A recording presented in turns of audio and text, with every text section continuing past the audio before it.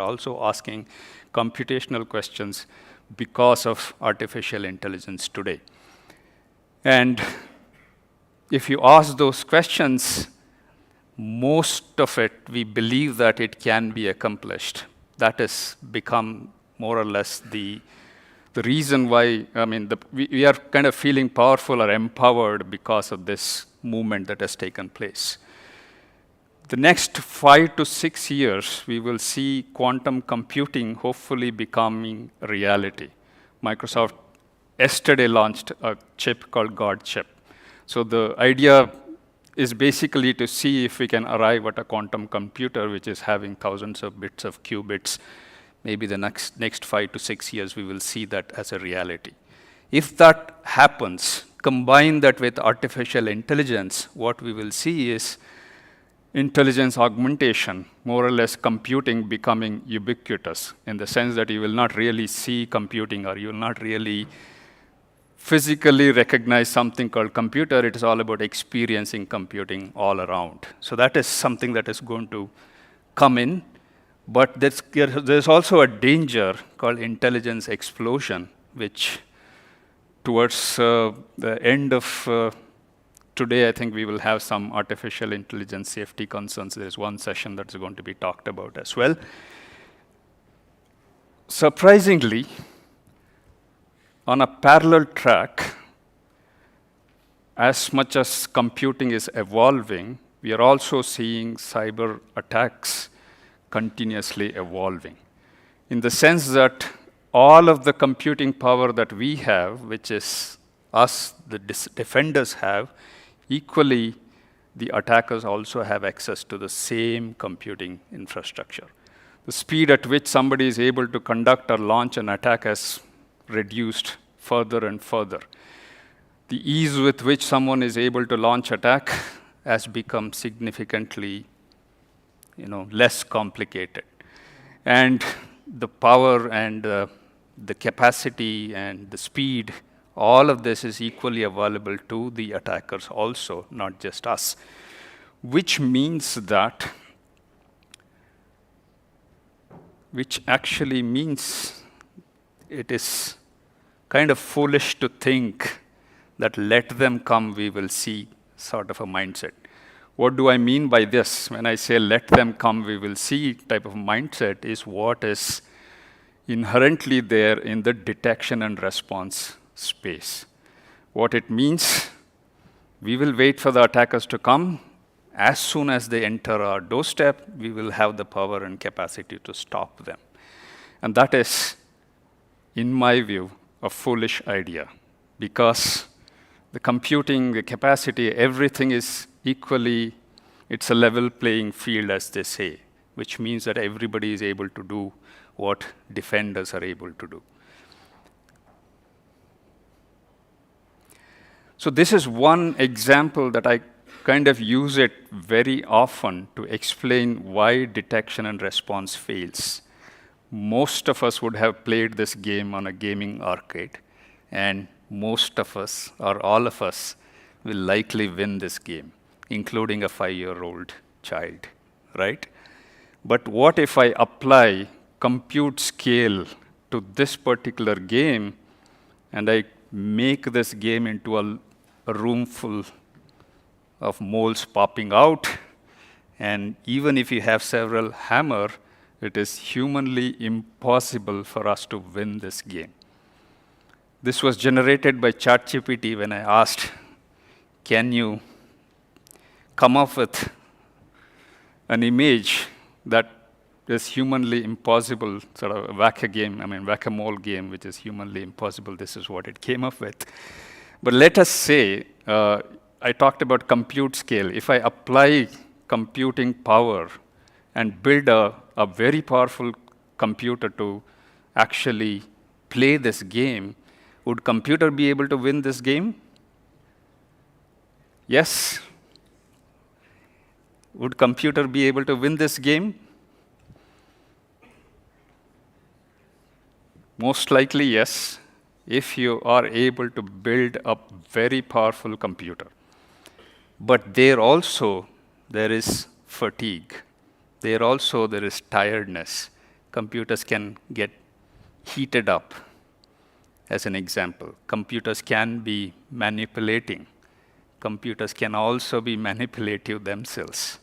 So there is a risk of one thing going wrong at one point in time where the computer fails to detect or to win this particular game.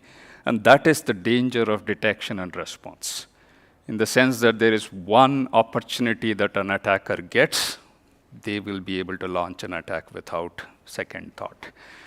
So if you put everything into detection and response, that is the danger that we are living with.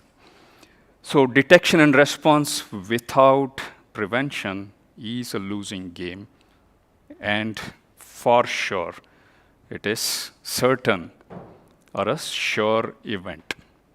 If you don't have all the mitigations put in place well before, it is a game that we are determined to lose. And that is not where we want to be. So, if you analyze all of the attacks that have taken place in the recent past and start doing the reverse engineering or even forensic analysis, as they say, you will end up in these keywords. What do I mean by ending up in these keywords? These are weaknesses, vulnerabilities, or certain flaws that existed in our computing infrastructure, which an attacker is able to easily make use of and exploit. And if you look at each of these keywords, there is nothing in this data set that we cannot fix in advance. You have a weak password, outdated software, unwanted applications that are installed in your environment, open ports that are easily scannable. Somebody could just run a scan and find out all of the entry points to your network. Misconfigurations that could be there, weaker authentication could be there, second factor is not enabled. All of these can be fixed in our environment. Only thing that is necessary is to proactively fix these weaknesses. And there is no attack, as I said at the starting, that does not begin with a weakness as a starting point. So which essentially means that we should be able to prevent a large number of cyber attacks if we pay attention to the weaknesses. So going back to the first statement that I said, every attacker exploits some weaknesses. If that is true, as explained here, we should be able to hunt those weaknesses just like the way we are taking pride in hunting those attackers in a war zone, and that is a difficult task. This seems to be a much easier task comparatively, just that it needs proactive attention. So this is what is the purpose of this event, PREVENT event.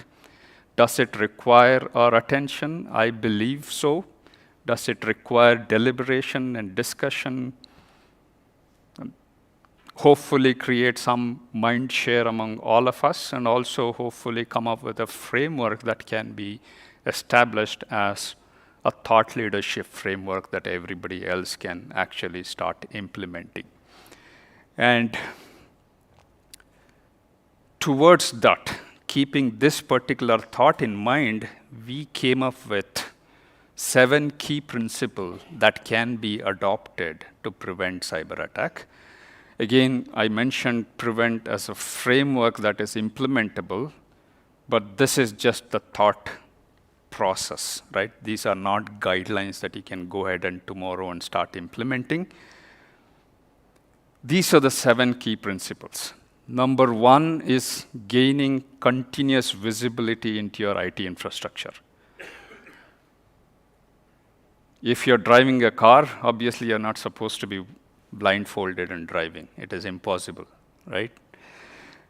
So if you're trying to secure your organization's infrastructure, we need to have that eye for everything that is happening in the computing infrastructure. What components are present, what applications are present, what software is installed, who is using, Do they have excessive permission, et cetera, et cetera? So there can be hundreds of such visibility requirements that are there, and that needs to be a continuous visibility. The second thing is you're not in control if you don't have that visibility and if you're not having the opportunity to ask those why questions. Several times we see that we have visibility, we have the inventory data, but we are not really questioning that data to see whether this is something that is supposed to be there in my organization. Is this part of my approved software list or not? These are the problems that we generally, are the questions that we generally do not ask, even though visibility is there. So essentially, you are in control only when you're able to comprehend what is in your infrastructure. The third one, which we talked about already, every attacker exploits some sort of a weakness. It is all about identifying those weaknesses, can be a technological weaknesses, process weaknesses, or people weaknesses. If you're able to proactively identify those weaknesses and have the opportunity to mitigate those weaknesses, you will have a better cybersecurity posture. The fourth principle is every attacker exploits fourth one is threat is not object agnostic, which means that you have several computing devices in your environment. Not everything is equally critical. Not everything is equally important. You have to take that opportunity to go ahead and tag some of these devices as critical, some of these data or some of these identities as business sensitive or mission sensitive. So although you have several thousands of weaknesses, it is not necessary that each weakness need to be dealt with at the same severity level. You need to be able to prioritize those weaknesses.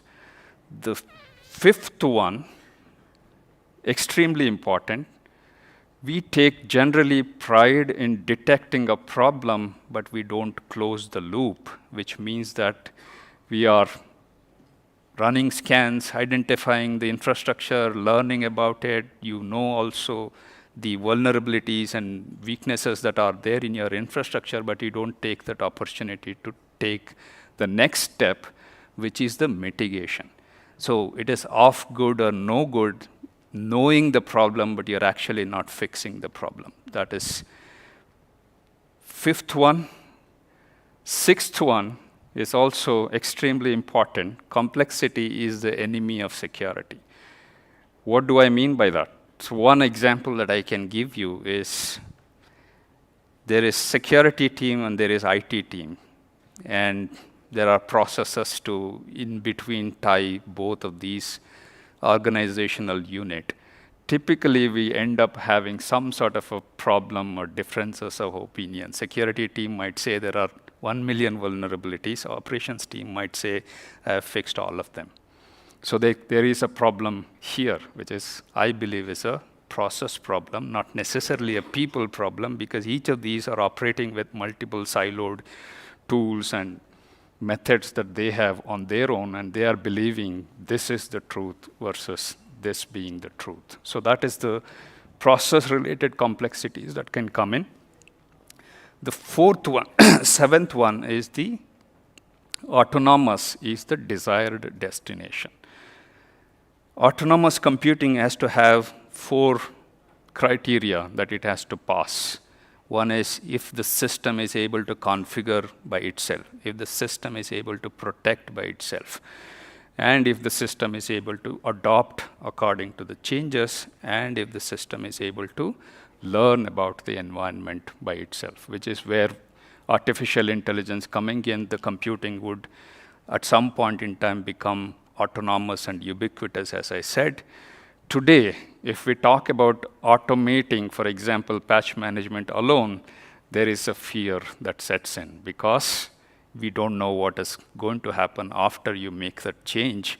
IT change management is also a process-ridden activity. Every change that I implement needs to go through hundreds of procedural checks before actually approving that weakness. By approving that particular change, by then the attackers would have taken advantage of that and launched the attack. This is where the problem comes. So ultimately, at some point in time, we need to start heeding to automation, because things that I talked about, and even the items that are listed here, it is difficult for humans to implement all of these checks in a procedural or methodical manner. It is possible for machines to do all of this themselves. So at some point in time, end of the tunnel, hopefully, we should start looking at automation becoming the norm for establishing cybersecurity posture. So these are some of the thought that we came up with when we started thinking about prevention as sort of a guiding framework that can help us establish the right security posture. So with that, our idea is to deliberate or debate or discuss on these topics and hopefully come up with certain framework and guideline that we can go ahead and implement tomorrow and establish the right security posture. So that is what we are after, and that is the purpose of SecPod PREVENT as an event. Welcome to all of you once again. Hopefully you will have a great day learning about different things. We have some exciting sessions coming in as well. Thank you and welcome to all of you once again.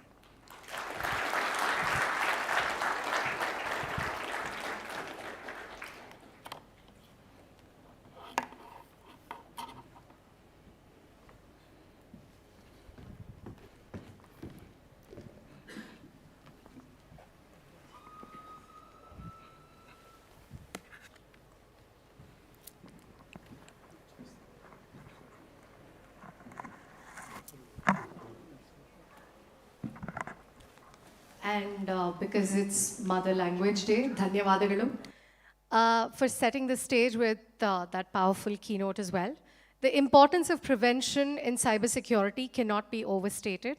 And that brings us to our next session, one that focuses on understanding the tactics and techniques that attackers use so we can build stronger defenses.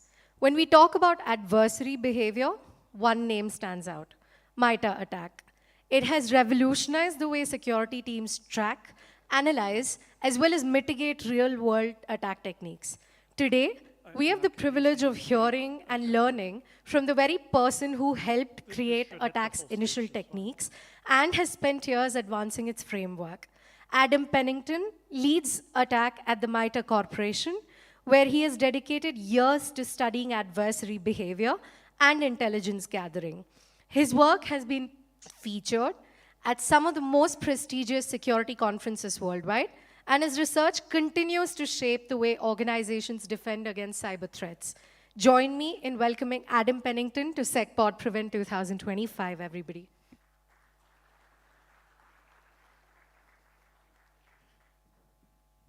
Thank you.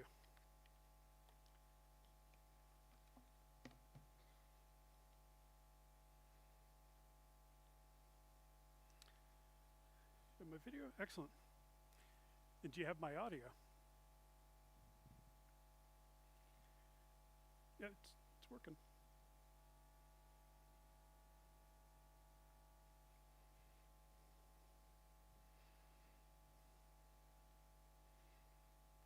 Okay. You have audio for me? Awesome. Thank you so much for having me here. This is actually my first time ever in India, getting it early yesterday morning, so I'm really thrilled to be here. But the topic that you're talking about today is actually one that resonates with us quite a bit and something we've been talking about ourselves lately. And so I'm going to be getting into attack mitigations, but I'm going to be getting into some other pieces around it first. So I'm not going to go too deep into introduction. It was a great one. Thank you so much. I've been with MITRE for quite a while now, for the last 16 years.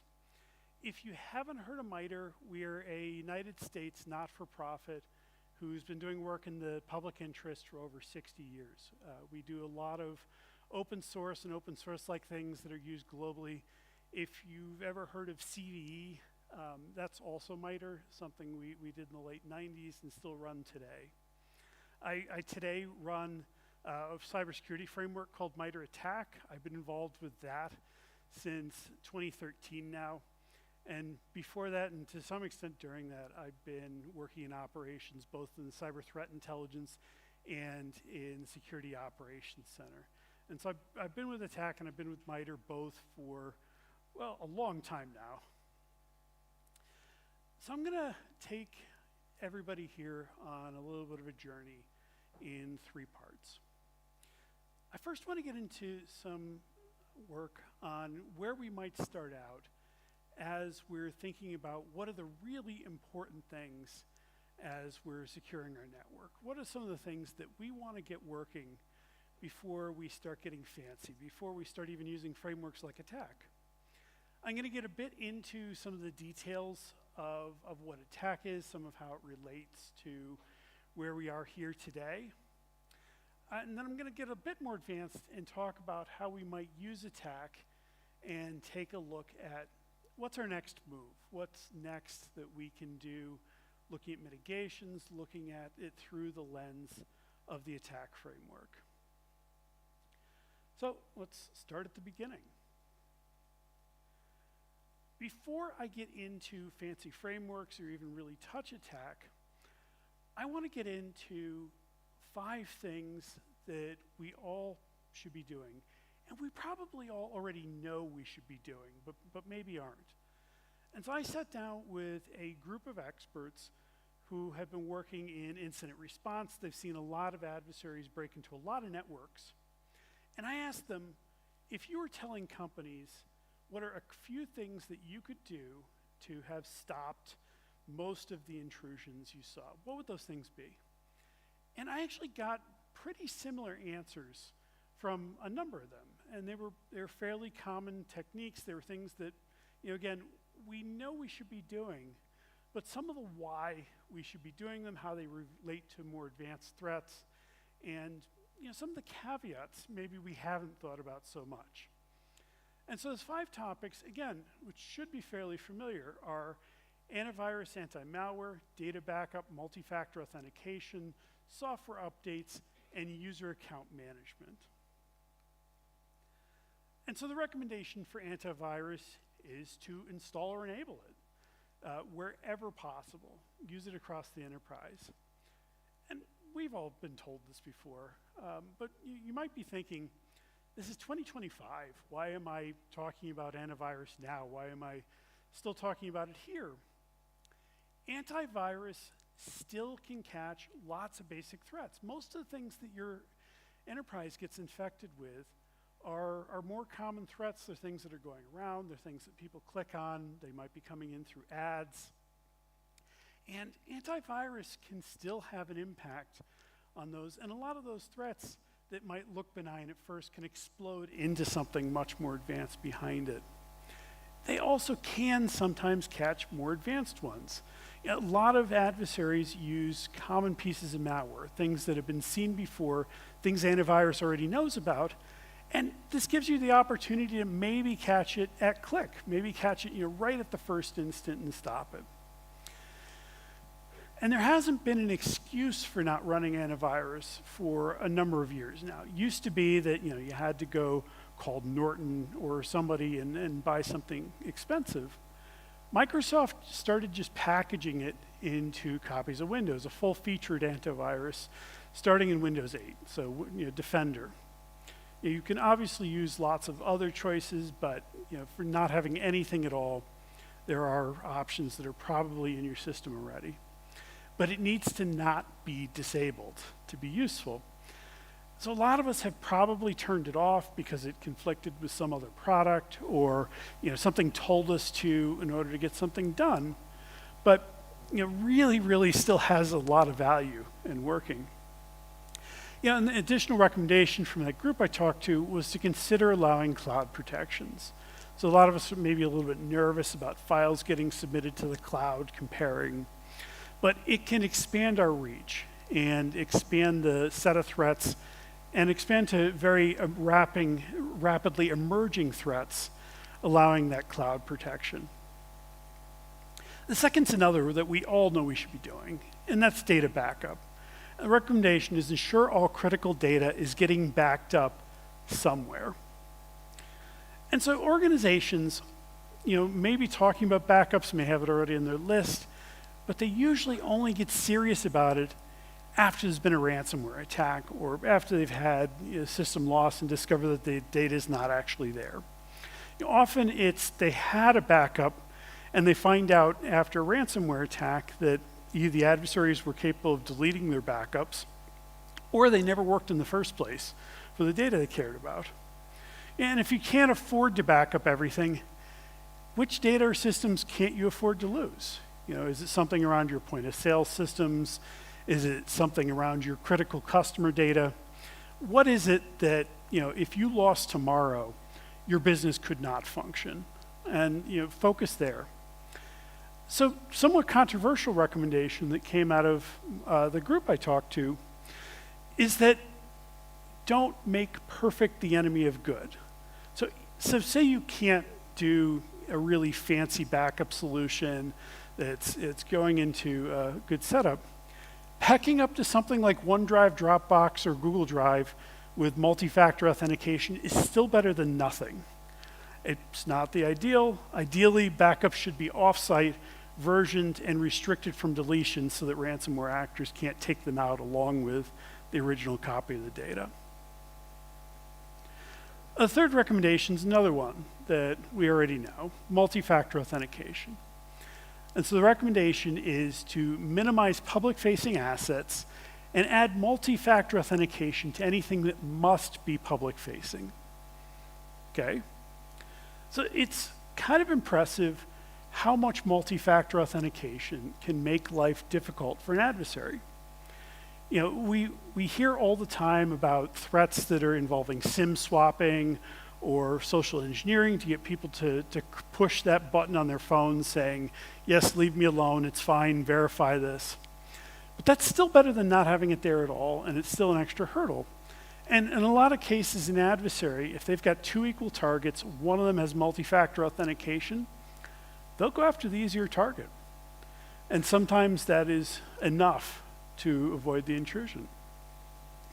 And so the slightly controversial recommendation here is that any form of multi-factor authentication is better than no form of multi-factor authentication. And so we hear a lot of people talk about SMS as a not very good form of multi-factor authentication. And it's true that it's not the best. You have threats like SIM swapping, where people are able to take over SMS devices and other techniques for getting in there. But it's still better than saying, oh, I can't do multi-factor authentication at all. And hardware tokens are the gold standard and generally what you want to be moving towards. The sort of higher level, if you've got that working, consider moving to universal multi-factor authentication, so everywhere. And passwordless authentication, so things like passkeys. So this sounds like a really expensive, really hard thing, but it turns out that it may be something that you've got an easy button in your existing cloud suite already. That this is something that actually with Office and Google Cloud Office suites, you can turn on and be able to roll out through at least a smaller organization pretty quickly. Another one we all know we should be doing already, which is updating our software. And so the recommendation is regularly update operating systems and applications to fully patched versions. And so this one's fairly obvious. Large percentage of the intrusions start at exploiting vulnerabilities in either externally facing systems, in applications, browsers, email systems, somebody clicked or something's coming in from the outside. If you don't have a proactive setup that's able to get everything equally, again, prioritize. Focus on those systems that open up externally facing things. Focus on the end user systems. Focus on the servers that are actually serving up stuff to the public. The places that adversaries are going to be able to reach out and touch. And so, not as controversial, it's still worth patching if you can't do it right away. Say you're working on it, you're trying to get there, you're trying to get to where you've got patches installed the second they come out, but you're not there yet. still trying for as quickly as you can do is better than not at all. Most exploited vulnerabilities are not 0 days. Adversaries often are using 300 days techniques. They're using 600 days techniques. They're using exploits that came out often a year or two ago. And so trying to get up to date, trying to catch up still has value. And ideally, you should be updating everything immediately and know the state of your software inventory and know what the patch state is across your environment so that you know what's vulnerable if there's an intrusion or an attempt going around. Finally, user account management. This is maybe the one that is lost a little bit more than the rest of these, which is to restrict users and admins to least privileges they need and enable conditional access policies. Ransomware actors have been very frequently taking advantage of overly broad accesses. They're taking advantage of every single desktop and environment having admin for user, being able to get into those, and using those to encrypt and erase data. It goes without saying that not all users are admins or need to be admins. And even your admins don't need access to everything. So restrict what those accounts have access to just what that particular admin or that particular environment needs. This is another one where you might actually discover that there are some easy buttons out there that you might not have tried yet. So in Microsoft environment, for example, there's a security defaults that appears in Entra that you may be able to turn on and actually get some conditional access policies for free out of. And so ideally, admin accounts should require extra hoops to use. They should have extra authentication steps, extra ways of ensuring that they were the right person. And all accounts should have access based on identity conditions, looking at what country is this coming from? Is this the right IP range? Is this matching up with what this user is supposed to be? Okay, so that's sort of the basics and things that we know we should be doing, but a little bit of how those fit into a lot of the more advanced intrusions that we've been seeing. But to each of those, I've had these numbers that I haven't been commenting on in the titles. So M1049, M1043, M1032, M1051, M1018. So what's up with all these random numbers that I've been scattering across these slides? Well, these are all MITRE ATT&CK mitigations. And so each of these are mitigations that are described in something called the MITRE ATT&CK framework. What is MITRE ATT&CK? So show of hands, how many of you have heard of ATT&CK before? Okay, pretty good percentage. And that's sort of around what we find most places we go these days, that it's been around.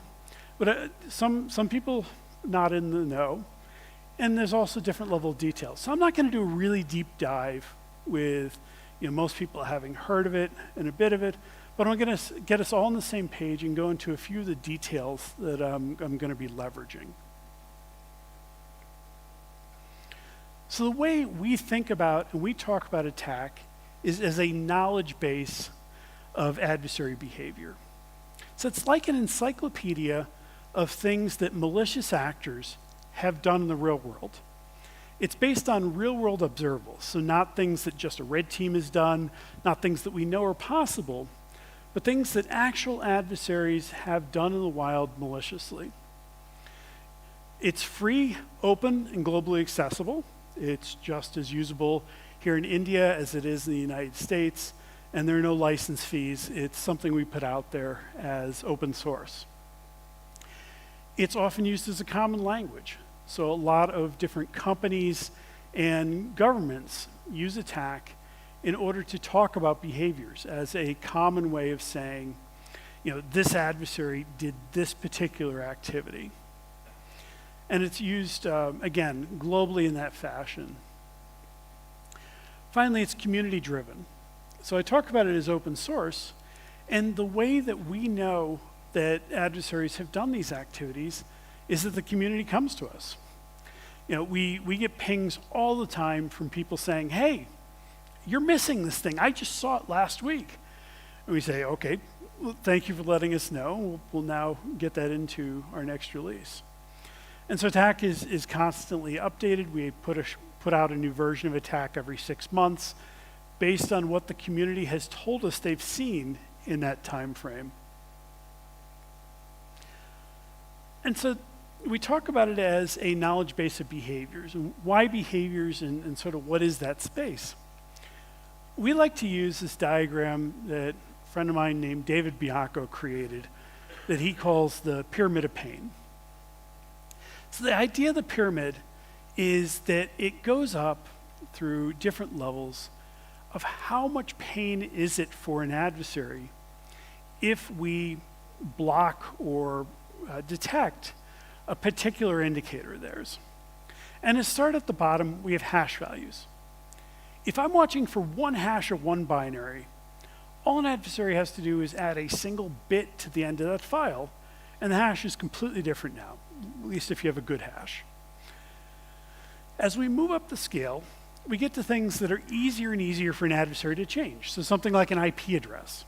I can get a new IP, I can change up stuff at my cloud provider anytime I want to. Something like a domain name. I can always register a new domain anytime I want. But it does work up and get harder and harder for an adversary. If we start taking out their protocols of the different tools they use, it might be hard for them to change that up. They are pretty tied to some of their tools. But David's belief, and we're here with him, is the hardest thing for an adversary to change is their tactics, techniques, and procedures, or behaviors. Adversaries are creatures of habit just like us. They get up in the morning, they brush their teeth, they go to work, and they operate in networks a lot of the same way. They've got patterns of activity that they do over and over again with how they move through a network, how they get in. And if we're able to target those particular behaviors, we can have a powerful way of preventing them that can be really painful and tough for an adversary to get around. And that's the space that attack lives in. We talk about those behaviors, and we also talk about things you might be able to do about each of them. So if you've seen attack before, this is probably the view you might have seen. We call it the matrix. And so I don't expect you to be able to read it. It's super small font, just more looking at the shape. So along the top of the matrix, we have what we call tactics. That's not going to work for me.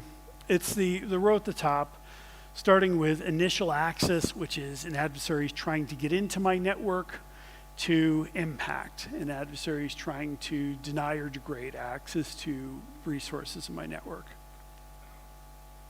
And so along the way, it works through different general behaviors that an adversary goes through over the scope of an intrusion. Now, an adversary won't do all of these in a given intrusion. They might, and they're also not technically in order. So an adversary might go back and forth across the top, but these are the general technical goals that an adversary has for a part of an intrusion. Under each of these, we have what we call techniques. These are how the goals are achieved. And so this is getting into a lot more specifics. So instead of something like initial access, we might have phishing. An adversary is sending you a malicious email. Or in impact, we might have denial of service. So an adversary is sending excess traffic and trying to take down one of our systems. And so we added another level to this back in 2020. We were starting to have too many techniques. This was getting even more unreadable than it is on the screen now. We couldn't fit it on a PowerPoint slide anymore. Real problems. And so we added another level of detail, which is sub-techniques. And this lets us talk about each of these activities in a lot of cases in more detail. So instead of initial access, instead of phishing, we now have spear phishing attachment. So an adversary is trying to send a malicious document or object attached to an email. And so I've got tactics. I've got techniques. So you might not be surprised that the final level is procedures. And so this is within each of these techniques and sub-techniques, getting into the ways that specific adversaries have accomplished them. Now, this can be really valuable information for tuning our defenses. So if I'm nervous about a particular adversary, it can be something where I look for the particular method that they're using, or even just as I want examples of real-world ways this has been done in order to make sure my defenses are actually aligned with the real world. So instead of spear phishing attachment, we might have detail like APT12 has sent emails with malicious Office documents and PDFs attached. And so that gives us more of a signature, more of a set of things that we might be able to think about, might be able to focus on. Within each of those techniques, we have a lot more detail. And so techniques and sub-techniques have the same fields. They start with a description of the behavior from an adversary point of view. So what is it they're doing? How would they normally accomplish it? What are some of the variations on it? And so just getting into the detail that both a defender or somebody like a red team would need in order to be able to actually stop this. We have metadata. And so up at the top of this, we have technique IDs. This is that T1566.001. When I talked about attack as a common language, this is often used in reporting. A lot of industry calls them T codes. And so we see reports coming out of a lot of different governments that use these, as well as a lot of different cybersecurity providers, when they write reports talking about adversaries, are using these technique IDs.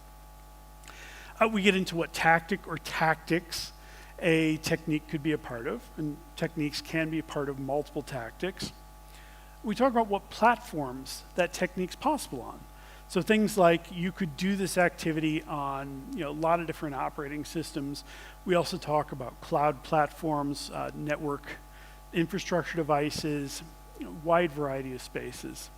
And then various metadata based on the individual tactic. So the theme today, we also talk about mitigations. And so what are the ways that we might be able to prevent or mitigate the impact of a particular technique actually happening against our network? So what changes to our security posture could we have taken for this to have a much lower impact and not hit us quite as hard? And so those mitigation numbers that I started out with are over here on the left side, those M, 1049, et cetera. I'm not going to be talking about them today, but we also get a lot into detections. And so these are how you might be able to implement on a SIM ways of actually detecting this individual activity from happening. And so we've added a lot of analytics to this. We have pseudocode that you might be able to put into your SIM without a lot of changes. And we're adding more and more advice for defenders on how to implement these individual detection techniques. And so we've got the procedures that I talked about earlier. These are the examples of how different adversaries have done this. And we have tons and tons of references. Attack has over 3,500 references in it going back to the original source information we used. We want to show our work. We want you to be able to check us and see, is this what you thought we were saying? Do you agree with us? And so especially for these procedures, you can go back and take a look at open source, publicly available threat intelligence information to validate each and everything that we're saying across over 100 different groups. Speaking of groups, so we also keep track of threat groups in attack. This is over 100 different state actors, ransomware actors, high-end crime actors. We get into a name based on something that industry has called them, a description based on this open source publicly available threat intelligence information, a group ID that's starting to be used more widely, and then what we call associated group descriptions. And so if you've read threat reporting from a lot of different companies, you'll notice that different companies call similar or the same actors by their own company's name. In the case of an actor like APT29, these guys have a lot of names. So we might be calling them APT29. They're also known as Cozy Bear. They're also known as the Dukes. Microsoft used to call them Yttrium. They also used to call them Nobelium. And so it's getting into the different names that you can go out there and cluster from this activity. And then we've got the flip side of procedures, and that's the techniques used by each of these groups. I'm not going to be really digging into it today, but we also keep track of different pieces of malicious software. And so we have over 600 different pieces of adversary software. We're keeping track of what attack techniques could be done with them. And again, as with all of this information, we're keeping track of the references so you can go back to the source. So what are people doing with this? So probably the most common historic activity with attack is to map out and create detections. So looking at sort of what in a SIM is being already watched for, being able to plan out the future, being able to write analytics. Second most common is threat intelligence. I'm going to be leveraging that a bit in the next piece, but looking at what do we know about adversaries, how do my adversaries compare, what am I worried about, and being able to look at a picture for a particular threat actor. Next most common probably is adversary emulation. That's what attack was originally created for. We actually created it as a red teaming tool. We wanted to be able to create a picture of what a real-world threat actor did, create a plan, and then be able to act it out, see how that worked against a real network. And this is a really common use case today. A lot of red teams use attack. A lot of red teams are required to use attack. And so this is able to keep into an adversary profile rather than just sort of playtime. And finally, and this is where mitigations often come into the picture, is assessment and engineering. This is sort of pulling the pieces together, looking at what can I detect, what do I know about my adversaries, how do those match up, what do my red teams see, how does that go, and using it to plan out my overall defenses and decide what it is I want to mitigate. So that's attack, that's some specific mitigations from it, but how do we pick our next move? How do we pick the mitigations that I want to do in my network next, once I've gotten some of these pieces working? So let's start with, what do those earlier mitigations potentially get us? And again, I know the text on this is unreadable. I'm just looking at the shape of the picture. So these blue squares are each a technique that could potentially be stopped by those 5 mitigations I talked about at the beginning. And that's not bad. You know, five things we know we should be doing today, and I've got blue on a lot of techniques. Now, there are caveats to that.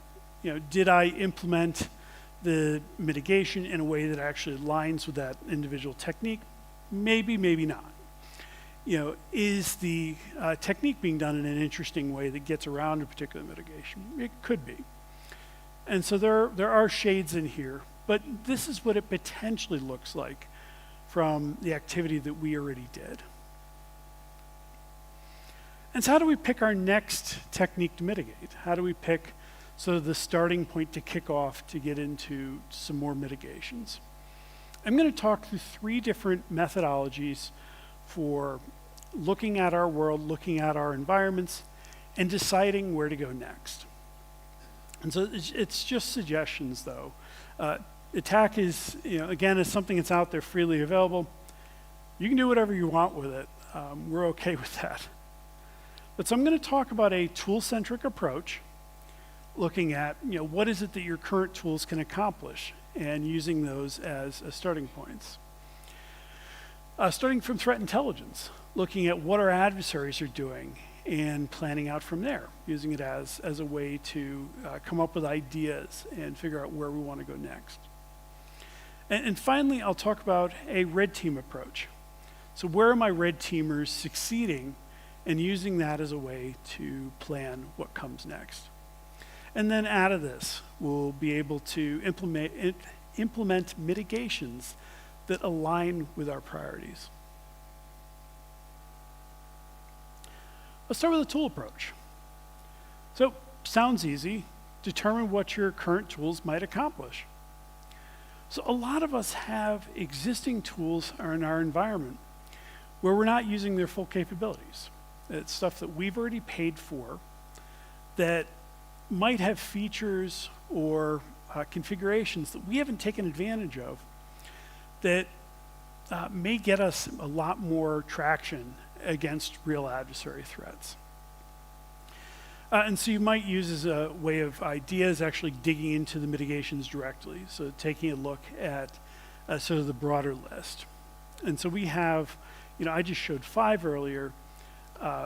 There's dozens and dozens of mitigations currently in attack that get into across a broad set of types of tools.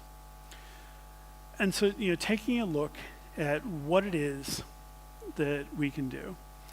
And so, just as sort of cementing this from where I was talking about earlier, some of the starting mitigations are ones that I was already getting into. And so it's getting into which techniques your current configuration can prevent. So looking at across your tooling, doing a poll, picking it all and pulling it together. And so that sounds easy, but it actually can be a relatively complicated process to pull together this information. We probably don't have it at our fingertips. But a couple of less obvious non-technological methods that you might consider trying. And so there are tools that may be able to bring this together, but some things to consider that sometimes get left off the table.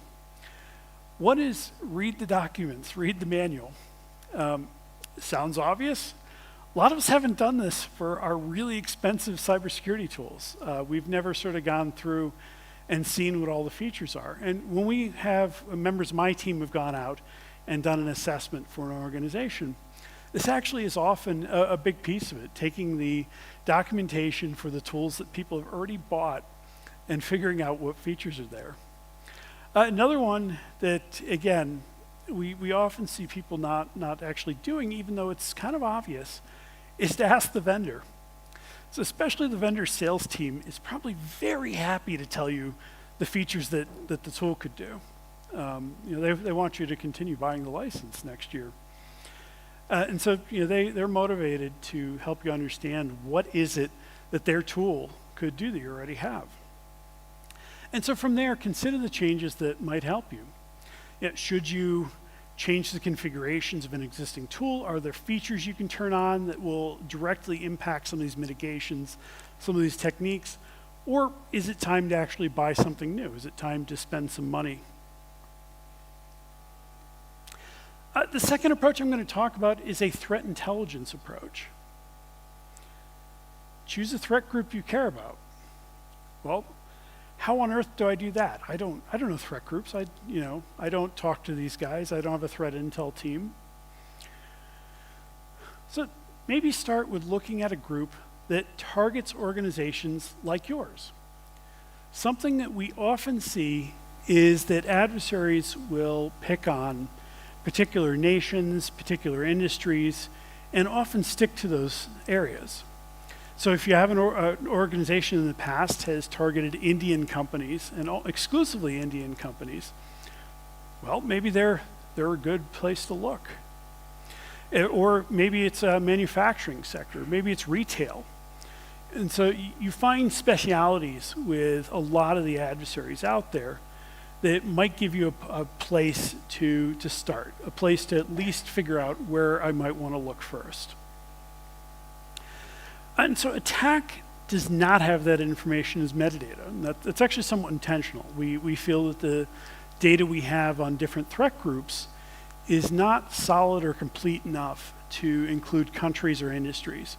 And we think there's a huge risk in people thinking from our data set that they're looking at a complete list. Like if your industry isn't mentioned in attack, then that adversary must not actually go after that industry, and that's not the case.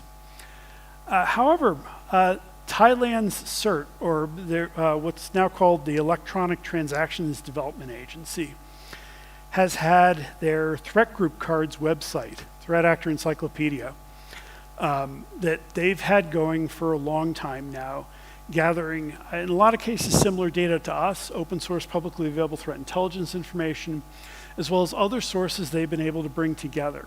They have their own way of sort of looking across different adversary names, looking at different companies.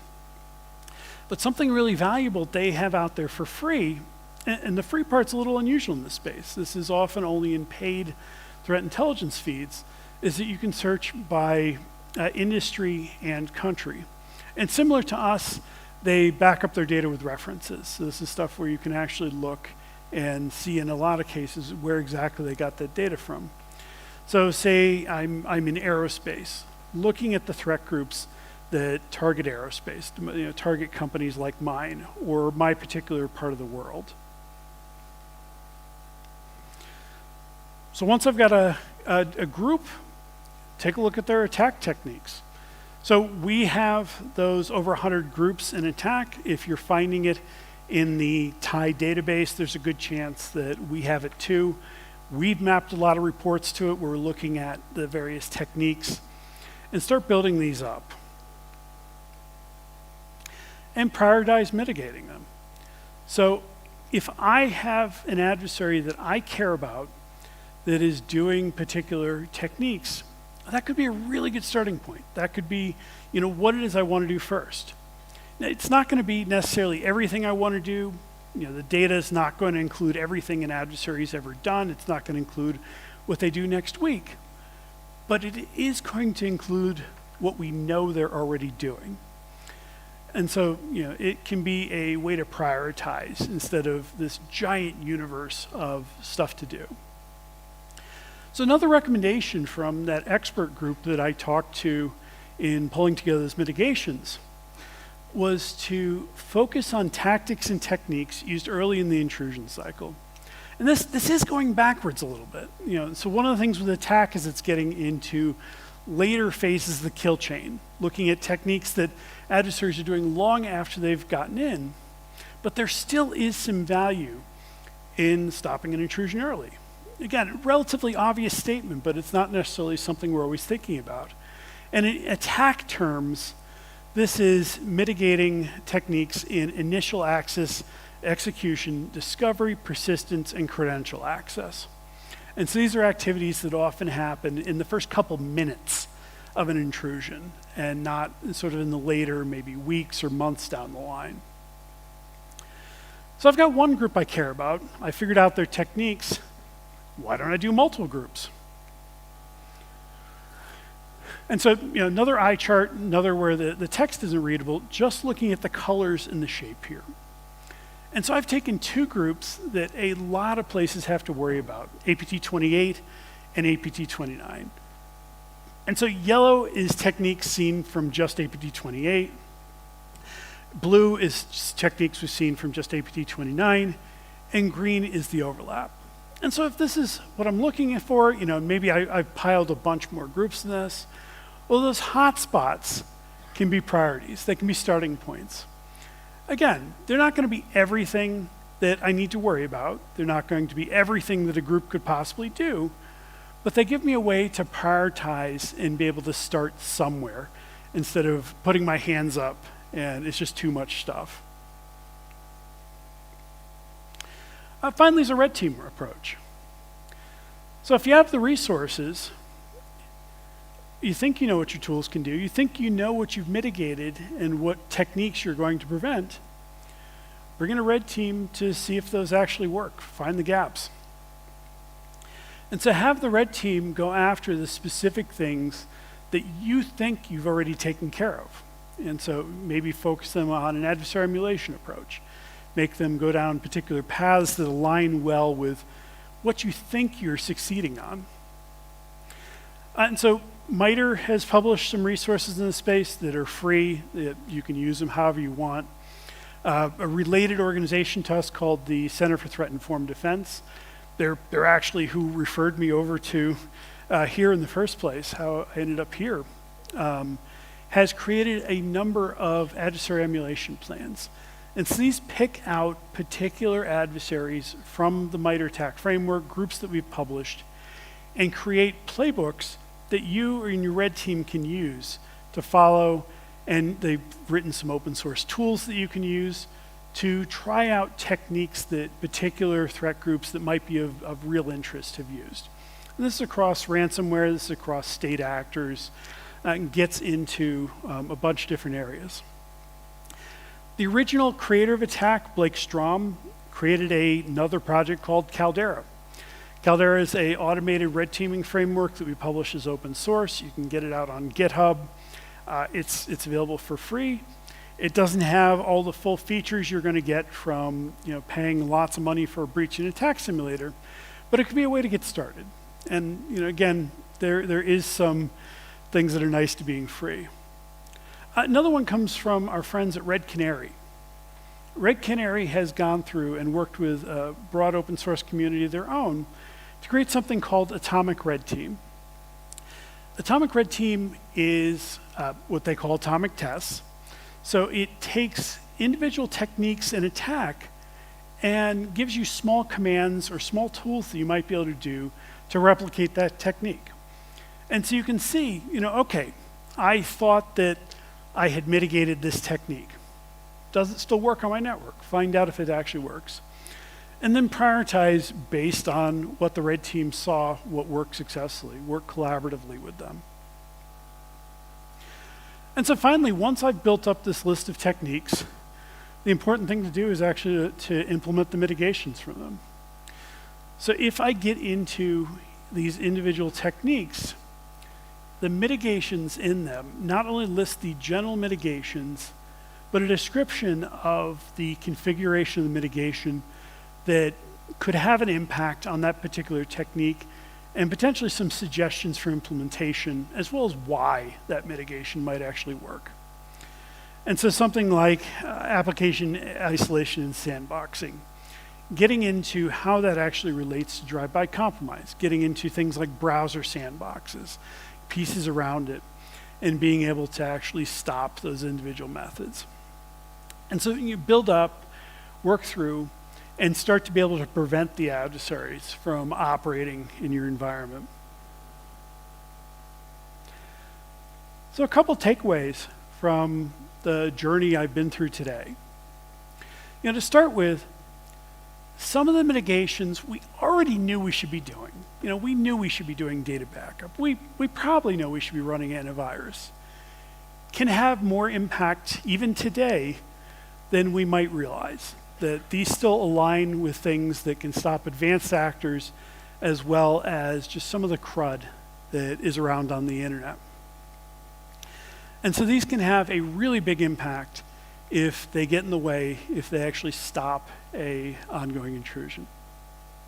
There are a lot of small steps that we can be taking that can add up to large security improvements. So we can do these individual mitigations one at a time, cover a technique at a time. And as we're doing that, we're building up. We can have a large impact and large security improvements as we go. And then there's more we can do beyond that. We can always improve our defenses as resources allow. We can keep building up additional mitigations. And maybe if, once we have our mitigations really strongly in place, it might be time to start looking at fancier things like SIMs and defenses and detections. And so that's me. Feel free to reach out to us at ATT&CK through any of our different mechanisms. We're out there on a number of the social medias. We're focusing on Blue Sky these days. And then if you see something out there that an adversary is doing and we're missing it in ATT&CK, attack@mitre.org is how we get started with all those contributions. And so timer says I have 5 seconds. So I appreciate your time and thank you very much.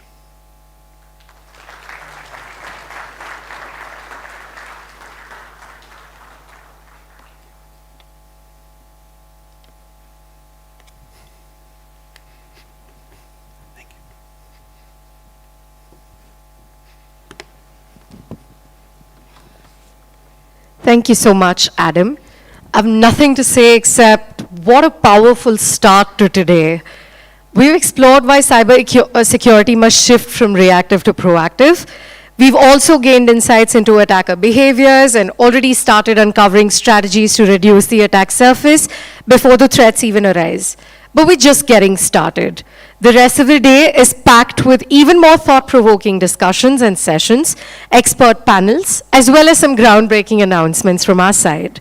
For now, let's take a short break. Grab a coffee, network with your fellow peers, industry leaders, security experts, and get ready for what's coming next. We'll see you all in 15 minutes.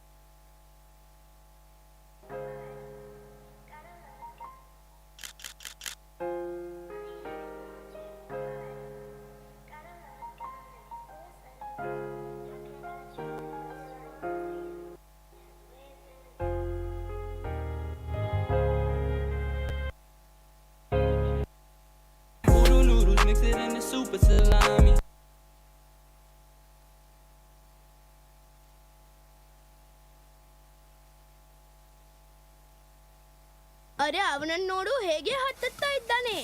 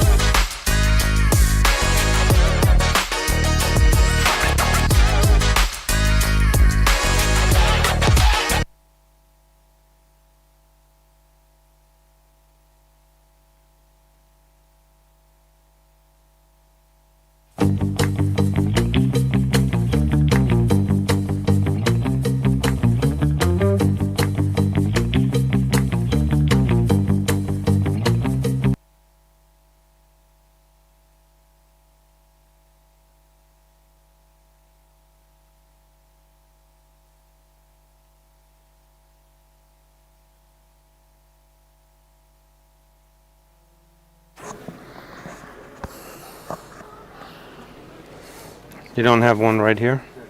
No? Oh, there's my phone. I have to probably take it out. No, this is... You want to drop it? Do it like this?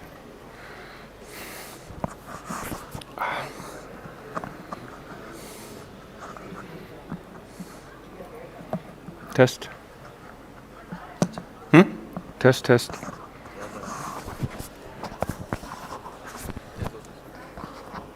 Good?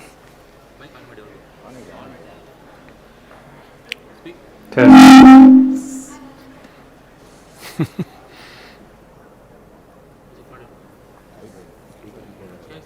Test, 1, 2, test. Test, test, test, test. Yep.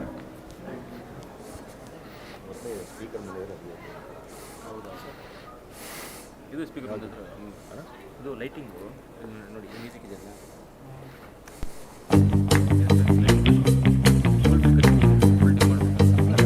Colour change ಇಲ್ಲ ಬರೀ white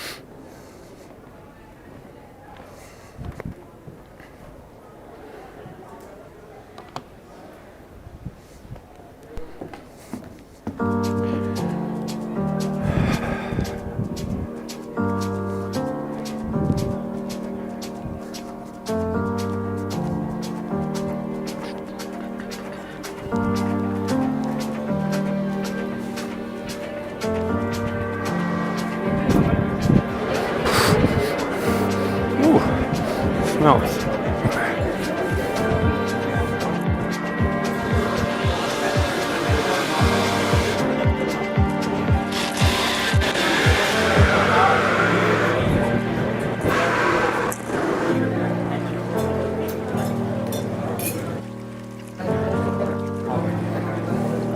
like to have? What would you like to have? Just an espresso, I think. Yeah. Hi, Joseph. Nice to meet you. Yeah, look after the system integration business of SecPod. So I work with TCS, Wipro, Infosys. Oh, you work with these guys too. So we have to get the awareness to the partners. Yeah. So you do basic partner channel? Is Yeah, that? so I'm a alliance manager. I also handle RFPs, which comes from the partners. Nice. Started this about a year and a half. I should say it's picked up quite well. Your business with partners is good? Yeah, especially. Well, they all look for upsell, right? They all look for opportunities. Yes, that's there, and they have exposure to customers, most of them. So the RFP engine is constant. All of them coming in. So that helps to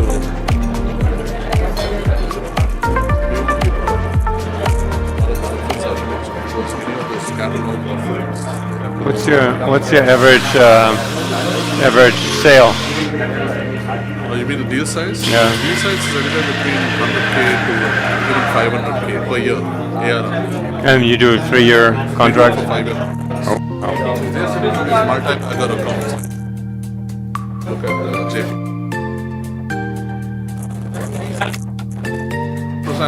That's nice. 5-year contract? Because your business is assured. And then you don't have to go to the customer to sell because these guys are sitting incumbents. And do you get commission on, or do you percentage of a deal? Yeah. So they have a margin on top of it. And Yeah. then the other thing, Oh. they also white label it. Oh.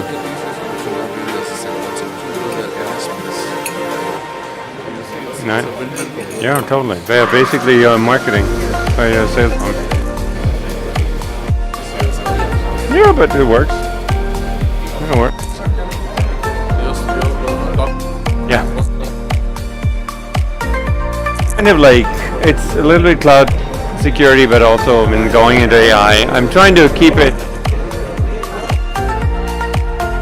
go into the details, and then hopefully we have a little time at the end for some, I don't even know, ask them.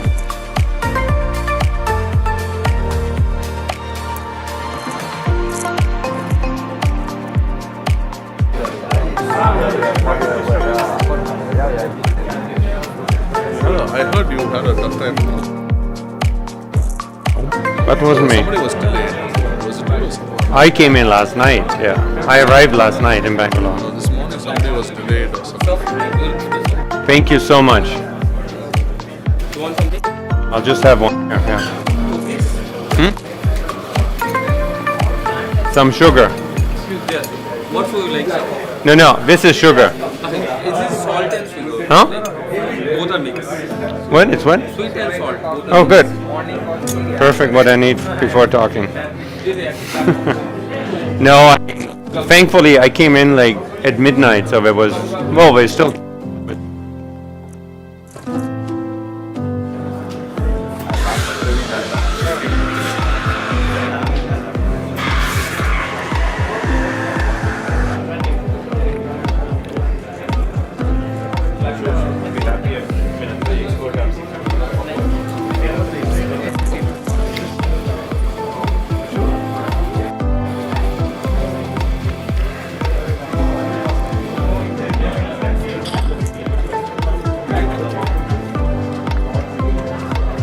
so you're based here or based in the US? I'm based in Chennai, the other city.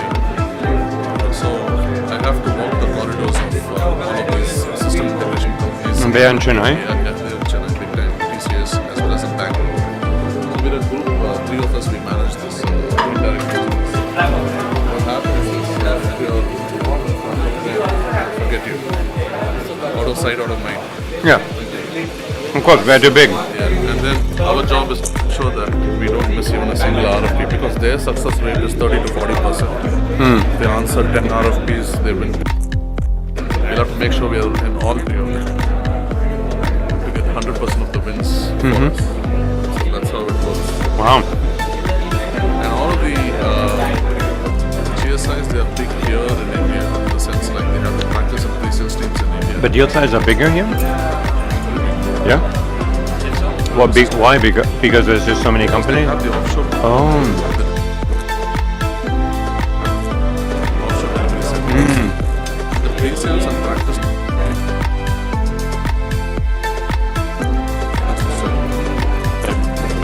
Interesting.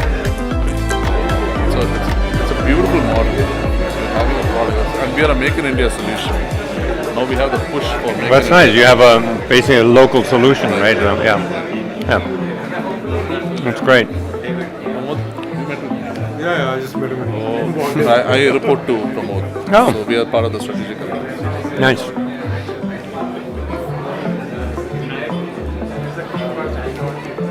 So excuse myself, I have to meet a Yeah, I need to go inside up. Anyway, we'll see each other later. I'll go inside.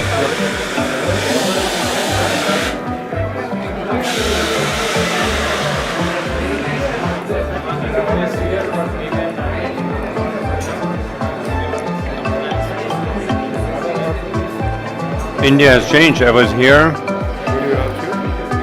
last time, I don't know, 7 years ago or so. Big change. Crazy. Including the traffic. I don't know whether. So for you, it was not too bad. I came in last night at midnight, so it wasn't so bad. But I heard it's pretty bad. It can get pretty bad during the peak hours. It was pretty bad. You don't have earthquakes here, right? No. Why don't they build subway everywhere? So that's what they're trying to do. So we have metros right now. But high. No, both. Oh, underneath too? That's the solution. So what they've done No is more where cars. Everything. there is space, they've gone overboard, and where it's kind of in a crowded area, they've just gone. It's more expensive going underground, Yeah, but yeah, you got these cars. Nobody wants to be here anymore. The pollution There's a lot of and movement, at least in Bangalore right now, where all the civil society groups are pushing the government to say spend more on public transport. yeah, of course. That's the only way you can cut costs. You know, you need people to work for you, and if they don't want to come here anymore because it's too polluted or too congested, then what do you do? It's already there. So Yeah. there are people who commute 2.5 hours one way. How long? 2.5 hours one way to reach office, right? Yeah, but that's like San Francisco too sometimes. And so what happens is, and these companies, I was talking to actually a friend of mine who works in Wipro. He's on the other end of the city and the company's in the other end of the city. And I said, no, what do you do? He said, I start home by 6:30 in the morning. Takes about 2 hours, reaches office, and constantly in his mind is, I need to leave office by 2. Otherwise, I'm going to hit traffic again, right? So It's the same, we think the same way, but it's no good. It's like when you start planning your day based on commute and your mind is already there. No, public transportation is important. So a good move that recently happened is the city of Bangalore buying about 7,000 buses. That But will buses are also huge pollution. It is pollution or electric buses. Oh, okay, good. 7,000 electric buses. But good part of the a single bus with about 50 people, right? 50 cars with like a huge win already. We have a bridge in San Francisco that goes from the east side, Oakland, into San Francisco every day. Every day. 300,000 cars. 300,000? Cars over one bridge. So if this bridge would ever be broken, 300,000. Just over one bridge. It's crazy. And we have subway, right? But Well, that's limited just to the SF area, right? well, so we have subway. If you, I don't know. People do. But it's so important to build it early because you look at London, you look at Paris. If they wouldn't, New York, if they wouldn't have their subways, no. And then the city can't grow, and then and then it goes down. It's problematic. All right, I'm gonna go inside. Can I leave this here? Thank you.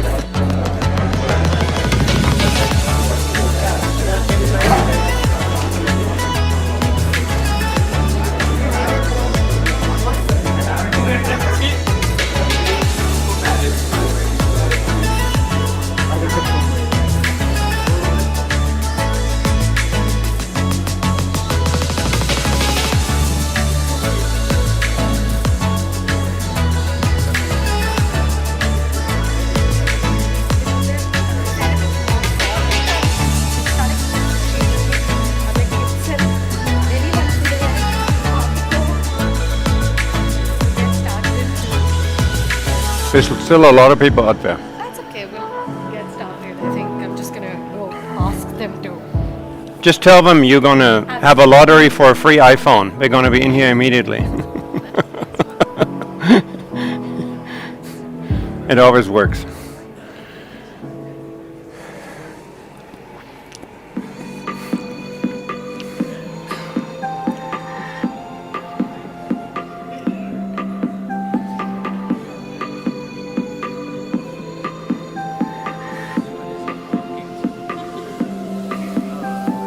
Sorry, everyone. I'm asking them to come in. Why are you sorry? Don't worry. I have time. Your schedule is behind. It's all good. Oh, am I taking his seat? Am I sitting on your seat? Are you sure? I can, or use this one, or...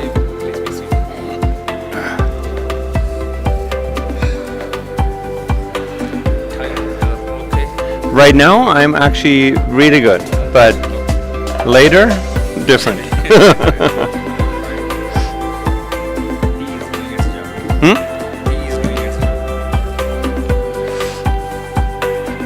Do you want me to leave a little bit, some minutes for Q&A or something, or?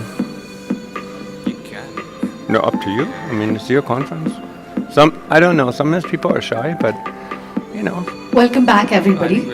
I hope you had a chance to recharge and connect with some incredible minds in the industry, and also reflect on all of the charge conversations that we've had so far. But now we move on to one of the most anticipated sessions of SecPod PREVENT 2025, our main keynote for the day. Cybersecurity is constantly evolving, and no space is more dynamic, more challenging, and more crucial today than cloud security. The landscape is shifting quite rapidly, and with it come new risks, new complexities, and most importantly, new opportunities for innovation. To take us through this journey, we have with us a true industry luminary, Niels Pullman. With over 30 years in the security industry, Niels has led security and risk management at some of the biggest global companies, including TripActions, Twilio, Qualys, and one of our favorite companies, Electronic Arts. He co-founded the Cloud Security Alliance as well, shaping the very standards that define cloud security best practices today and for the future to come. Today, Niels will take us through cloud security landscape, its challenges, innovations, as well as the road ahead. Let's welcome him to this stage, everyone.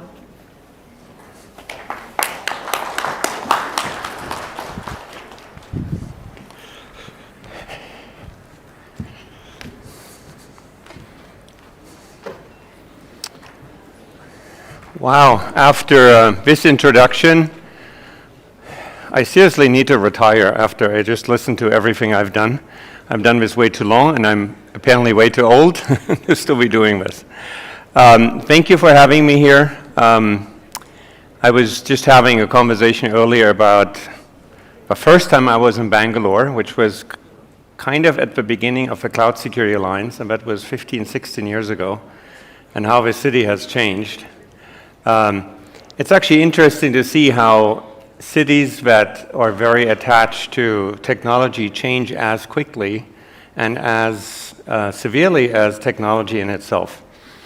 So I'm talking a little bit about cloud security, but also the evolution of some of these areas that security should be concerned about, all the way into AI. You know, going back to 2009, cloud computing came up, and I remember being at an event with a lot of IT folks from the banking sector. And we talked about cloud computing, and you know what they all said? Nope, we won't do it. It's way too risky. It's crazy. Why would anyone want to not own your own hardware? Why do you not have your own data center? Literally, they told me back when we will not do it. Now, that was 16 years ago. I don't think there's any bank right now that wouldn't use in one way or another this technology.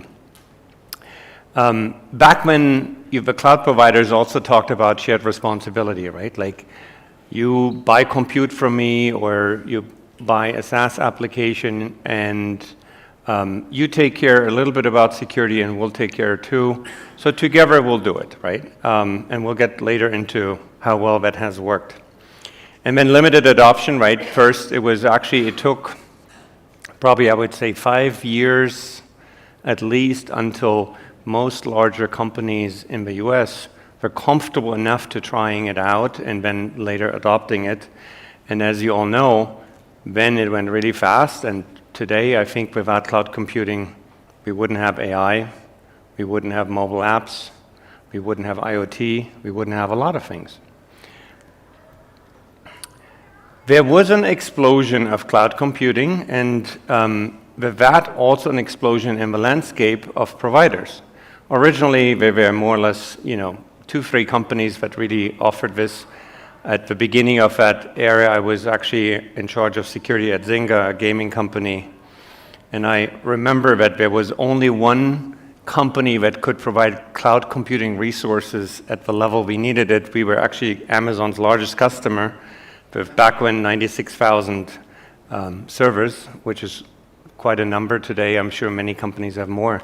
But what was interesting is the kind of promise of cloud computing was it's unlimited, right? It's there. You can scale with it. But there were 3 situations where we actually maxed out Amazon at the time and kind of learned and showed that no, it's not unlimited, and it is a service that has scaling issues still today, like any traditional infrastructure has. There was the rise of, obviously, SaaS providers. You all know how big the world of SaaS is today, and cloud computing became ubiquitous. But what is more interesting is the challenges it brought along. So initially the conversation was, well, if I don't have a traditional data center anymore and move everything in the cloud provider will help me and a lot of the security challenges will go away. But actually, that's not completely true. What we have seen over the years is that environments become complex, right? The pricing models of cloud providers were a little bit difficult for a lot of smaller companies. Larger companies wanted multi-cloud environments for many reasons. Some built their own private clouds. Suddenly, there was an explosion of APIs that were provided, and then we saw more innovation, even with it, cloud computing, serverless, containers, what have you. So what is interesting is today, the cloud computing world, from a security standpoint, has actually become really, really complex. Oops, sorry. So what I always say is, imagine you would start a business of driving fuel trucks. Fuel trucks. You buy them and you start delivering fuel. But your drivers don't have a driver's license. Would you ever do that? You wouldn't. Why? It's because it's too risky. Could the person drive the truck? Yes, probably. But they don't have the experience to drive it safely. This is exactly what computing today is. Anyone with a credit card can have access within seconds to massive compute environments. Do they have a qualification and the experience to actually run it? No.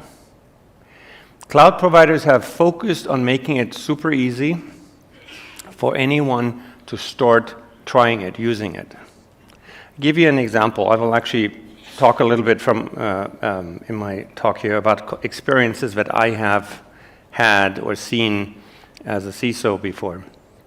I won't name names. I was at one company, and when I came in, we wanted to do a good job in securing the cloud environment, and at some point consolidated a lot of pieces and ran a scanner, configuration scanner. This was a company that offered their solution pretty much all around the world. We found 18,000 misconfigurations. Now, the team that ran the cloud environment assured me before that they have done anything they could, and it's okay, it's good. It's just like the fuel truck company. But using technology and automation, we realized that it was actually not in a good state. What did we do? We had to hire people with a driver's license that actually know how to configure and maintain and secure such massive environments. The public cloud has made some of that easier, but also has layered on more and more services. If you go today into AWS, you probably see hundreds of different services. Be honest, who of you would feel comfortable saying that you understand every part of AWS and can configure it in a secure way? Any of you? I don't think actually that person exists. We have created a massive beast in complexity that's my view, for the individual human unable to manage on a daily basis. Now you add additional cloud providers on it. Now you add additional services to it that are updated every day. We have outgrown the ability for humans to manage these things. We need automation, and we need continuous monitoring and checking to just make sure we have the basics right. Earlier, Adam showed us, everything that's possible and how many avenues you have to think about when you deal with anything from a fairly simplistic attacker to the highly sophisticated. What I'm talking here about is just basics. I'm not talking about somebody exploiting a system that is well secured. I'm talking about literally a house where somebody left the back door open. You don't need a very sophisticated adversary. So how do we get from doing the basics in quite complex environments to a level where Adam talked about, where you have a chance of, I would say, not falling victim to 80% of the possible paths an attacker could take. There's a huge spectrum in between. And think about it as a rubber band. Over the years, this band has been pulled longer and longer. On one end, you have often smaller companies that struggle just to get the basics right. And then you have larger companies who have huge security teams. I had Twilio, we had close to 100 people on the security team, right? You have resources, you have money, you have people, you have knowledge.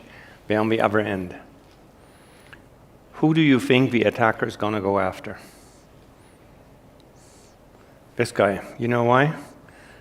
Because their solution is used by this guy. Why do I need to go after the big guy with the money and the tools and the people and the knowledge if I can compromise somebody else who most likely is already offering a service to one of the larger companies? Continuous monitoring is not just important in your environment, but it's also important in the environment of your suppliers. There are companies with like 10, 15 people that have developed a code set or a certain application or tool that are used by thousands of larger companies.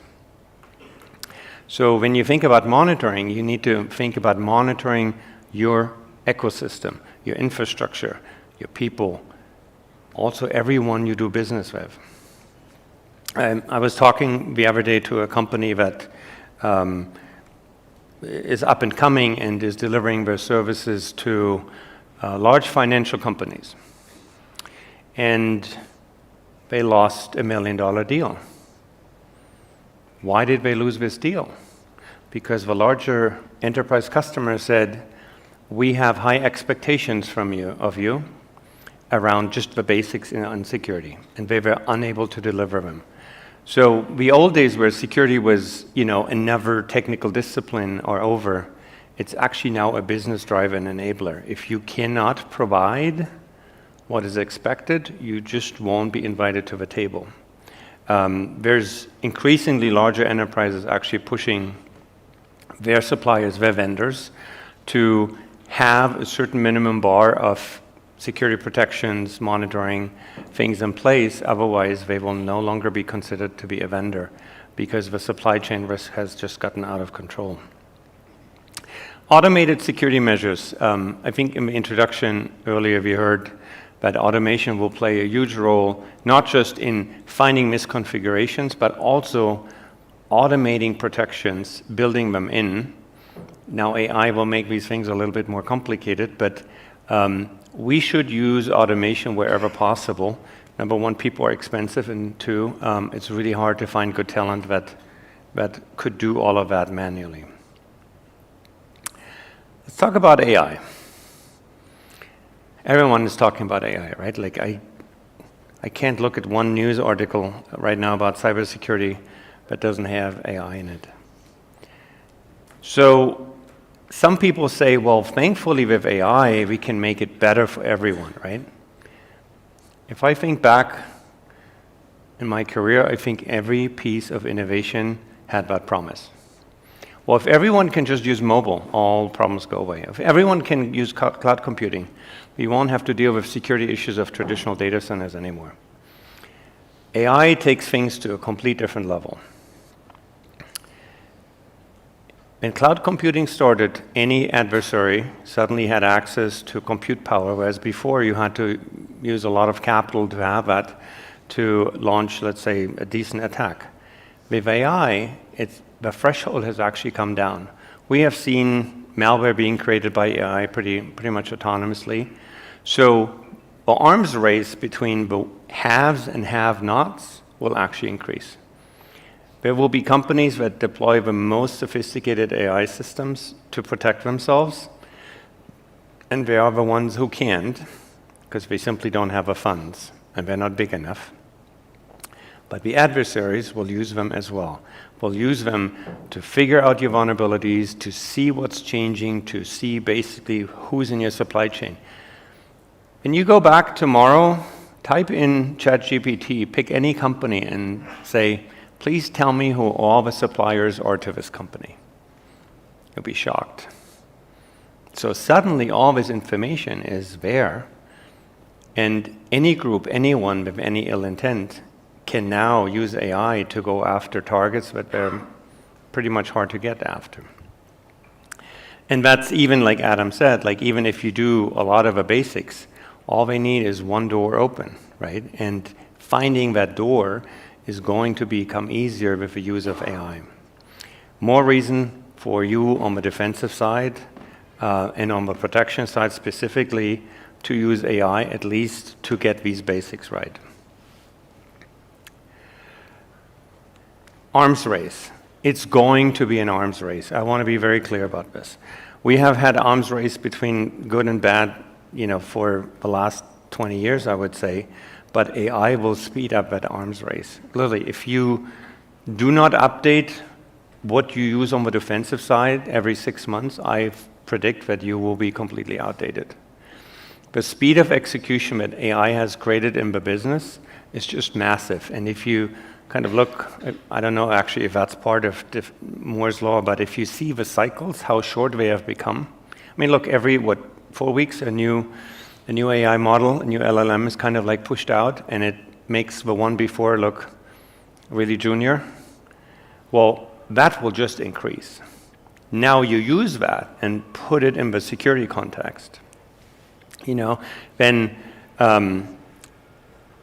certain AI models came out from countries that some people, at least in the US, had questions about.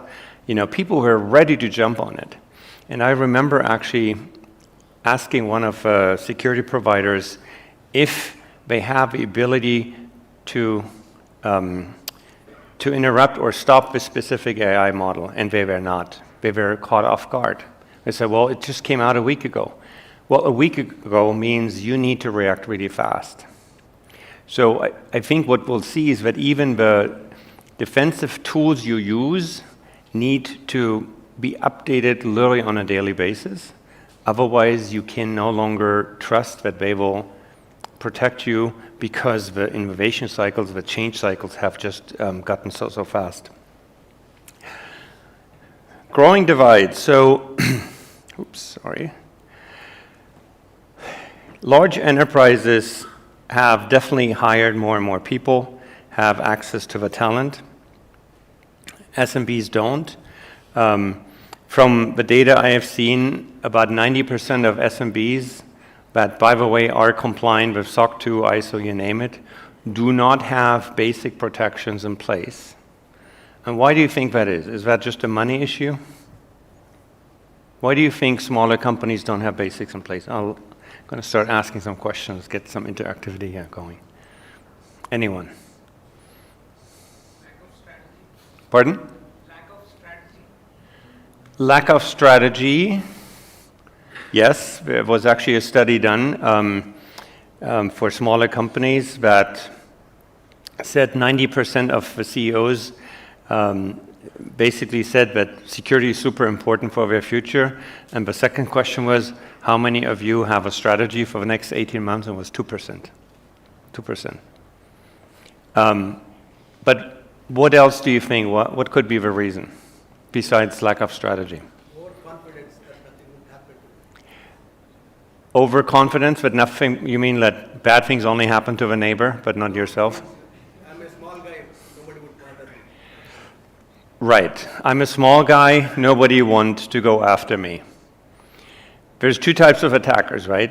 The ones that I call them drive-by shooting. They just drive through a neighborhood and see which doors open. And then the ones who are really targeted. We read in the news all the time about the ones who are really targeted, but actually the other ones are much more plenty around, right? You have people looking at Shodan and see, basically you can look at the internet today and find open doors anywhere. In my experience, SMBs, smaller companies, don't know where to start. They really don't know where to start. I've had conversations with CEOs and they tell me like, look, Niels, I get it, it's super important. I want to do something, but what should I do? I talk to my IT guy, he tells me this. I talk to a vendor, he wants me to buy their product. What should I do? It has become so complex that even founders, CEOs of startups don't really know where to do the first step. And I hope one thing came out from Adam's presentation is often it's just the first steps. Not doing anything is terrible, right? Like you saw, I don't know if you know the MITRE framework, but there's probably, 5, 6, 7, Adam, things. If you do them, you cover like a big spectrum of bad things that can happen to you, right? But you got to get started. And often they are the basics. I had a conversation with the CTO of an AI company, actually. And they just started out about a year ago. They hired an engineering team in a faraway country. And I asked them, I said, do you even know these people? Do you know who you have hired? No. Have you ever met them? No. How do they work for you? Oh, they all code off of their personal laptop, and we have no problem with that. Right? That's great. And then came a statistic out that I sent him.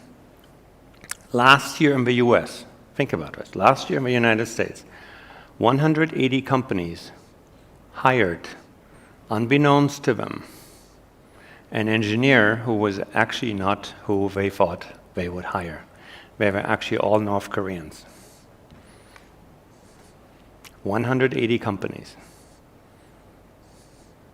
They didn't know that. They gave them access, perhaps even like Adam said, admin access without any limitations. 180 companies. Did they have the tools to detect anything wrong? No. Because like the one gentleman said, it only happens to the other guys, right? Like, it's okay. You can see that when we talk about cybersecurity in the context of large enterprises and what actually most companies struggle with, there's a huge difference. There's a huge difference. And I encourage you to think about cybersecurity really as a holistic discipline. Is it important to have really advanced tools? Is it important to secure your AI? Yes. But it's also important to know who's working for you, what they can do, or what somebody who pretends to be them could do. You really need to think holistically across the board. Because I can have the most advanced protection systems, malware detection, what have you, but if somebody leaves the laptop on, goes out to dinner, and the nanny sits down and starts improving the code, which is, by the way, a real story that happened to me at one of the companies, how would you know? How would you know? You need to start thinking about all these avenues that are entry points into your company, very large or small, by the way. Small, even more important. Now imagine in that scenario, the nanny improved the code because she thought she was actually a real good coder. She was not. That code now makes it somewhere else and then becomes part of a product that you're selling to larger enterprises. This is how these cascading risks end up at big enterprises. And this is why we'll see more and more supply chain issues. We have definitely seen people using AI in very interesting ways. Anything from creating IP, which if any of your employees creates IP through AI, it's actually not your IP. So if you ever plan to file a patent, you might have a problem with that. It might be declined. Two, adversaries using data from AI providers as well. There have been a couple of breaches that with AI providers that unfortunately showed what people look for. So if I'm an adversary and I can get a data dump from an AI company and I see that people from this specific company are looking up very specific things, I have a lot of data that I can use to go after them, right? AI right now is like this big vacuum that is just unfiltering, sucking up a lot of information. And you have to remember, cybersecurity maturity takes, in my experience, about 4 years to build in an enterprise. These AI companies, for the most part, haven't even been around that long, right? And if you gobble up this massive amount of data, often very sensitive, but you are not ready and mature enough to actually protect it, you should really think twice. Is it neat to go in and just type a bunch of things and it gives you everything? Yes, I get that. But I go back to what I said about the fuel truck, right? Anyone can drive it, but not everyone can drive it safely. So while these tools might give you a short-term benefit, you should really research who these companies are, what do they do with it, where does the data go, how long do they keep it? And also ask them, what are you doing around security? Do you have a team? Do you have a CISO? Are you outsourcing it? These are all valid questions. And in fact, these questions in the future, you should always ask with any tool, anything you use. One CEO I was helping with, he used a provider for identity verification, and he assured me that it was a UK company based in London. But weird things had happened in the communication of this company. Long story short, there was research done. It was not a UK company. It was actually a Russian company that stored all that data in Russia. Asking the right question would have quickly made him realize something doesn't add up. Now, in this case, it was identity data, PII, and also PII of Europeans.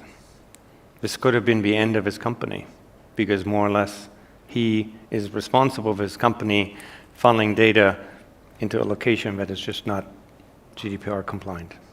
Again, you need to make sure you know who you're working with, internally and externally. Future of cybersecurity. So we'll definitely have AI-driven security. We'll need frameworks. What does this mean, right? How is AI actually helping me to get better around security? Right now, there's tons of vendors. I can already see, every year at the RSA conference, there's a buzzword. Of course, it's going to be AI this year. But we don't have frameworks, right? I think we need standards and frameworks and like how AI will enable or make security better and what it should not do. Definitely more zero trust and more automation, and then quantum resistant encryption. I think not just because Microsoft just announced something, but lots of companies are working behind the scenes. Lots of governments are concerned. There's definitely going to be a wake-up call when a lot of the old data that your provider from 10 years ago encrypted and told you, don't worry about it, we're encrypting it and you have a key, suddenly becomes vulnerable because of quantum computing. So again, these innovation cycles will increase and you have to be super vigilant to understand what it means to you. Partnerships. I think, what we see is efforts like MITRE is in my mind is a partnership between MITRE and the public, and I know a lot of researchers have sent you very valuable data. It's interesting in the time of automation, for some reason partnerships are becoming more important than ever. It's really wild. If you think about it, we talk about automation, computing, and there is this vision or notion that at some point we just all sit in a chair and the computers just do everything by themselves. Never going to happen. I don't think so. But partnerships are growing because the complexity has been going up, and only if CSA is actually a good example. Back when in 2009, when cloud computing came up, I was talking to the other co-founder, Jim Reavis, And we basically said, let's try to do something about this. That was the only idea we had. And volunteers were ready to partner and contribute their knowledge and make it available to everyone. Not because I'm a co-founder, but I would say it was probably the one situation where the whole security community came together to try to be, for once, ahead of innovation. And I think we need more partnerships between vendors, public-private partnerships, to help really drive awareness, but also knowledge exchange. If you look what happened in the US with CISA, which is one of the agencies tasked with improving cybersecurity, specifically in the public sector. I actually have friends who were former CISOs who left and joined, think about it, a government agency, because working together between public and private, they actually thought that they can make an impact. And I would say they did. MFA was pushed, passkeys, cyber hygiene, lots of things that helped make things better for everyone. Even internationally, I see more and more behind the scenes, more and more groups forming to really wanting to work together. When COVID happened, I don't know if you guys know, but during COVID, there was a massive wave of attacks against hospitals and healthcare institutions. And there was a whole group, I think Wired wrote an article, a whole group of very experienced cybersecurity folks who came together in a partnership and said, we will fight back. And they were very successful. In fact, without this group, probably we would have seen a lot of breaches around healthcare data and healthcare related. And this was also another example of when you have a time period where the bad guys realize there's a huge vulnerability because everyone was focused on COVID. It will be exploited, and it can only be responded to by the same determination by people who come together. So search out partnerships, even if your competitors work together. Like, there's no reason why security teams shouldn't be able to help each other between companies or experts. Reach out proactively. If you come across a company who is not doing so well, instead of beating them up, just tell them, like, hey, we'll jump on a phone call with you, we'll help you. We'll tell you, like, here's the 10 things, 10 steps, basics you should do. Embrace AI, absolutely, but embrace so cautiously, meaning just because it's really cool or can help you short term, you really need to understand who's behind it, where's your data going, how long do they store it, are they using it to train their models, and then choose wisely, because that data can persist for a long time. All right, I stopped early. We have 14 minutes. I was hoping that we can have a little conversation and lots of questions, so don't be shy.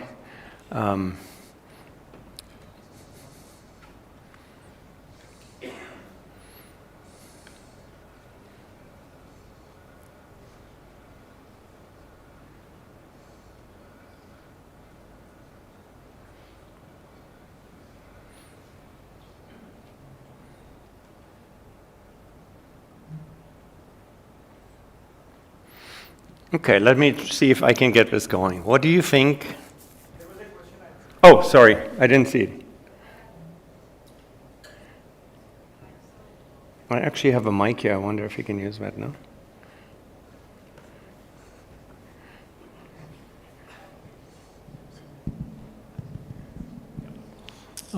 Yes, with the way cloud infrastructure is growing and how we are seeing proliferation of cloud with obviously hybrid cloud, not just single hyperscaler, but kind of public cloud growth. What do you see are the major challenges that companies face with planning their security portfolio? There's actually, in your question, there's kind of two parts. One is, believe it or not, there's actually a trend away from cloud computing with some companies, because the pricing models have evolved to a point where it's no longer the best way to run your infrastructure in some areas, right? And it was surprising, because you thought cloud computing would get cheaper and better and everything, but there's several companies who are now actively buying space and want to develop their own data centers. Now, they might run internally everything like a private cloud, but there's definitely a trend. The other part to your question is complexity is the killer of security. I think actually you said it earlier in your initial presentation, right? Absolutely. Things have become so complex. Give you an example. Goldman Sachs, I know the number, uses over 300 security tools. Think about that. That's just on the security side. How do you bring all this stuff together? Who can really maintain oversight? I think we have potentially created our worst enemy by letting, tech just sprawl out in such a massive, complex way that, how do you bring it back? The number one question I ask when I meet CTOs of larger companies, I always say, how many instances, if they use cloud, do you have right now? How many instances do you run right now? The failure rate is 100%. Not one of them can tell me at any given time what their infrastructure looks. Now think about that. How can you secure what you can't see or what you don't know about? It's bizarre, right? Don't you think a CTO should be able to press a button and say, okay, I'm running whatever, 68,000 instances right now or whatever it is, containers, it doesn't really matter. No. We have really gotten to a point where visibility has gone down. We try to do symptom treatment, whether it's on the ops incident side or the security side, and knowing it's a little bit like flying a plane and you tap the radar screen from time to time to get an update of where you are. That's really what technology is currently, and it's not a good situation. I hope that answered your question. Do we have another one? If not, I'll ask you a question. Oh.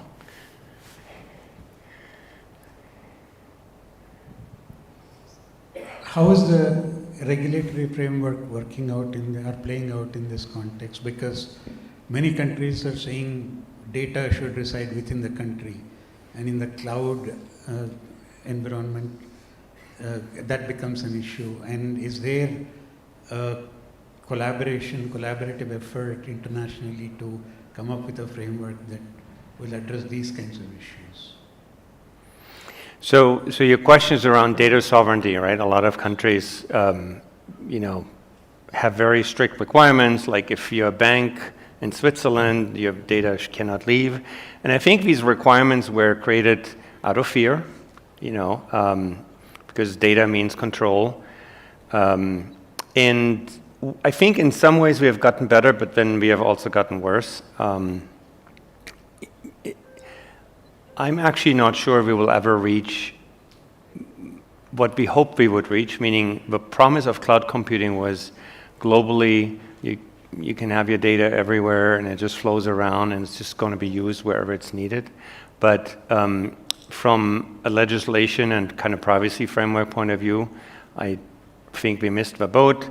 A lot of companies now have different points of presence depending on what type of data is stored. If you deal with PII in Europe, mostly have a data center of AWS, in Europe that you use, you make sure that data stays there. But then it gets problematic, right? Then you have an HR department, and they're not in Europe, but they are, let's say, in Dubai, and they want to access the data, but now they can't because Dubai is not a country that is GDPR compliant. It gets really, really complicated. And now with the changes at the world stage, I'm just going to leave it like that. I think the agreement between countries around frameworks will probably get harder to reach. Now there could be a knee-jerk reaction that every country says, well, now we really need to make sure that our data stays in our country. That will not be really good for cloud computing, but more importantly, it will not be good for you because you will have to manage and you would have to actually know where your data is and what the classification of the data is and where it should be at any given time and what retention periods are necessary. That's more overhead, more complexity. Really, really hard to do. In fact, I don't know a Fortune 500 that had a successful data classification project ever. It's really hard to understand what data you have and where it is and who should have access to it. I hope that answered your question.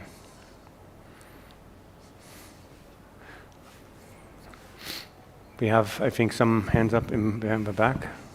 I had one question. Oh. So, we've been talking about how companies need to secure the entire thing, but we also need to talk about how they need to make sure it's secure at an individual level. Like every employee needs to know certain things. It's not just phishing, because we have people here who access sites like Shodan frequently. So what would you say are the things that at an individual level a company needs to make sure all of their employees know to keep everything secure?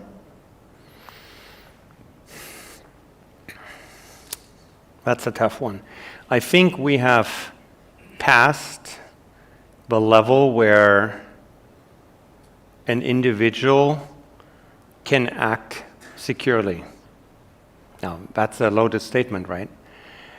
If you look at data, companies have done these phishing tests, and sometimes it's like a big show, right? You shouldn't be clicking on this. But if you really think about how sophisticated things have become, even people who have worked in security for 10 years make mistakes. I think we have completely passed that level unless you have layers and layers of detection and prevention built in. We can no longer assume that the individual can determine between good and bad. Now you throw AI into that, then we really have passed that.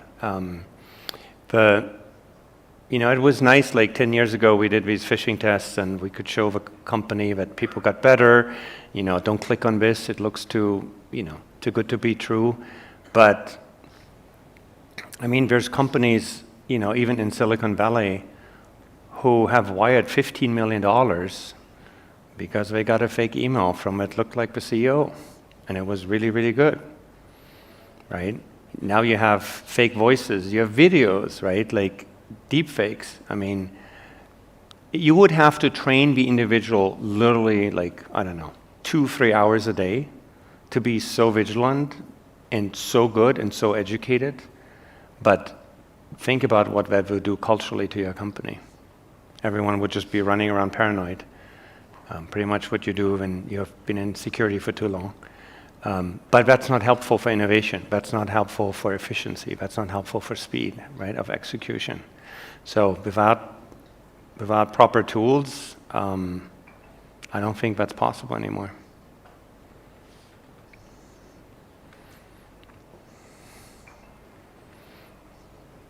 Any other? Oh yeah, there's a gentleman.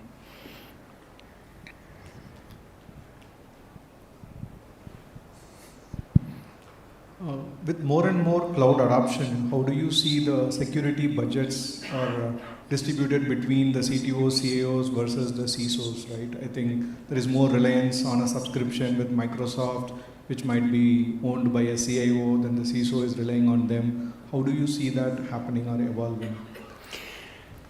I think over the last year and a half, everyone has been talking about platforms, right? Like, let's buy more into platforms. Let's use our budgets to buy more things, under the umbrella of a platform. And people said this because they thought, oh, it's easier. If I get everything from Microsoft, then it's intuitive, right? If I get all my tools from Palo Alto Networks, then easy, right? But it's not. Often you have to remember that a lot of these platforms the pieces were acquired or built out in like the last year, so integration is not really that good. It's interesting to see. I think we'll see more of a pyramid where security budgets spend a certain amount with what I would call the basics. And the basics you can interchange. If you use product A, B, or C, it doesn't really matter, right? It's just the basics. But devote more human power and more money into what is on the top of a pyramid, which is the more sophisticated stuff. But there, it's a little bit like the 80-20 rule. Like 80% of your effort will probably have to go in that area, because that is how you differentiate yourself from, let's say, your competitor. And as Adam pointed out, often, you just need to make it a little bit harder and the bad guys will leave you alone, right? It's like the shark swimming after you and your friend. If you swim faster than your friend, the friend will be eaten, right? It's exactly the same online or in the tech world. So I think there will be probably, I predict also a little bit of a backlash to these platforms because they are limited in some way. You know, we go in these cycles in the industry, and right now a lot of people want to please their CFOs and say, well, I saved 10% because I put everything under Microsoft. Okay, good. You were good. And then it doesn't really work, and then next year it's like, oh, okay, but now we need to change it up because it didn't really give us what we hoped we would get. And then you have, in the bottom of the pyramid, certain things fall out, and they just become integrated for free in a lot of platforms, right?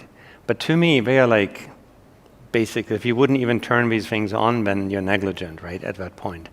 So it's like this constant cycle of, you know, people having to focus more, especially now with AI, to the top of that pyramid and thinking, where should I invest in order to, you know, be a little bit more cutting edge and not making it too easy. Thank you. Hi.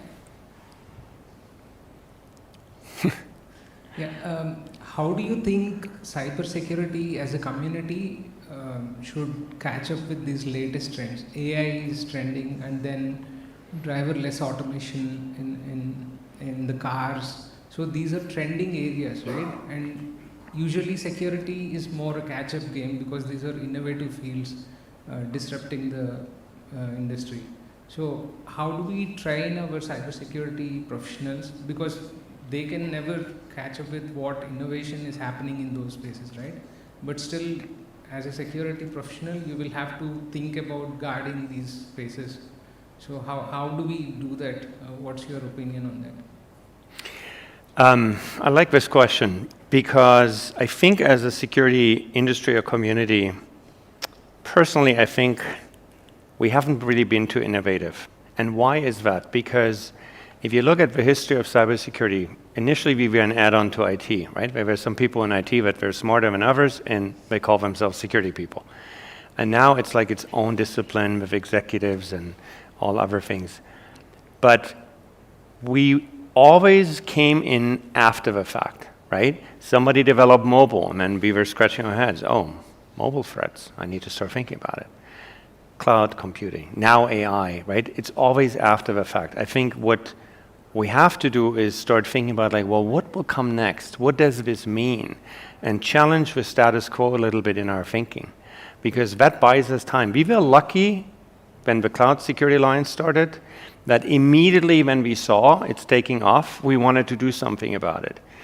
But we haven't really done this around AI. There's AI security companies, but I don't see any frameworks. I don't see any like community output to really grasp that. So to the individual, I would say, continue to be a rebel, educate yourself, and think beyond of what exists today, because otherwise we'll always end up securing what has already been broken, and that's not ever going to get us in a better spot. All right, I have a... Thank you. You're welcome. I have a red thing here that says time's up, so thank you very much. I hope you enjoyed and we were able to have it a little interactive.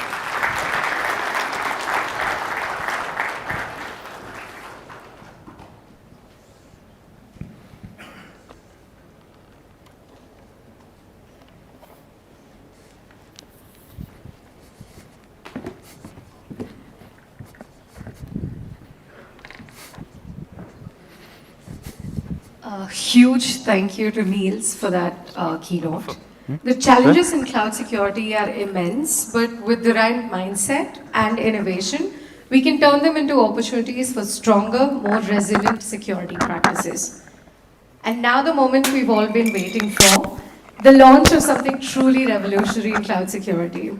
We've spent the morning discussing the evolving threat landscape and the need for proactive security measures as well. But just talk alone is not enough. It's time for action. It's time to unveil the solution that will redefine how we approach cloud security from this moment forward.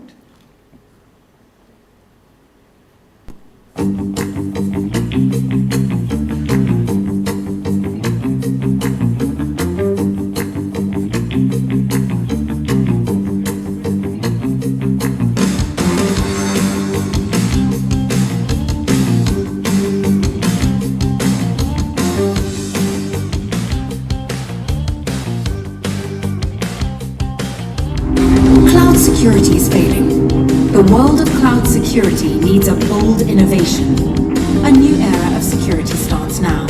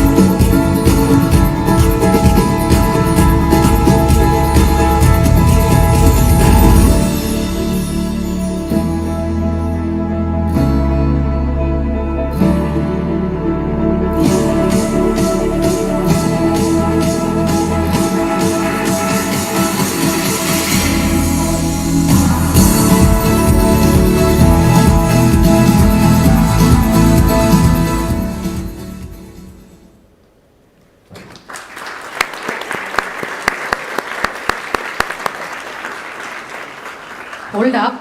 That was just a glimpse of what's actually to come. To take us through this game-changing innovation, we actually have somebody who's been at the heart of its creation itself. Our next speaker is not just a technology leader, but a visionary innovator who's been shaping the future of cybersecurity for over 17 years now.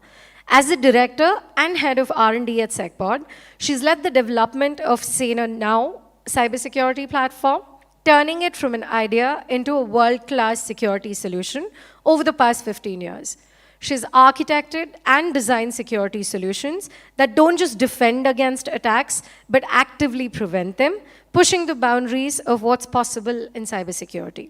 A true strategist, she ensures that every feature, every function, and every innovation in Saner Cloud is research-driven, impactful, and built for the resilient real-world challenges that enterprises are facing today. Beyond her work in cybersecurity, she's a creative at heart, passionate about art, music, and design, also classical dance. Her ability to blend technical precision with artistic vision has made her one of the most dynamic leaders in the cybersecurity industry today. Ladies and gentlemen, please join me in welcoming Preeti Subramanian to unveil the future of cloud security.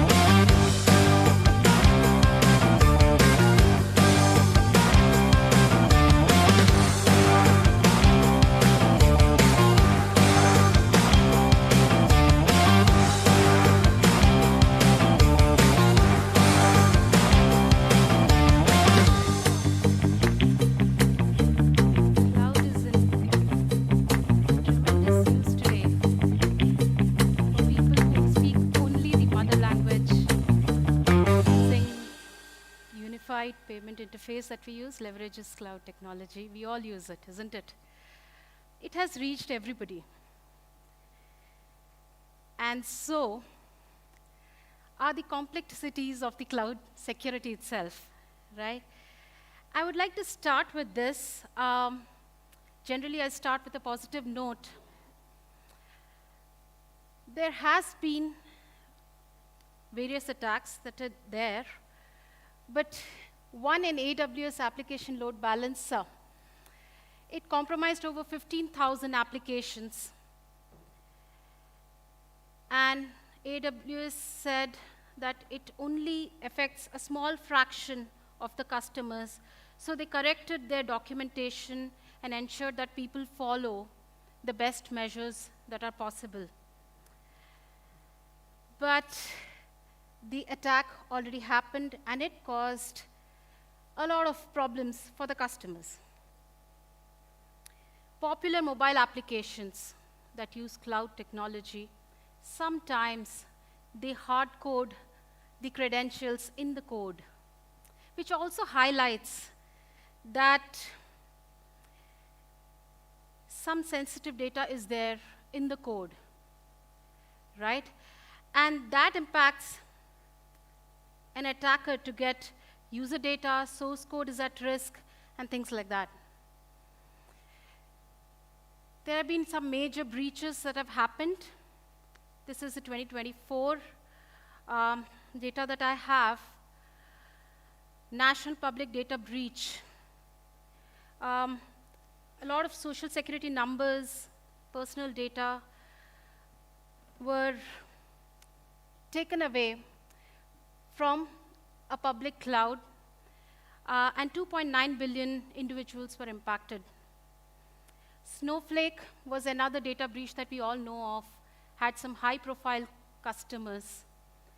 It was just found that MFA was not enabled in their setup that caused that. AT&T breaches that happened, I think they paid about 13 million in an investigation, because over the years, these big organizations are attacked, and it only, people came to know about it when their data was out there in the dark web. A lot of data about billing plans, user data, how they pay, and things like that were compromised. Change Healthcare was another one where it was found that the vulnerabilities caused that attack to happen, and the entire medical system had come down. Alibaba Cloud, 1 billion Chinese citizens were impacted, and this was only known, after the attack had happened. About 28 terabytes of data was stolen. Capital One, S3 bucket exposed 100 million customer records. Facebook, what had happened was an S3 bucket was public but was not secure, and 540 million user accounts and comments were compromised. Volkswagen, an organization took a third-party vendor for marketing, and they exposed some of the information through an S3 bucket that was there. Similarly, Microsoft Azure, 38 terabyte of data. US defense data, just because an Azure storage was left open. It was an update process that they were doing, and they did not ensure that the public bucket should not have been there in the first place, which had 3 TB data of sensitive information, defense data. Which also means that 95% of the attacks that happen is due to a misconfiguration, and 45% of security staff or team do not know what is running inside the cloud workload that is there. All the EC2 instances that you use in AWS or the virtual machines, people aren't aware of how to secure them because it is not visible.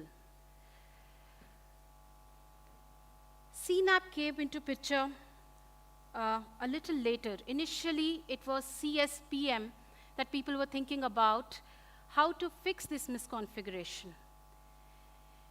Then they realized there is something called identities, right? That is what is supposed to be also seen along with the misconfigurations that are there in the services. So identities, workloads, configurations, and a little bit of runtime checking.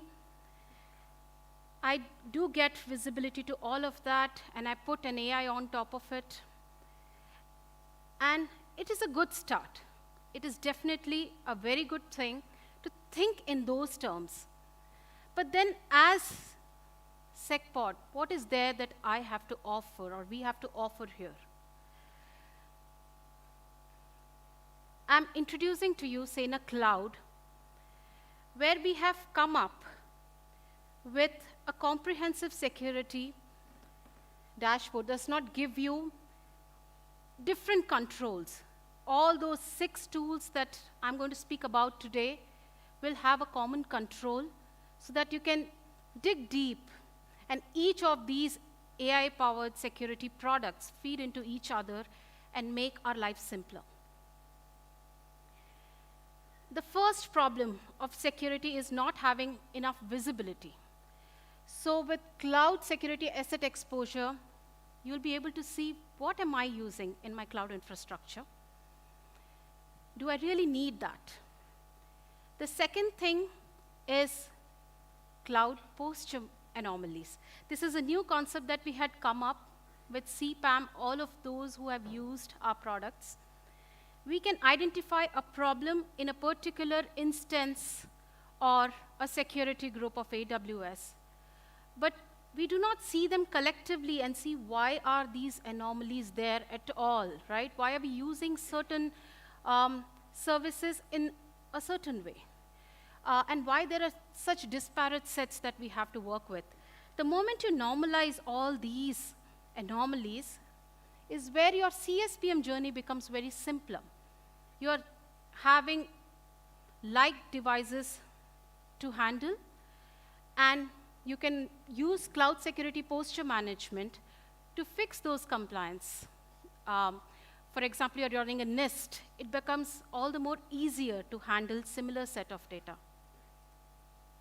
CIM is another important aspect where we check identities, users, groups, etc. I'll go into each of them in detail.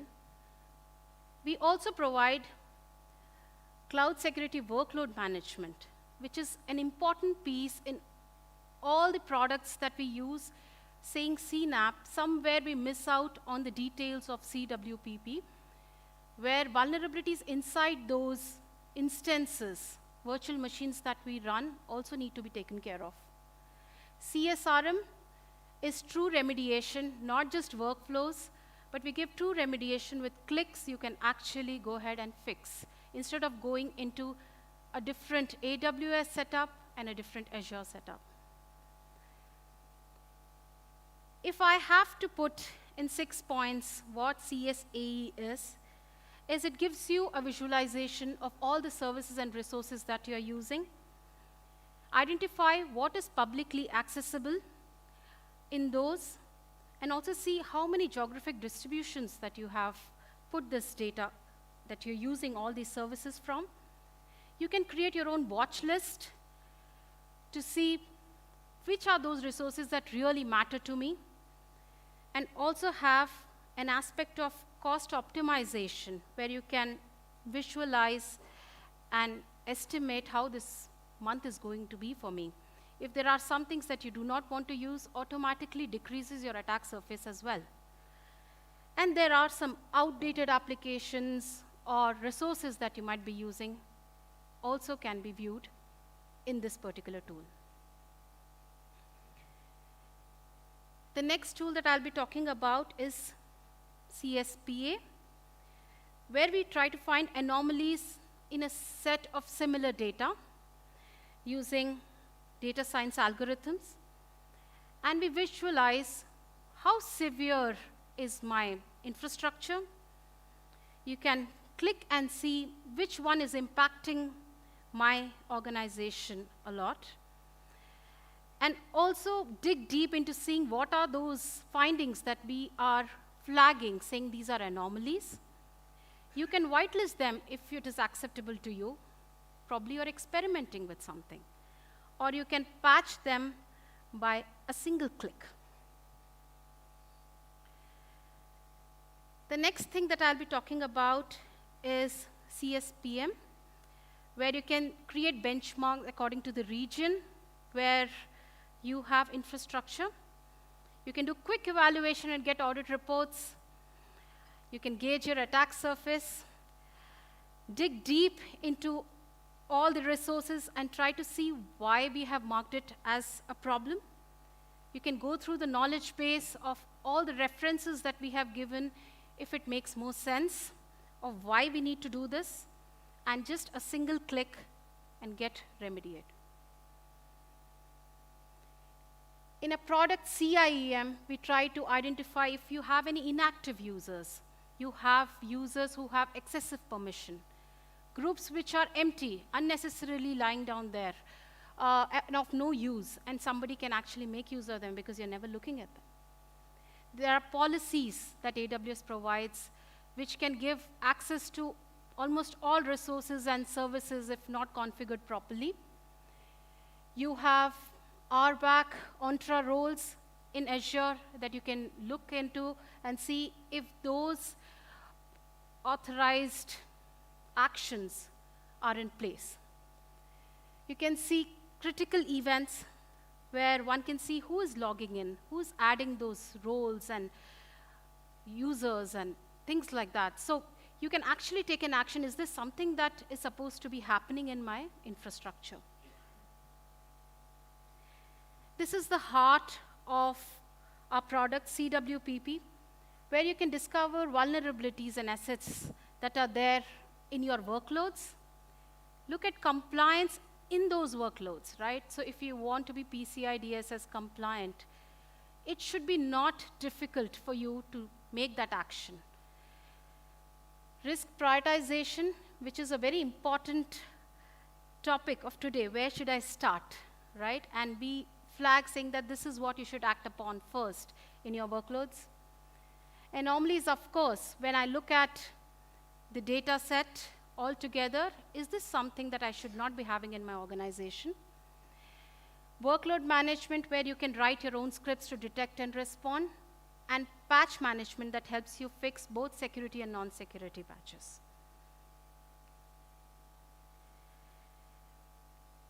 CSRM. Generally, if you right now look at all the CNAP products, you have everything lumped up in one dashboard where you are seeing vulnerabilities in your workloads, you're seeing misconfigurations, everything is there, right there on the screen. And it looks too cluttered.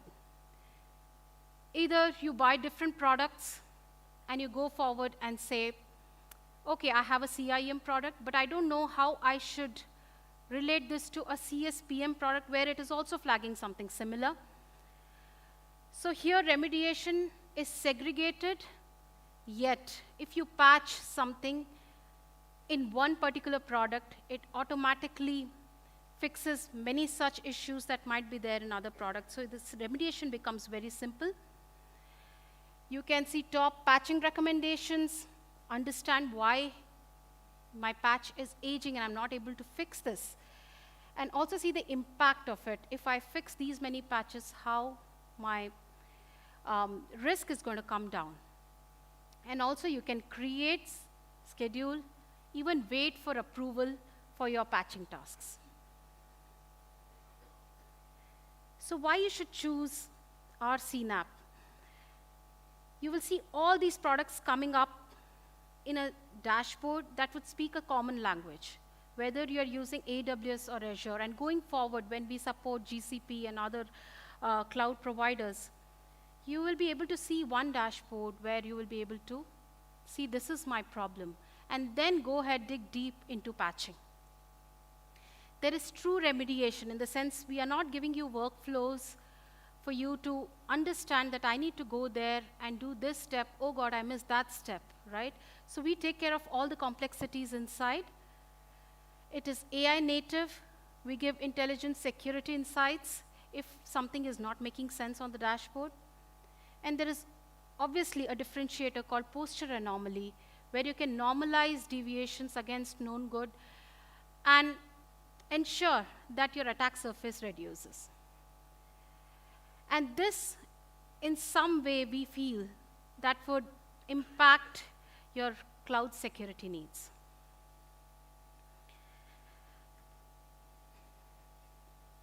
So right now, what if I tell you that you will have one dashboard? Sorry, I have to get stuck behind this thing because I'm going to give you a demo of the product, a live demo.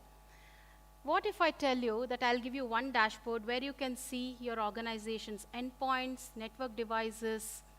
You can also see your cloud infrastructure, cloud workload, everything coming up in a unified dashboard. And you will be able to remediate that with a single click. So I'll show you the product. Just give me a second that I will log in and connect, and I'll come back.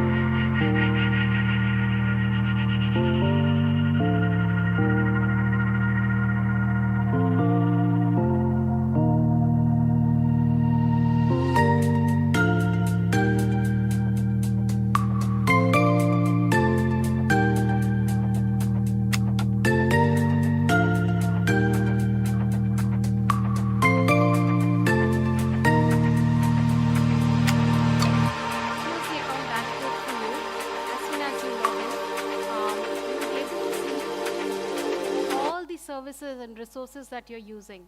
You cannot secure something that you don't know what is running behind in your cloud infrastructure. Here in my demo account, you can see EC2 and S3 are the major contributors to my service usage in AWS. And I also have a resource categorization. Here, I can even go ahead and reselect something and see this graph changing. You can also see geographical locations where your cloud infrastructure is present. You can dig deep into these and see what is the infrastructure that I'm using in these geographical locations.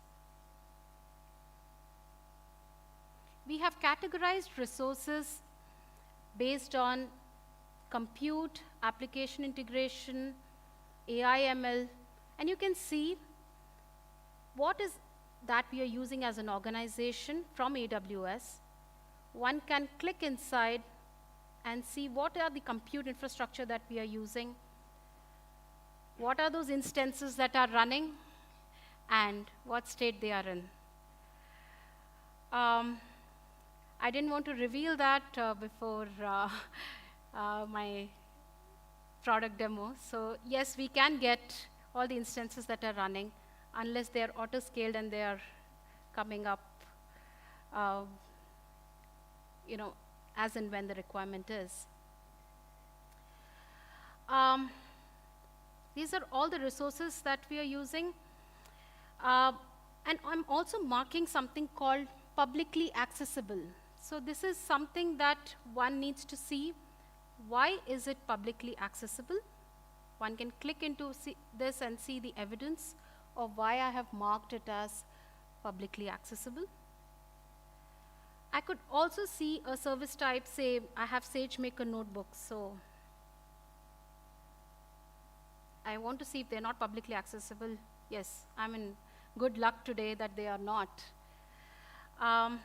You can also see how many services and resources you are using over over 30 days, and you can take that information and probably see an analysis of why there are deviations, ups and downs. This is the cost graph that I'm telling you. What is the current month estimate that I'm expecting, and what am I using each month on month?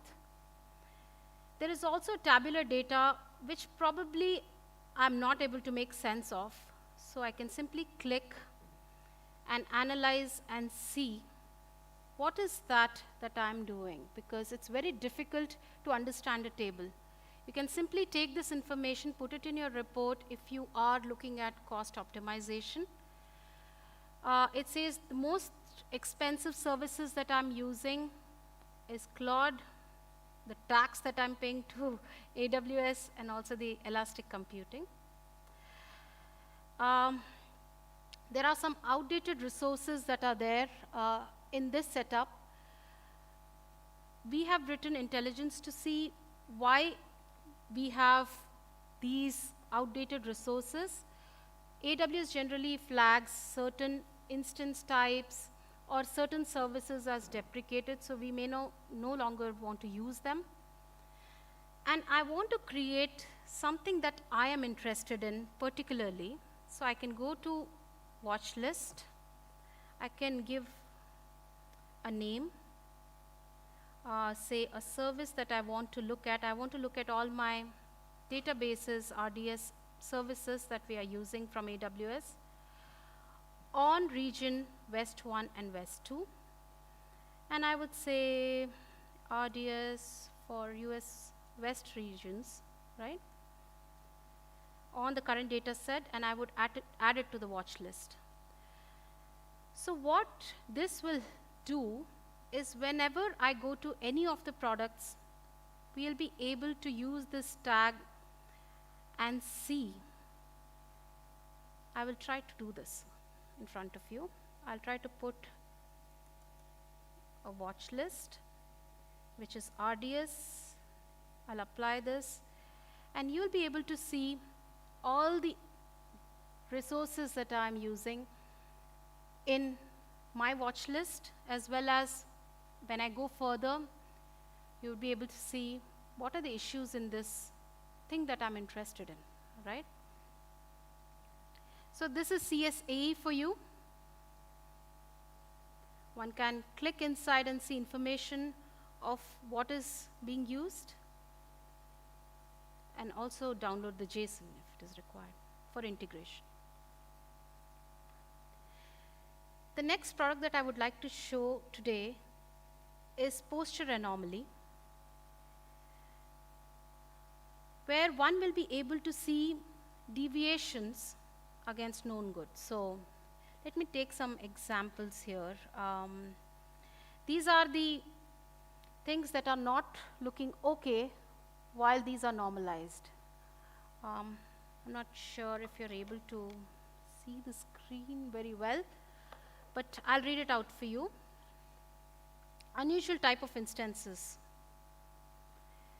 Someone has created a very large instance, C524X large, in EU region, which is not very usual of this organization, will be marked here. And with a single click, a person can go into remediation, take steps to remediate it. So I will select one of the resources, and I can stop those instances. I'll go back to the product that I was in. Let's see some more anomalies. Unusual number of core counts in a machine. 48 core machine. I have never seen that in my organization, so this is flagged by us. C5A large with 1 core is never seen. So all these combinations are being looked at. There's also information about identities where users are using some outdated password. Say for example, in this, root account has not changed since 2 years. Avinash, 10 months, right? So these passwords have never been changed.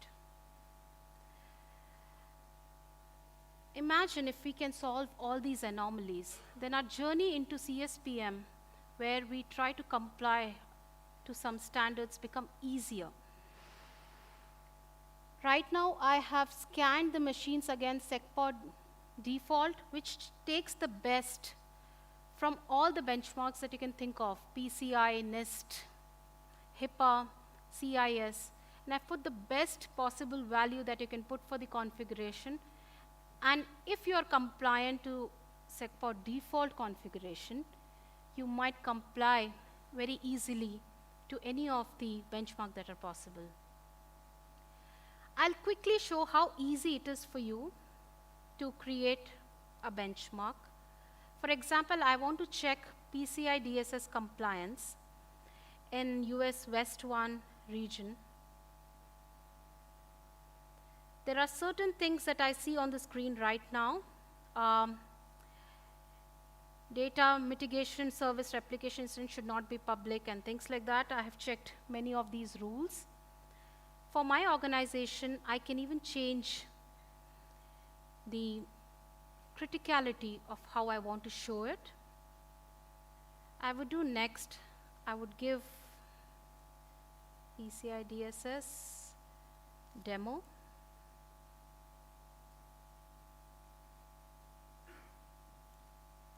Nimbus is my account. I'll create a benchmark and I can evaluate it. A scan starts and you'll be able to see things coming up onto your page of why am I not compliant with PCI DSS in US West 1. That deserves an applause, doesn't it? Organizations struggle to find out this report so quickly. One can dig deep and see what are those issues that are there, how many have passed, how many have failed, and quickly apply a fix to it. I'll dig deep into what I'm trying to show in this demo. These are the regions, and this is my attack surface right now.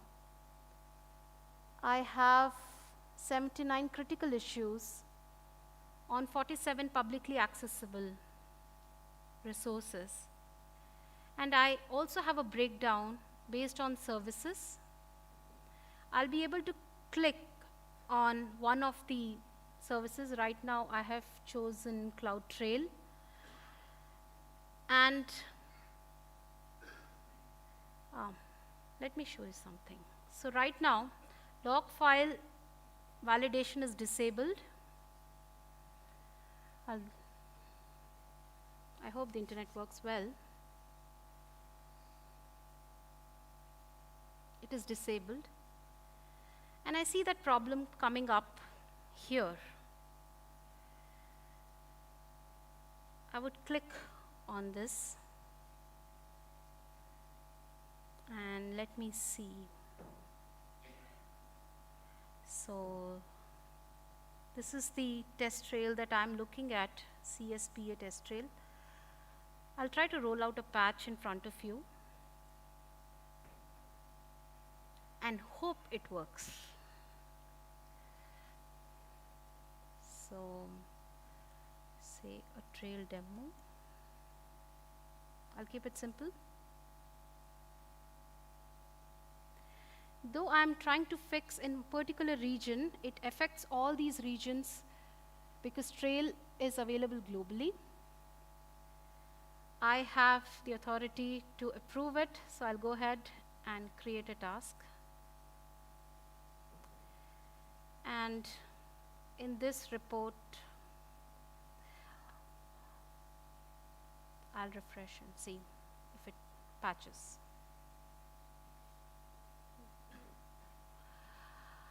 So CloudTrail disabled, I'll refresh and see if I'm able to put the patch in place.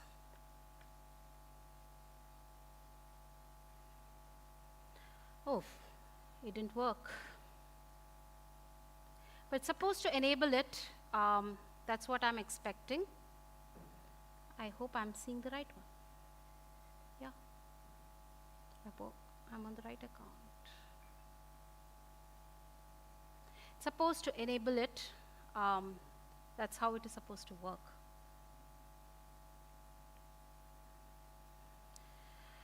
Okay, going forward, we can also see status of each of these status that I have created till now. Some might require approval, some did not work, some worked. And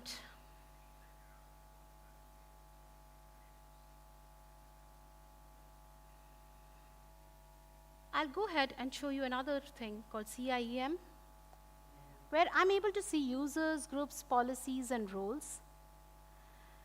And I'll be able to see all those users who are assigned with excessive permission or are inactive.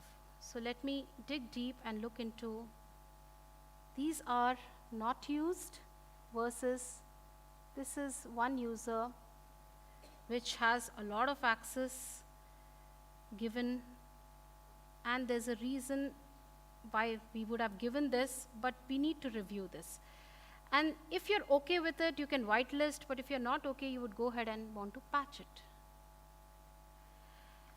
So there are policies as well that you can go ahead and look into it. And there might be policies which are not making sense right now. All are in read mode. So it is pretty much okay. I would like to see some high privilege actions. The first problem with this policy in AWS is that it has exceeded the length of what is allowed. And I have something called all resources that it is allowed on, which is something that deviates from the least use privilege, where you need to mention what resources it should act on. There are some critical activities that you can see. Here I have hidden, but for the customers it will be seen. All the activities that are happening, all the console logins that are happening, and also a remediation that can fix them. I can simply click on the remediation and go ahead and fix those issues. So for example, if there are console users, I can go ahead and see what I can do. You can detach and attach a user policy, detach the user policy, and things like that. CSRM is one of the most important tools that we want to offer, where we should be able to enable an S3 bucket MFA while somebody tries to delete it, or enable a hardware MFA if required. And these are remediations that we can go ahead and just click on them. We can even see what all resources, how many resources it impacts, and go ahead and see the patch aging that has happened. Right now this account I installed on 18th. So right now it has not increased more than 5 days. And this is the patching impact. So if you patch 12, you can bring down your issues. You can fix 24, right? You can bring it down to 24. So that is remediation for you. And it is neatly segregated as CSPM issues, which can be predefined or custom, where we need some values from you. For example, if there is a security group where I do not know, I know that it is open to everybody, but I do not know which are those IPs that I need to whitelist. One can give that and ensure that security group is attached to the EC2. And with a few clicks, you'll be able to do that. I would also want to show you something where I have created an endpoint setup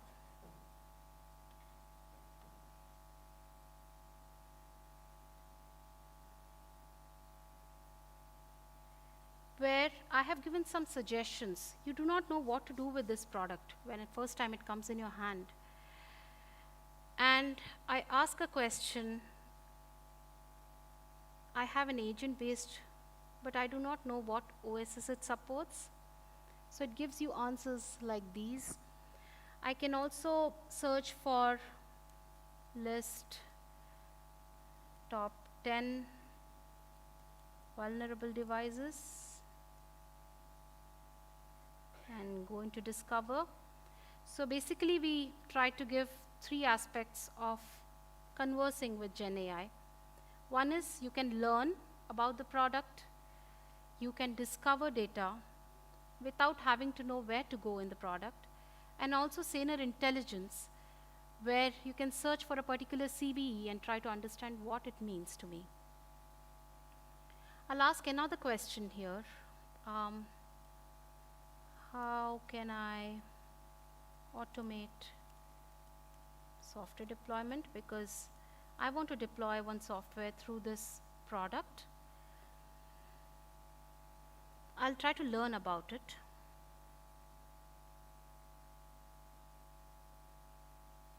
And I'll give you answers. The search history is another thing that we keep on the left-hand side, which can give you all your previous searches.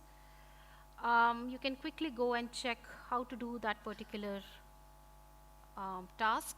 Here, if I want to click on deploy, I need to go to endpoint management is what it says. All those people who are familiar with our CVM product would understand this. I'm not going too much into detail into CVM today. Say last 7 days CVs.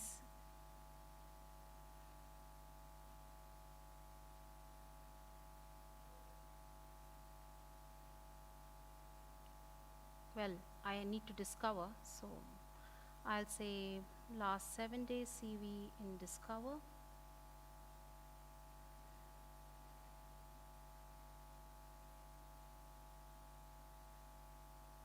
Here's a trend that it throws to me.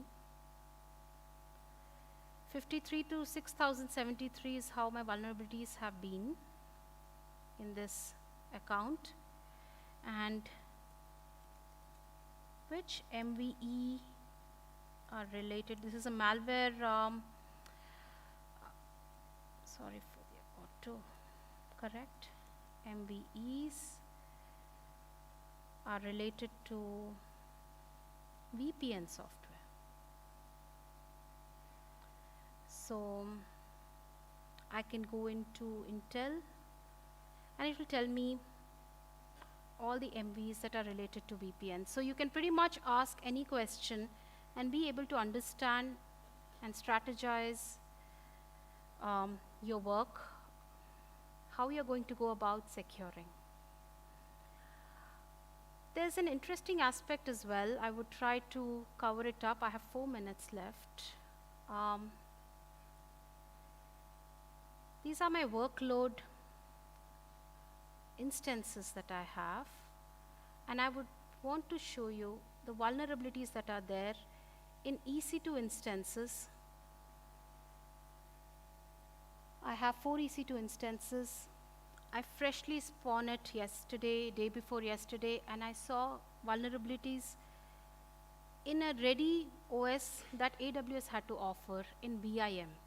They fixed it 48 hours after that, but I could fix it in 24 hours because within 24 hours, the moment it came in, my agent was there and I could see the vulnerabilities and fix it. one can also look at the vulnerabilities as well as go to workload management and try to connect all those people who use AWS and are managing instances. You know how hard it is to get hold of the access to a workload. So one can go and just with a simple click, without the use of PEM files and things like that, can get access to that instance.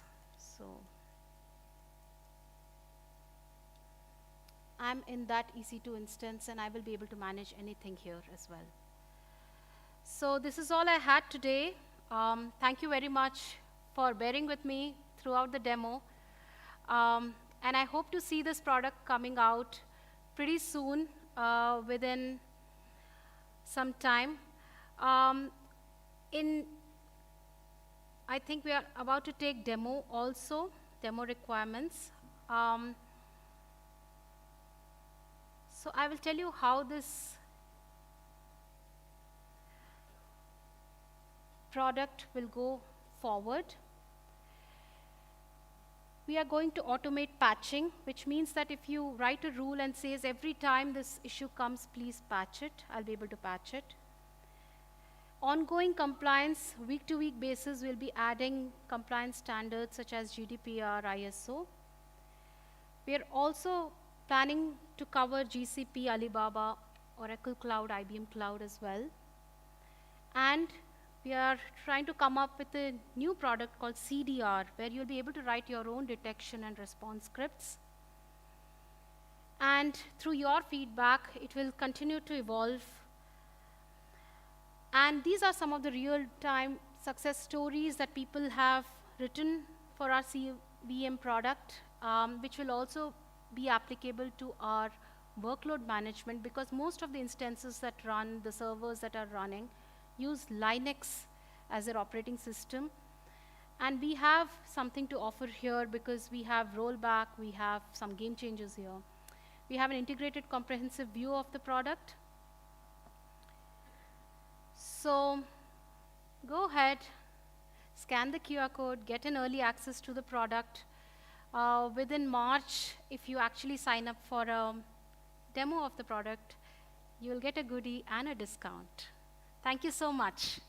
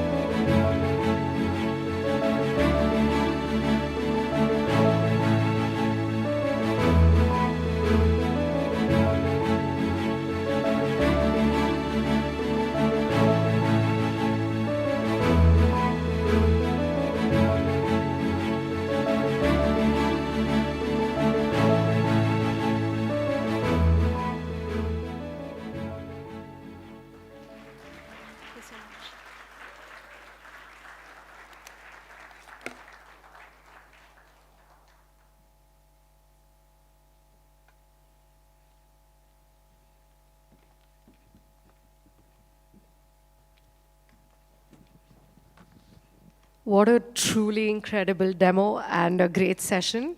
Thank you so much, Preeti, for taking us through the journey of Saner Cloud and also the vision behind it. This is more than just a product launch, everybody. It's a shift in how we are looking at approaching cloud security, and we're just getting started. Now, I know after such an exciting morning, you're all ready for a lunch break. It's time to step away and grab some food. We'll reconvene in less than an hour, and please make your way to the designated dining area. Thank you. In a world where threats never rest, prevention isn't just an option, it's a necessity. But while In a world where threats never rest, prevention isn't just an option, it's a necessity.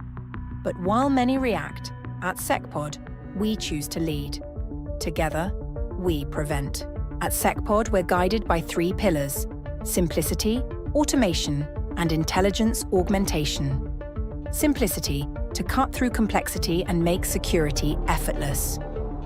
Automation, to ensure every vulnerability is addressed instantly, without delay. And intelligence augmentation, ensuring our teams stay ahead of every threat. SecPod is more than a company. It's a community driven by a shared mission. A mission to innovate relentlessly, solving today's toughest challenges with cutting-edge solutions. A culture built on inclusivity, teamwork, and a belief in the power of prevention. Over the years, we've been recognized for our groundbreaking innovation, trusted by organizations worldwide. But our journey doesn't stop here. We're constantly pushing boundaries, redefining what's possible in cybersecurity. The future of cybersecurity demands a new way of thinking, one that is focused on prevention. At SecPod, we're not just building tools, we're creating a safer, smarter world. Because every vulnerability matters, every second counts, and every organization deserves the peace of mind that only prevention can bring. Join us on this journey. Together, we prevent.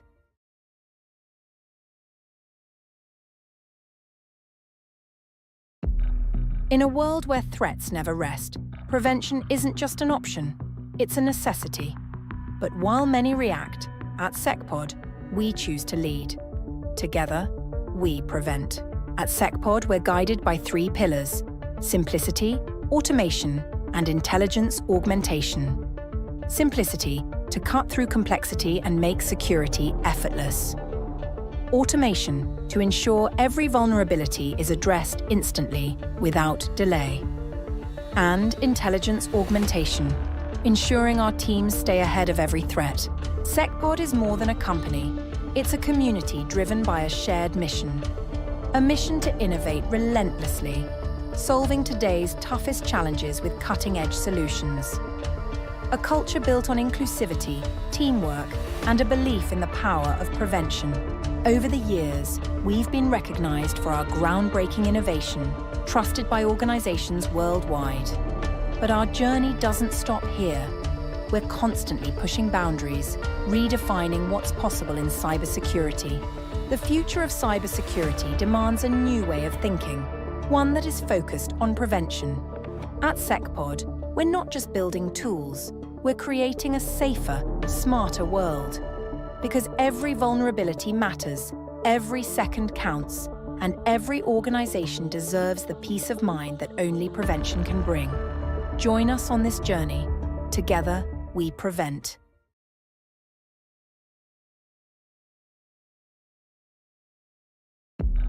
In a world where threats never rest, prevention isn't just an option, it's a necessity.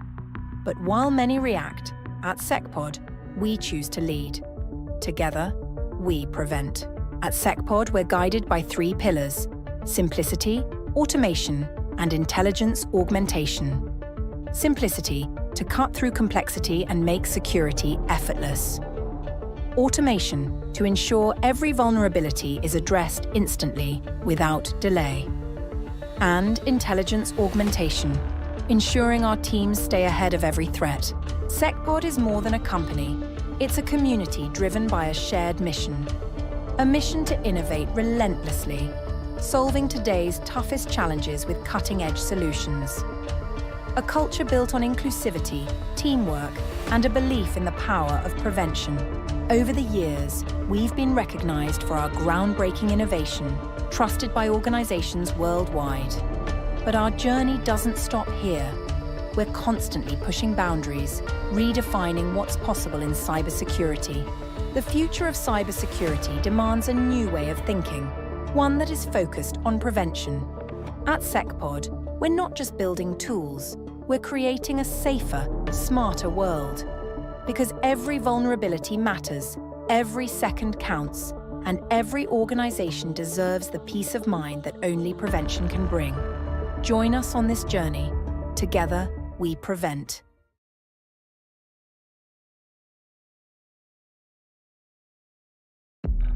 In a world where threats never rest, prevention isn't just an option, it's a necessity. But while many react, at SecPod, we choose to lead. Together, we prevent. At SecPod, we're guided by 3 pillars: simplicity, automation, and intelligence augmentation. Simplicity, to cut through complexity and make security effortless. Automation, to ensure every vulnerability is addressed instantly, without delay. And intelligence augmentation, ensuring our teams stay ahead of every threat. SecPod is more than a company. It's a community driven by a shared mission. A mission to innovate relentlessly, solving today's toughest challenges with cutting-edge solutions. A culture built on inclusivity, teamwork, and a belief in the power of prevention. Over the years, we've been recognized for our groundbreaking innovation, trusted by organizations worldwide. But our journey doesn't stop here. We're constantly pushing boundaries, redefining what's possible in cybersecurity. The future of cybersecurity demands a new way of thinking, one that is focused on prevention. At SecPod, we're not just building tools, we're creating a safer, smarter world. Because every vulnerability matters, every second counts, and every organization deserves the peace of mind that only prevention can bring. Join us on this journey. Together, we prevent.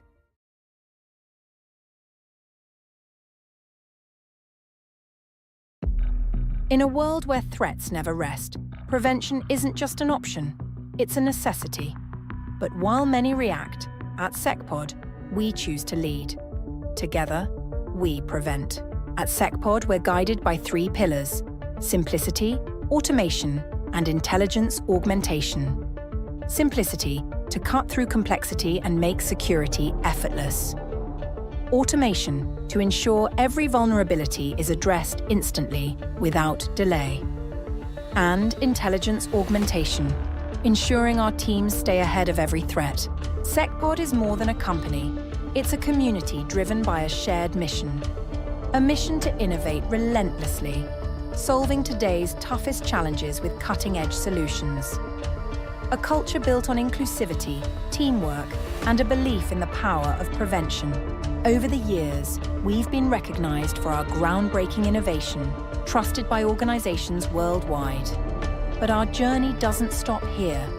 We're constantly pushing boundaries, redefining what's possible in cybersecurity. The future of cybersecurity demands a new way of thinking, one that is focused on prevention. At SecPod, we're not just building tools, we're creating a safer, smarter world. Because every vulnerability matters, every second counts, and every organization deserves the peace of mind that only prevention can bring. Join us on this journey. Together, we prevent.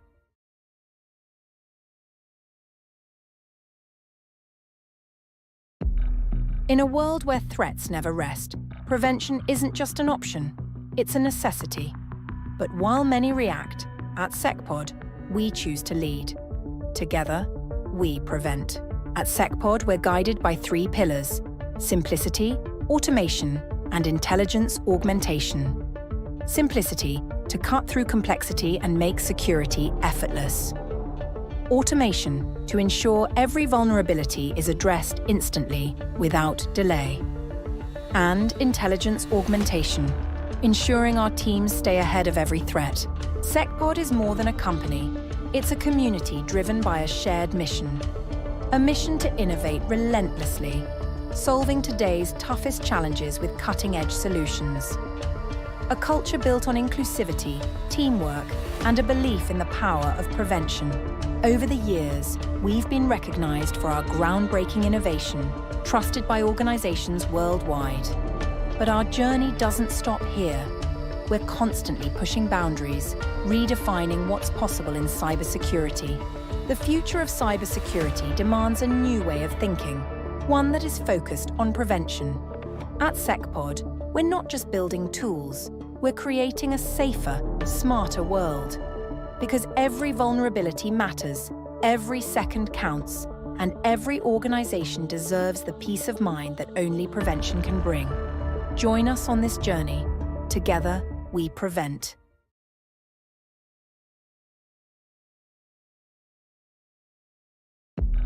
In a world where threats never rest, prevention isn't just an option, it's a necessity. But while many react, at SecPod, we choose to lead. Together, we prevent. At SecPod, we're guided by 3 pillars: simplicity, automation, and intelligence augmentation. Simplicity, to cut through complexity and make security effortless. Automation, to ensure every vulnerability is addressed instantly, without delay. And intelligence augmentation, ensuring our teams stay ahead of every threat. SecPod is more than a company. It's a community driven by a shared mission. A mission to innovate relentlessly, solving today's toughest challenges with cutting-edge solutions. A culture built on inclusivity, teamwork, and a belief in the power of prevention. Over the years, we've been recognized for our groundbreaking innovation, trusted by organizations worldwide. But our journey doesn't stop here. We're constantly pushing boundaries, redefining what's possible in cybersecurity. The future of cybersecurity demands a new way of thinking, one that is focused on prevention. At SecPod, we're not just building tools, we're creating a safer, smarter world. Because every vulnerability matters, every second counts, and every organization deserves the peace of mind that only prevention can bring. Join us on this journey. Together, we prevent.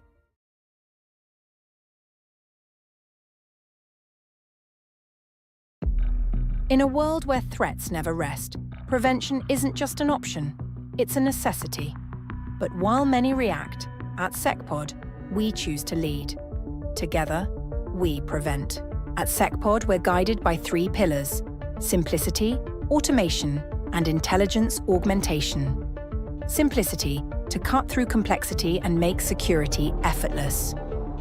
Automation, to ensure every vulnerability is addressed instantly, without delay. And intelligence augmentation, ensuring our teams stay ahead of every threat. SecPod is more than a company. It's a community driven by a shared mission. A mission to innovate relentlessly, solving today's toughest challenges with cutting-edge solutions. A culture built on inclusivity, teamwork, and a belief in the power of prevention. Over the years, we've been recognized for our groundbreaking innovation, trusted by organizations worldwide. But our journey doesn't stop here. We're constantly pushing boundaries, redefining what's possible in cybersecurity. The future of cybersecurity demands a new way of thinking, one that is focused on prevention. At SecPod, we're not just building tools, we're creating a safer, smarter world. Because every vulnerability matters, every second counts, and every organization deserves the peace of mind that only prevention can bring. Join us on this journey. Together, we prevent.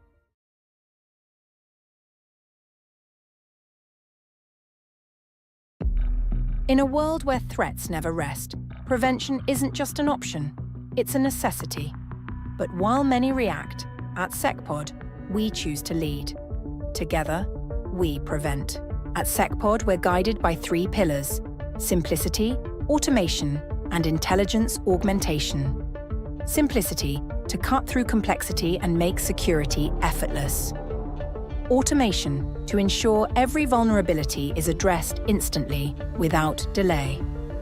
And intelligence augmentation, ensuring our teams stay ahead of every threat. SecPod is more than a company. It's a community driven by a shared mission. A mission to innovate relentlessly, solving today's toughest challenges with cutting-edge solutions. A culture built on inclusivity, teamwork, and a belief in the power of prevention. Over the years, we've been recognized for our groundbreaking innovation, trusted by organizations worldwide. But our journey doesn't stop here. We're constantly pushing boundaries, redefining what's possible in cybersecurity. The future of cybersecurity demands a new way of thinking, one that is focused on prevention. At SecPod, we're not just building tools, we're creating a safer, smarter world. Because every vulnerability matters, every second counts, and every organization deserves the peace of mind that only prevention can bring. Join us on this journey. Together, we prevent.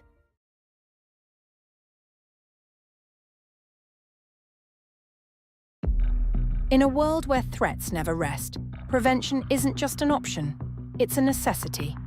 But while many react, at SecPod, we choose to lead. Together, we prevent. At SecPod, we're guided by 3 pillars: simplicity, automation, and intelligence augmentation. Simplicity, to cut through complexity and make security effortless.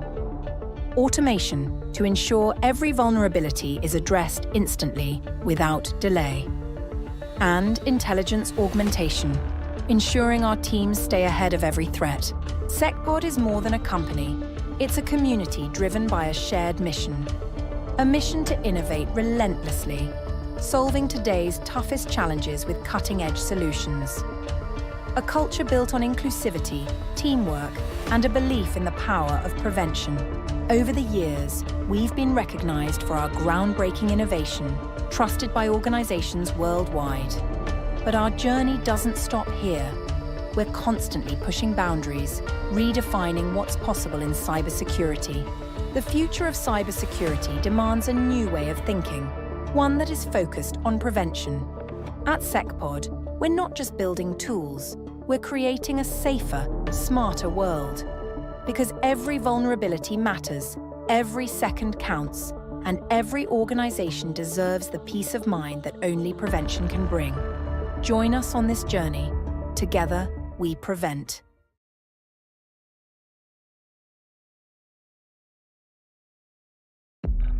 In a world where threats never rest, prevention isn't just an option, it's a necessity. But while many react, at SecPod, we choose to lead. Together, we prevent. At SecPod, we're guided by 3 pillars: simplicity, automation, and intelligence augmentation. Simplicity, to cut through complexity and make security effortless. Automation, to ensure every vulnerability is addressed instantly, without delay. And intelligence augmentation, ensuring our teams stay ahead of every threat. SecPod is more than a company. It's a community driven by a shared mission. A mission to innovate relentlessly, solving today's toughest challenges with cutting-edge solutions. A culture built on inclusivity, teamwork, and a belief in the power of prevention. Over the years, we've been recognized for our groundbreaking innovation, trusted by organizations worldwide.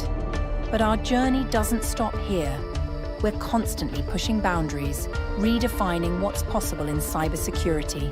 The future of cybersecurity demands a new way of thinking, one that is focused on prevention. At SecPod, we're not just building tools, we're creating a safer, smarter world. Because every vulnerability matters, every second counts, and every organization deserves the peace of mind that only prevention can bring. Join us on this journey. Together, we prevent.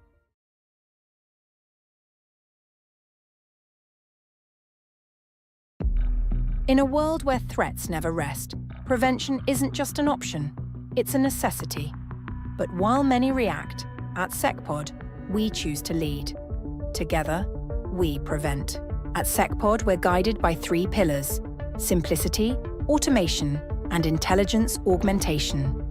Simplicity, to cut through complexity and make security effortless. Automation, to ensure every vulnerability is addressed instantly, without delay. And intelligence augmentation, ensuring our teams stay ahead of every threat. SecPod is more than a company. It's a community driven by a shared mission. A mission to innovate relentlessly, solving today's toughest challenges with cutting-edge solutions. A culture built on inclusivity, teamwork, and a belief in the power of prevention. Over the years, we've been recognized for our groundbreaking innovation, trusted by organizations worldwide. But our journey doesn't stop here. We're constantly pushing boundaries, redefining what's possible in cybersecurity. The future of cybersecurity demands a new way of thinking, one that is focused on prevention. At SecPod, we're not just building tools, we're creating a safer, smarter world. Because every vulnerability matters, every second counts, and every organization deserves the peace of mind that only prevention can bring. Join us on this journey. Together, we prevent.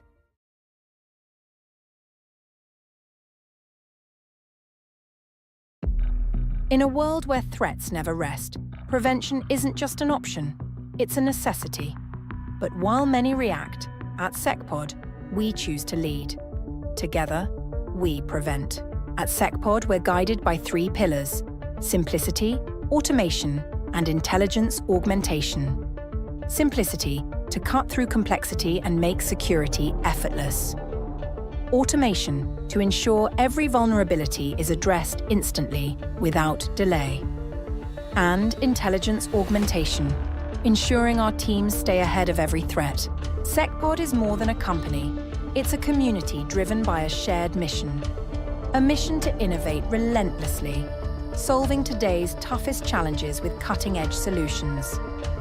A culture built on inclusivity, teamwork, and a belief in the power of prevention.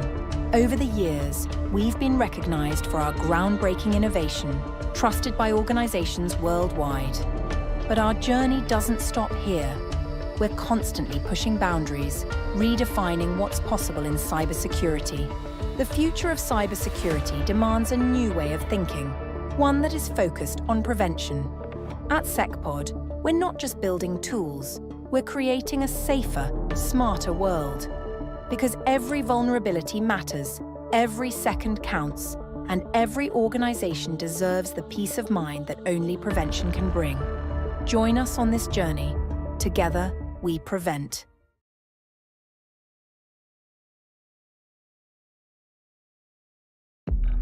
In a world where threats never rest, prevention isn't just an option, it's a necessity. But while many react, at SecPod, we choose to lead. Together, we prevent. At SecPod, we're guided by 3 pillars: simplicity, automation, and intelligence augmentation. Simplicity, to cut through complexity and make security effortless. Automation, to ensure every vulnerability is addressed instantly, without delay. And intelligence augmentation, ensuring our teams stay ahead of every threat. SecPod is more than a company. It's a community driven by a shared mission. A mission to innovate relentlessly, solving today's toughest challenges with cutting-edge solutions. A culture built on inclusivity, teamwork, and a belief in the power of prevention.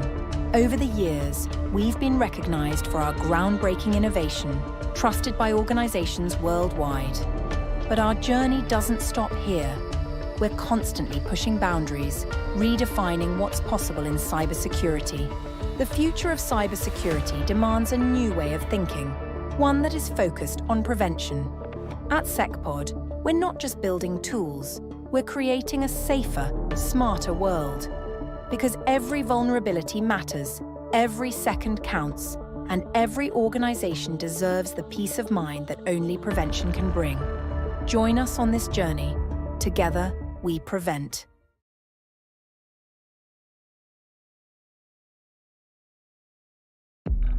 In a world where threats never rest, prevention isn't just an option, it's a necessity. But while many react, at SecPod, we choose to lead. Together, we prevent. At SecPod, we're guided by 3 pillars: simplicity, automation, and intelligence augmentation. Simplicity, to cut through complexity and make security effortless. Automation, to ensure every vulnerability is addressed instantly, without delay. And intelligence augmentation, ensuring our teams stay ahead of every threat. SecPod is more than a company. It's a community driven by a shared mission. A mission to innovate relentlessly, solving today's toughest challenges with cutting-edge solutions. A culture built on inclusivity, teamwork, and a belief in the power of prevention. Over the years, we've been recognized for our groundbreaking innovation, trusted by organizations worldwide. But our journey doesn't stop here. We're constantly pushing boundaries, redefining what's possible in cybersecurity. The future of cybersecurity demands a new way of thinking, one that is focused on prevention. At SecPod, we're not just building tools, we're creating a safer, smarter world. Because every vulnerability matters, every second counts, and every organization deserves the peace of mind that only prevention can bring. Join us on this journey. Together, we prevent.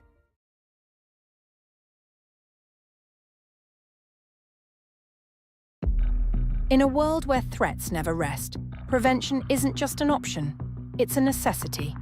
But while many react, at SecPod, we choose to lead. Together, we prevent. At SecPod, we're guided by 3 pillars: simplicity, automation, and intelligence augmentation. Simplicity, to cut through complexity and make security effortless. Automation, to ensure every vulnerability is addressed instantly, without delay. And intelligence augmentation, ensuring our teams stay ahead of every threat. SecPod is more than a company. It's a community driven by a shared mission. A mission to innovate relentlessly, solving today's toughest challenges with cutting-edge solutions. A culture built on inclusivity, teamwork, and a belief in the power of prevention. Over the years, we've been recognized for our groundbreaking innovation, trusted by organizations worldwide. But our journey doesn't stop here. We're constantly pushing boundaries, redefining what's possible in cybersecurity. The future of cybersecurity demands a new way of thinking, one that is focused on prevention. At SecPod, we're not just building tools, we're creating a safer, smarter world. Because every vulnerability matters, every second counts, and every organization deserves the peace of mind that only prevention can bring. Join us on this journey. Together, we prevent.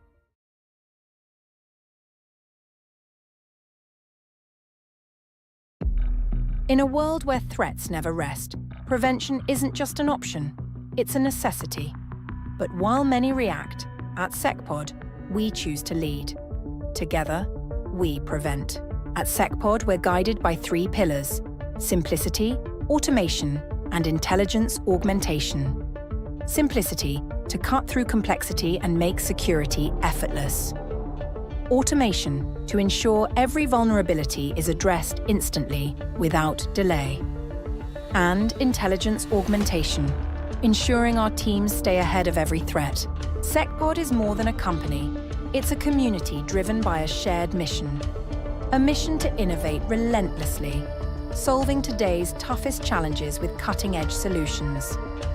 A culture built on inclusivity, teamwork, and a belief in the power of prevention. Over the years, we've been recognized for our groundbreaking innovation, trusted by organizations worldwide.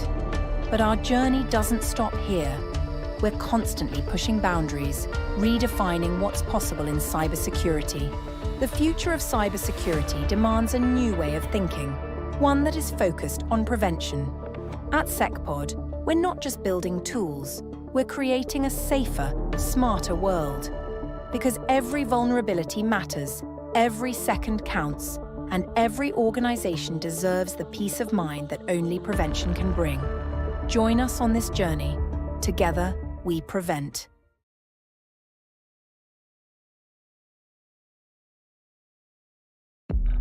In a world where threats never rest, prevention isn't just an option, it's a necessity. But while many react, at SecPod, we choose to lead. Together, we prevent. At SecPod, we're guided by 3 pillars: simplicity, automation, and intelligence augmentation. Simplicity, to cut through complexity and make security effortless. Automation, to ensure every vulnerability is addressed instantly, without delay. And intelligence augmentation, ensuring our teams stay ahead of every threat. SecPod is more than a company. It's a community driven by a shared mission. A mission to innovate relentlessly, solving today's toughest challenges with cutting-edge solutions. A culture built on inclusivity, teamwork, and a belief in the power of prevention. Over the years, we've been recognized for our groundbreaking innovation, trusted by organizations worldwide. But our journey doesn't stop here. We're constantly pushing boundaries, redefining what's possible in cybersecurity. The future of cybersecurity demands a new way of thinking, one that is focused on prevention. At SecPod, we're not just building tools, we're creating a safer, smarter world. Because every vulnerability matters, every second counts, and every organization deserves the peace of mind that only prevention can bring. Join us on this journey. Together, we prevent.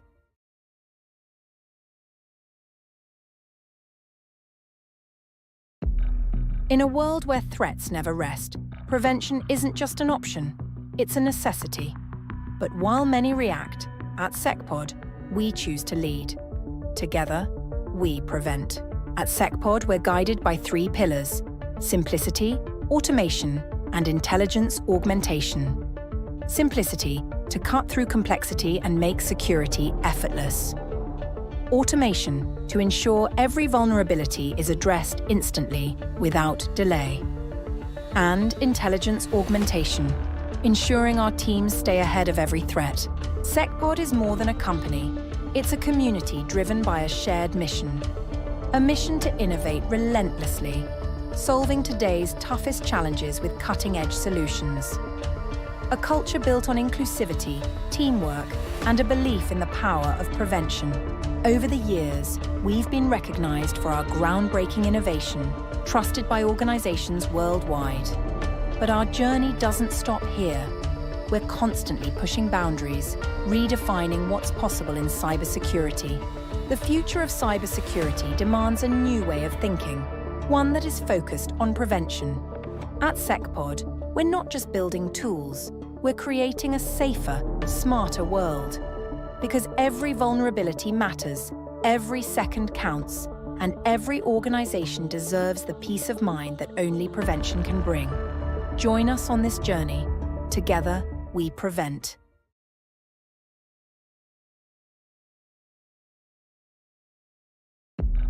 In a world where threats never rest, prevention isn't just an option, it's a necessity. But while many react, at SecPod, we choose to lead. Together, we prevent. At SecPod, we're guided by 3 pillars: simplicity, automation, and intelligence augmentation. Simplicity, to cut through complexity and make security effortless. Automation, to ensure every vulnerability is addressed instantly, without delay. And intelligence augmentation, ensuring our teams stay ahead of every threat. SecPod is more than a company. It's a community driven by a shared mission. A mission to innovate relentlessly, solving today's toughest challenges with cutting-edge solutions. A culture built on inclusivity, teamwork, and a belief in the power of prevention. Over the years, we've been recognized for our groundbreaking innovation, trusted by organizations worldwide. But our journey doesn't stop here. We're constantly pushing boundaries, redefining what's possible in cybersecurity. The future of cybersecurity demands a new way of thinking, one that is focused on prevention. At SecPod, we're not just building tools, we're creating a safer, smarter world. Because every vulnerability matters, every second counts, and every organization deserves the peace of mind that only prevention can bring. Join us on this journey. Together, we prevent.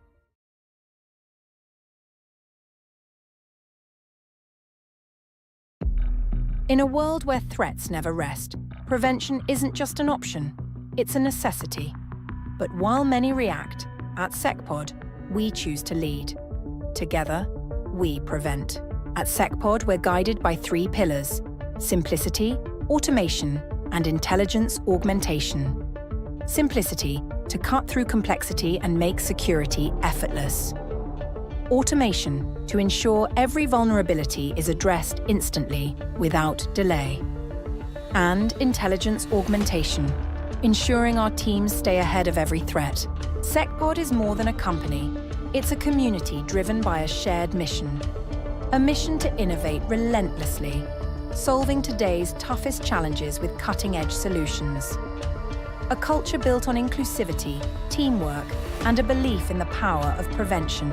Over the years, we've been recognized for our groundbreaking innovation, trusted by organizations worldwide. But our journey doesn't stop here. We're constantly pushing boundaries, redefining what's possible in cybersecurity. The future of cybersecurity demands a new way of thinking, one that is focused on prevention. At SecPod, we're not just building tools, we're creating a safer, smarter world. Because every vulnerability matters, every second counts, and every organization deserves the peace of mind that only prevention can bring. Join us on this journey. Together, we prevent.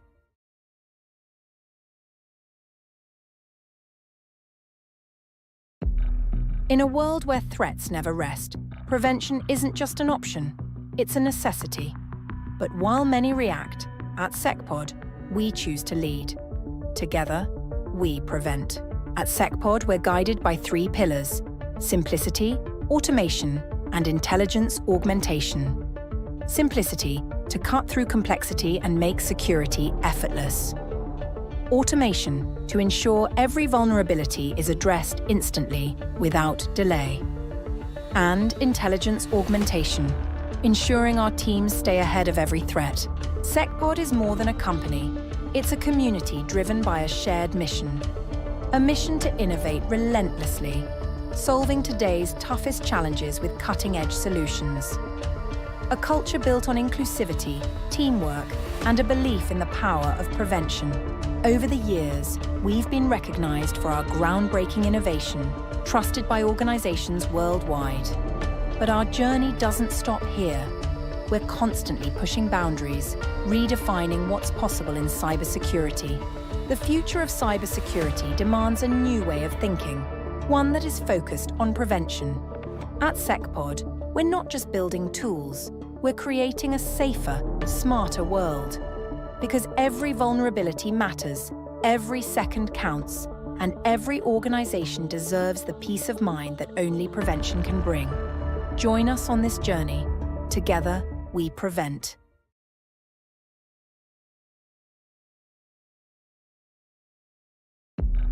In a world where threats never rest, prevention isn't just an option, it's a necessity. But while many react, at SecPod, we choose to lead. Together, we prevent. At SecPod, we're guided by 3 pillars: simplicity, automation, and intelligence augmentation. Simplicity, to cut through complexity and make security effortless. Automation, to ensure every vulnerability is addressed instantly, without delay. And intelligence augmentation, ensuring our teams stay ahead of every threat. SecPod is more than a company. It's a community driven by a shared mission. A mission to innovate relentlessly, solving today's toughest challenges with cutting-edge solutions. A culture built on inclusivity, teamwork, and a belief in the power of prevention. Over the years, we've been recognized for our groundbreaking innovation, trusted by organizations worldwide. But our journey doesn't stop here. We're constantly pushing boundaries, redefining what's possible in cybersecurity. The future of cybersecurity demands a new way of thinking, one that is focused on prevention.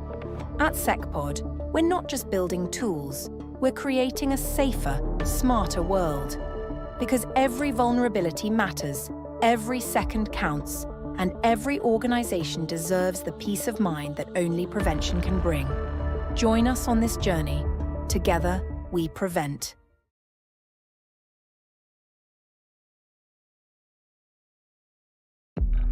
In a world where threats never rest, prevention isn't just an option, it's a necessity. But while many react, at SecPod, we choose to lead. Together, we prevent. At SecPod, we're guided by 3 pillars: simplicity, automation, and intelligence augmentation. Simplicity, to cut through complexity and make security effortless. Automation, to ensure every vulnerability is addressed instantly, without delay.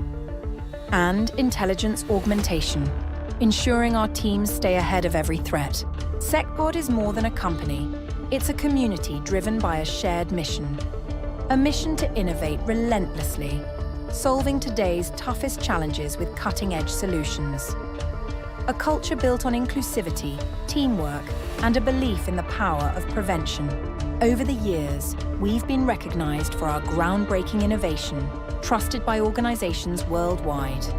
But our journey doesn't stop here. We're constantly pushing boundaries, redefining what's possible in cybersecurity.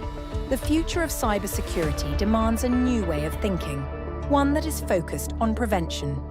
At SecPod, we're not just building tools, we're creating a safer, smarter world. Because every vulnerability matters, every second counts, and every organization deserves the peace of mind that only prevention can bring. Join us on this journey. Together, we prevent.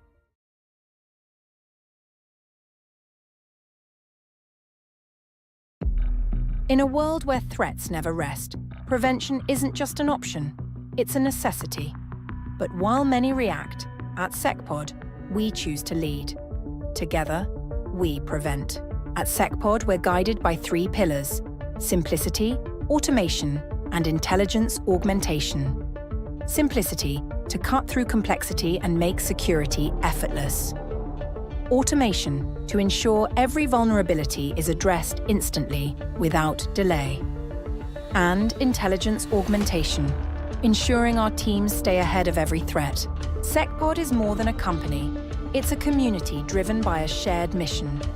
A mission to innovate relentlessly, solving today's toughest challenges with cutting-edge solutions. A culture built on inclusivity, teamwork, and a belief in the power of prevention. Over the years, we've been recognized for our groundbreaking innovation, trusted by organizations worldwide. But our journey doesn't stop here. We're constantly pushing boundaries, redefining what's possible in cybersecurity. The future of cybersecurity demands a new way of thinking, one that is focused on prevention. At SecPod, we're not just building tools, we're creating a safer, smarter world. Because every vulnerability matters, every second counts, and every organization deserves the peace of mind that only prevention can bring. Join us on this journey. Together, we prevent.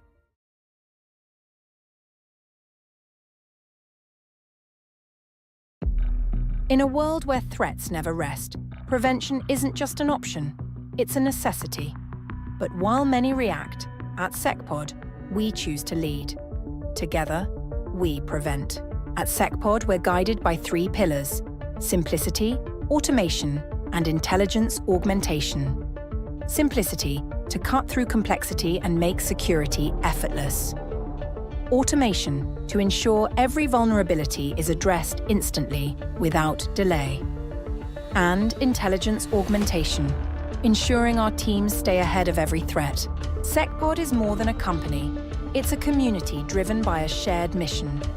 A mission to innovate relentlessly, solving today's toughest challenges with cutting-edge solutions. A culture built on inclusivity, teamwork, and a belief in the power of prevention. Over the years, we've been recognized for our groundbreaking innovation, trusted by organizations worldwide. But our journey doesn't stop here. We're constantly pushing boundaries, redefining what's possible in cybersecurity. The future of cybersecurity demands a new way of thinking, one that is focused on prevention. At SecPod, we're not just building tools, we're creating a safer, smarter world. Because every vulnerability matters, every second counts, and every organization deserves the peace of mind that only prevention can bring. Join us on this journey. Together, we prevent.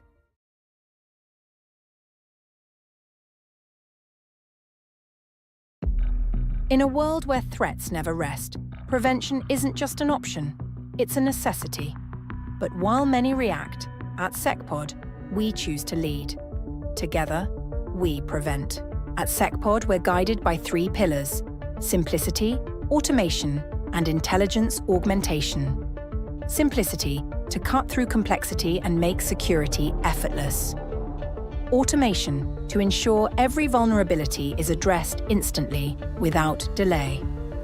And intelligence augmentation, ensuring our teams stay ahead of every threat. SecPod is more than a company. It's a community driven by a shared mission. A mission to innovate relentlessly, solving today's toughest challenges with cutting-edge solutions. A culture built on inclusivity, teamwork, and a belief in the power of prevention. Over the years, we've been recognized for our groundbreaking innovation, trusted by organizations worldwide. But our journey doesn't stop here. We're constantly pushing boundaries, redefining what's possible in cybersecurity. The future of cybersecurity demands a new way of thinking, one that is focused on prevention. At SecPod, we're not just building tools, we're creating a safer, smarter world. Because every vulnerability matters, every second counts, and every organization deserves the peace of mind that only prevention can bring. Join us on this journey. Together, we prevent.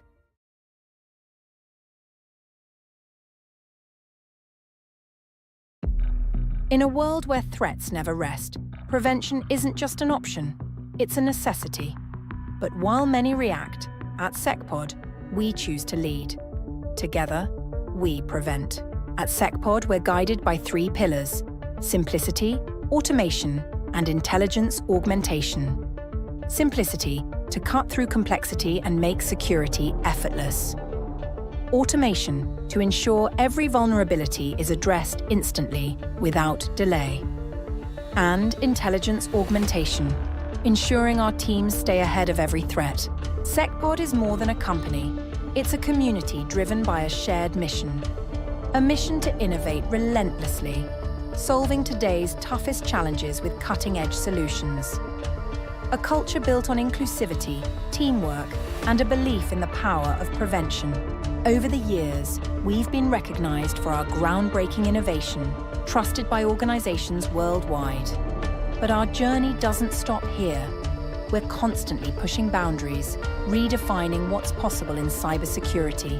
The future of cybersecurity demands a new way of thinking, one that is focused on prevention. At SecPod, we're not just building tools, we're creating a safer, smarter world.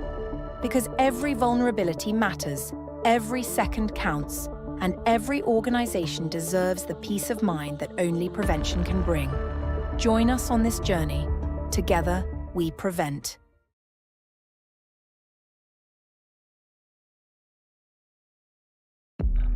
In a world where threats never rest, prevention isn't just an option, it's a necessity.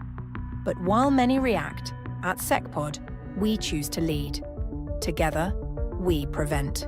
At SecPod, we're guided by 3 pillars: simplicity, automation, and intelligence augmentation. Simplicity, to cut through complexity and make security effortless. Automation, to ensure every vulnerability is addressed instantly, without delay. And intelligence augmentation, ensuring our teams stay ahead of every threat. SecPod is more than a company.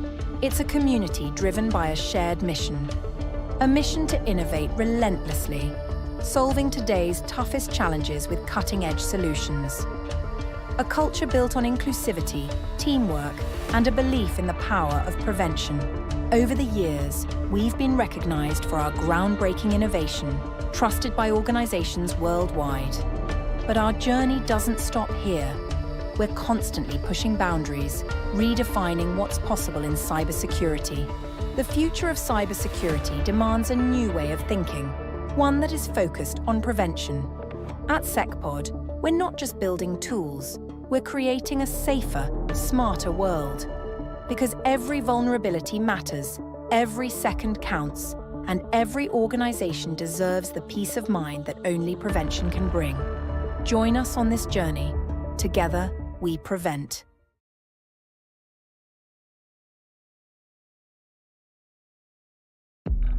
In a world where threats never rest, prevention isn't just an option, it's a necessity. But while many react, at SecPod, we choose to lead. Together, we prevent. At SecPod, we're guided by 3 pillars: simplicity, automation, and intelligence augmentation. Simplicity, to cut through complexity and make security effortless. Automation, to ensure every vulnerability is addressed instantly, without delay. And intelligence augmentation, ensuring our teams stay ahead of every threat. SecPod is more than a company. It's a community driven by a shared mission. A mission to innovate relentlessly, solving today's toughest challenges with cutting-edge solutions. A culture built on inclusivity, teamwork, and a belief in the power of prevention. Over the years, we've been recognized for our groundbreaking innovation, trusted by organizations worldwide. But our journey doesn't stop here. We're constantly pushing boundaries, redefining what's possible in cybersecurity. The future of cybersecurity demands a new way of thinking, one that is focused on prevention. At SecPod, we're not just building tools, we're creating a safer, smarter world. Because every vulnerability matters, every second counts, and every organization deserves the peace of mind that only prevention can bring. Join us on this journey. Together, we prevent.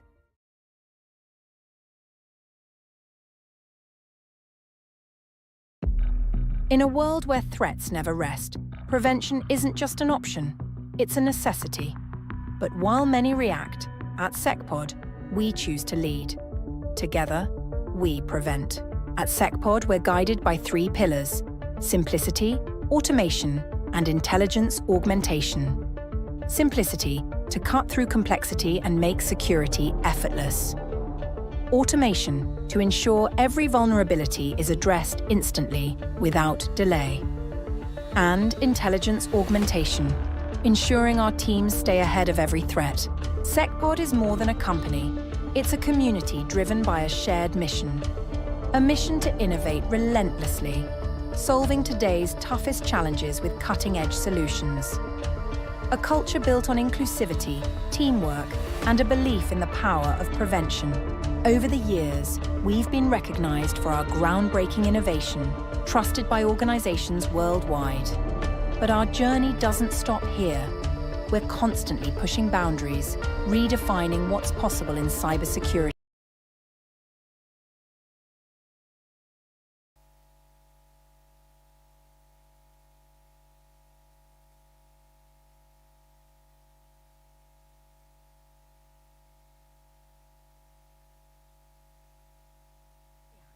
At SecPod, we choose to lead.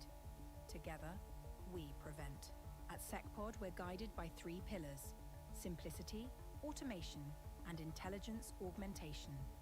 Simplicity, to cut through complexity and make security effortless.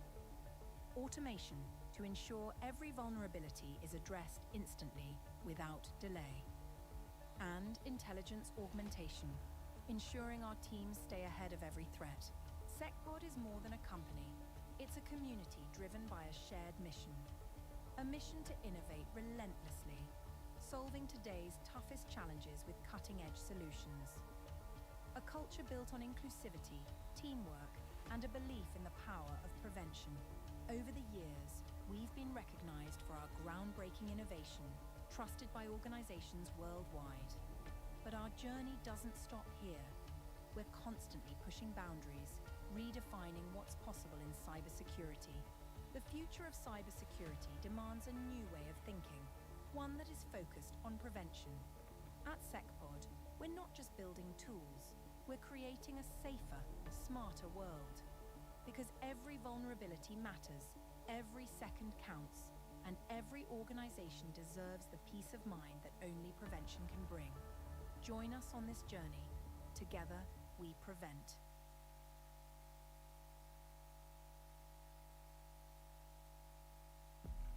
In a world where threats never rest, prevention isn't just an option, it's a necessity. But while many react, at SecPod, we choose to lead.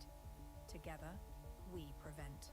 At SecPod, we're guided by 3 pillars: simplicity, automation, and intelligence augmentation. Simplicity, to cut through complexity and make security effortless. Automation, to ensure every vulnerability is addressed instantly, without delay. And intelligence augmentation, ensuring our teams stay ahead of every threat. SecPod is more than a company. It's a community driven by a shared mission. A mission to innovate relentlessly, solving today's toughest challenges with cutting-edge solutions. A culture built on inclusivity, teamwork, and a belief in the power of prevention. Over the years, we've been recognized for our groundbreaking innovation, trusted by organizations worldwide. But our journey doesn't stop here. We're constantly pushing boundaries, redefining what's possible in cybersecurity.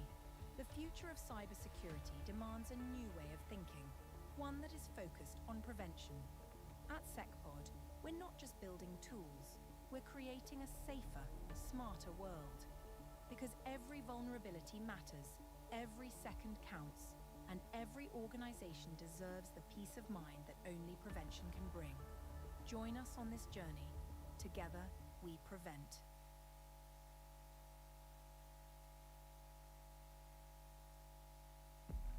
In a world where threats never rest, prevention isn't just an option, it's a necessity. But while many react, at SecPod, we choose to lead. Together, we prevent. At SecPod, we're guided by 3 pillars: simplicity, automation, and intelligence augmentation. Simplicity, to cut through complexity and make security effortless.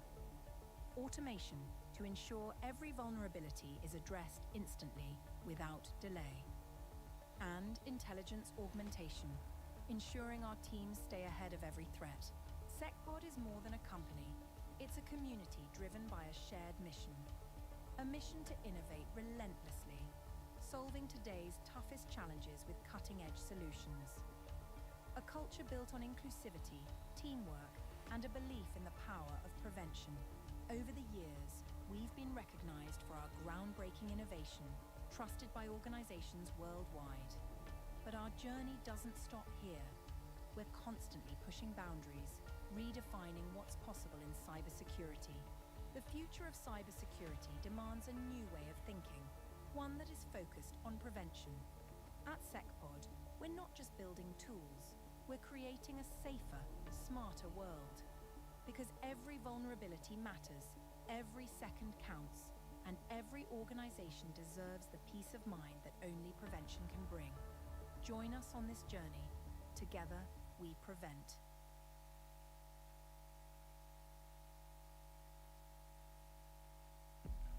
In a world where threats never rest, prevention isn't just an option, it's a necessity.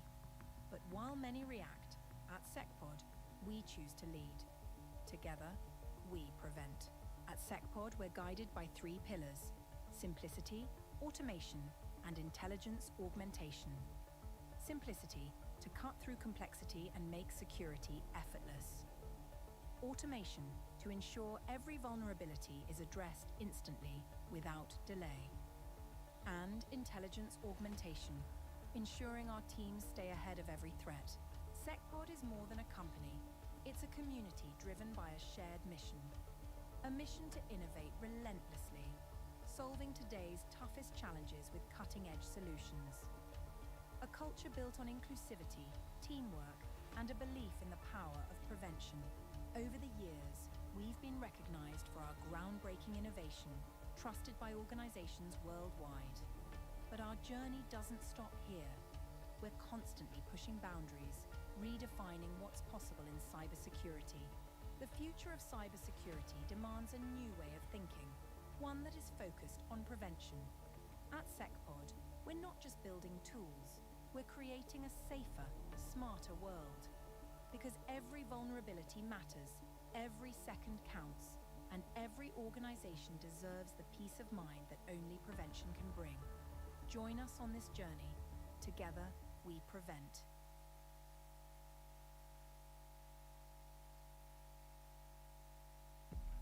In a world where threats never rest, prevention isn't just an option, it's a necessity. But while many react, at SecPod, we choose to lead. Together, we prevent. At SecPod, we're guided by 3 pillars: simplicity, automation, and intelligence augmentation. Simplicity, to cut through complexity and make security effortless. Automation, to ensure every vulnerability is addressed instantly, without delay. And intelligence augmentation, ensuring our teams stay ahead of every threat. SecPod is more than a company. It's a community driven by a shared mission. A mission to innovate relentlessly, solving today's toughest challenges with cutting-edge solutions. A culture built on inclusivity, teamwork, and a belief in the power of prevention.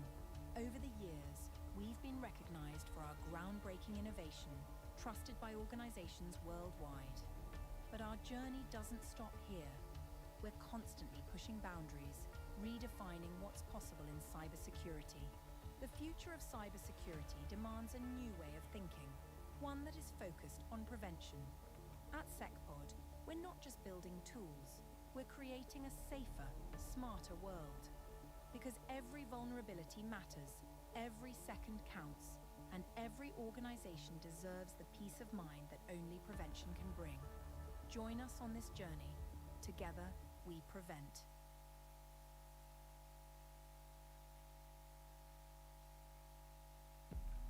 In a world where threats never rest, prevention isn't just an option, it's a necessity.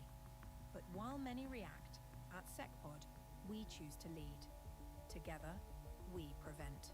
At SecPod, we're guided by 3 pillars: simplicity, automation, and intelligence augmentation. Simplicity, to cut through complexity and make security effortless. Automation, to ensure every vulnerability is addressed instantly, without delay. And intelligence augmentation, ensuring our teams stay ahead of every threat. SecPod is more than a company. It's a community driven by a shared mission. A mission to innovate relentlessly, solving today's toughest challenges with cutting-edge solutions. A culture built on inclusivity, teamwork, and a belief in the power of prevention. Over the years, we've been recognized for our groundbreaking innovation, trusted by organizations worldwide. But our journey doesn't stop here. We're constantly pushing boundaries, redefining what's possible in cybersecurity. The future of cybersecurity demands a new way of thinking, one that is focused on prevention. At SecPod, we're not just building tools, we're creating a safer, smarter world. Because every vulnerability matters, every second counts, and every organization deserves the peace of mind that only prevention can bring. Join us on this journey. Together, we prevent.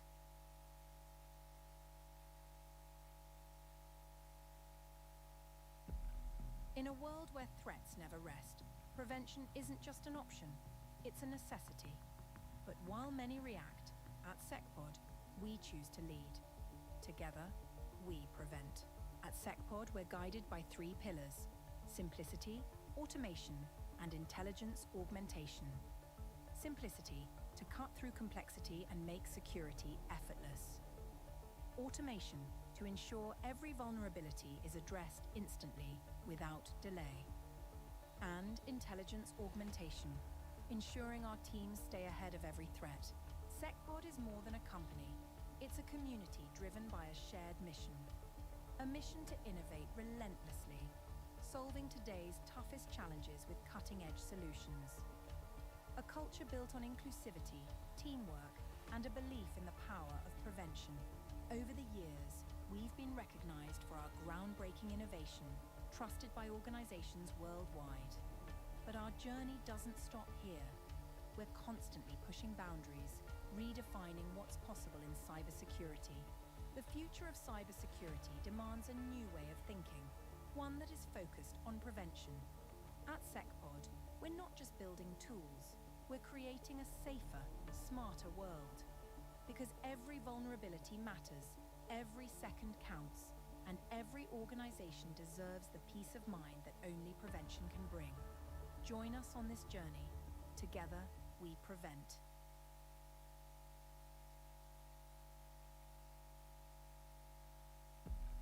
In a world where threats never rest, prevention isn't just an option, it's a necessity. But while many react, at SecPod, we choose to lead. Together, we prevent. At SecPod, we're guided by 3 pillars: simplicity, automation, and intelligence augmentation. Simplicity, to cut through complexity and make security effortless. Automation, to ensure every vulnerability is addressed instantly, without delay. And intelligence augmentation, ensuring our teams stay ahead of every threat. SecPod is more than a company. It's a community driven by a shared mission. A mission to innovate relentlessly, solving today's toughest challenges with cutting-edge solutions. A culture built on inclusivity, teamwork, and a belief in the power of prevention. Over the years, we've been recognized for our groundbreaking innovation, trusted by organizations worldwide. But our journey doesn't stop here. We're constantly pushing boundaries, redefining what's possible in cybersecurity. The future of cybersecurity demands a new way of thinking, one that is focused on prevention. At SecPod, we're not just building tools, we're creating a safer, smarter world. Because every vulnerability matters, every second counts, and every organization deserves the peace of mind that only prevention can bring. Join us on this journey. Together, we prevent.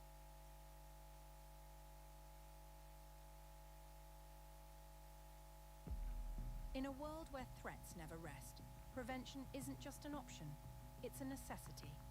But while many react, at SecPod, we choose to lead. Together, we prevent. At SecPod, we're guided by 3 pillars: simplicity, automation, and intelligence augmentation. Simplicity, to cut through complexity and make security effortless. Automation, to ensure every vulnerability is addressed instantly, without delay. And intelligence augmentation, ensuring our teams stay ahead of every threat. SecPod is more than a company. It's a community driven by a shared mission. A mission to innovate relentlessly, solving today's toughest challenges with cutting-edge solutions. A culture built on inclusivity, teamwork, and a belief in the power of prevention. Over the years, we've been recognized for our groundbreaking innovation, trusted by organizations worldwide. But our journey doesn't stop here. We're constantly pushing boundaries, redefining what's possible in cybersecurity. The future of cybersecurity demands a new way of thinking, one that is focused on prevention. At SecPod, we're not just building tools, we're creating a safer, smarter world. Because every vulnerability matters, every second counts, and every organization deserves the peace of mind that only prevention can bring. Join us on this journey. Together, we prevent.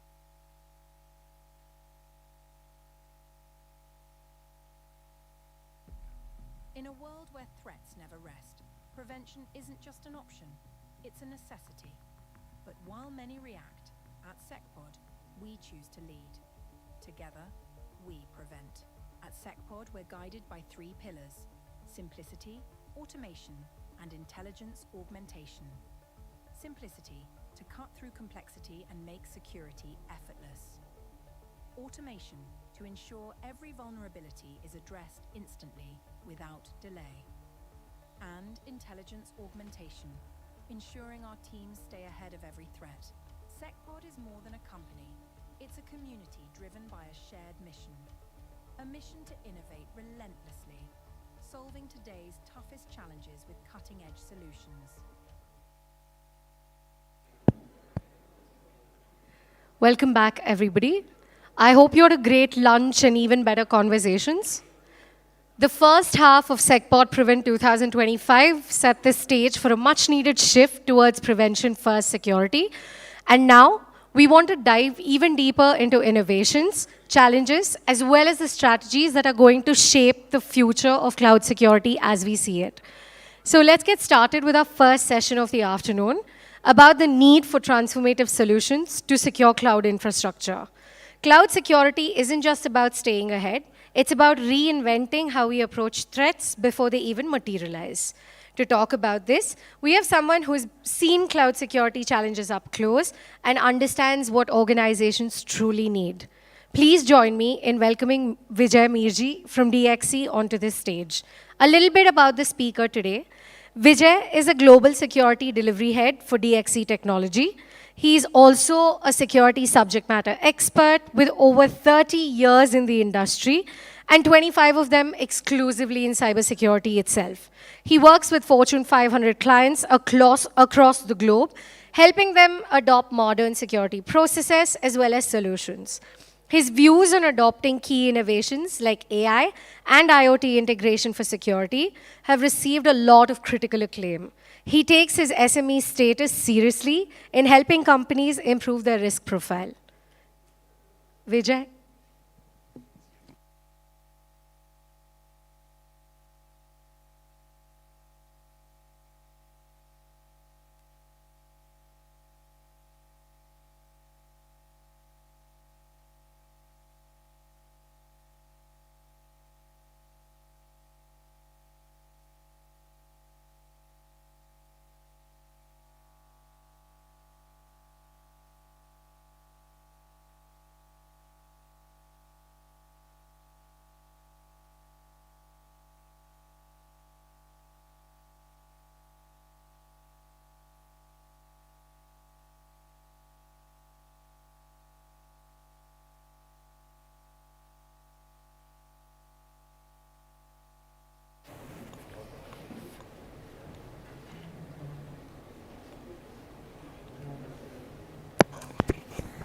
on it.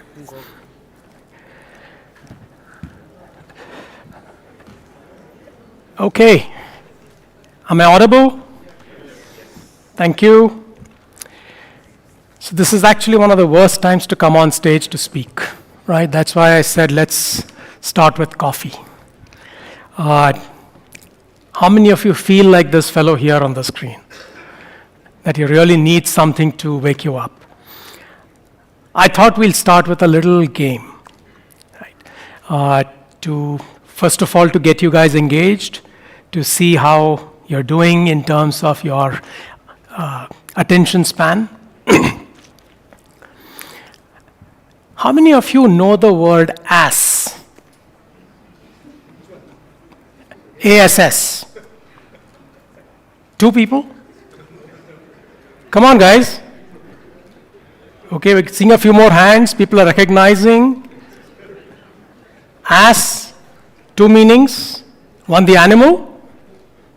How many of you know ass the animal? More people know ass the animal. How many of you know ass the butt? Fewer people? All of us have one. If you just don't know that, look behind yourself. So, very quickly, ass has different ways of manifesting itself. And I'm talking about the butt ass, not the animal ass. If I say good ass, what do you guys think of it? Positive, negative? Let's just do positive or negative. Positive or negative? Good ass. Positive, negative? Hello? Positive, okay. Bad ass. Positive again. So the good and the bad don't seem to kind of negate themselves with the word ass. So it's a good thing, right? So ass is a good word then. Let's go forward. Lazy ass. Good, bad? Bad, negative? Yeah, of course. I'm a lazy ass guy. Smart ass. Positive, negative? Positive, okay. I hear things, he's smart ass guy is positive. He's a smart ass. Dumb. Dumbass. Negative, right? Now, let's change the way to look at the word ass. My ass. What does that mean?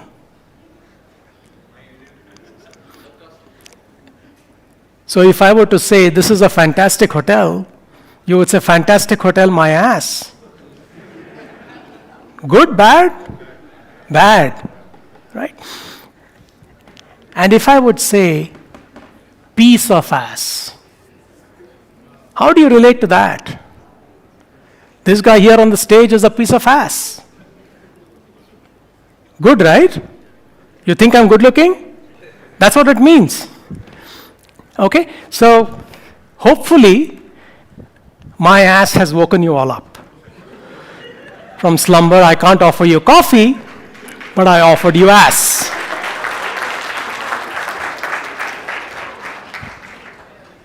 So now that I heard claps, I could either go or continue. I'll continue.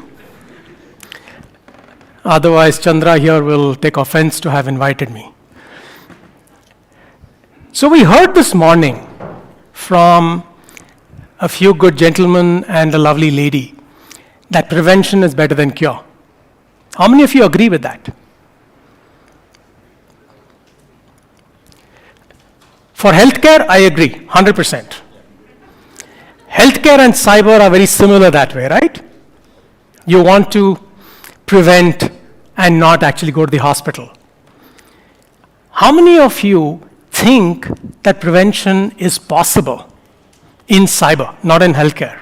In healthcare, yeah, you can practice all the good habits and be healthy, hopefully. But in cyber, how many of you, with a show of hands, think prevention is possible? Okay, I would say that's about 8% of this room. So do I take the others think prevention is not possible in cyber? Raise of hands on that, please.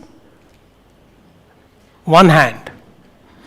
So I don't know what the others are, they are ambivalent. You don't know, you don't understand, you don't care. You're still thinking of the ass that's on the stage. Yeah.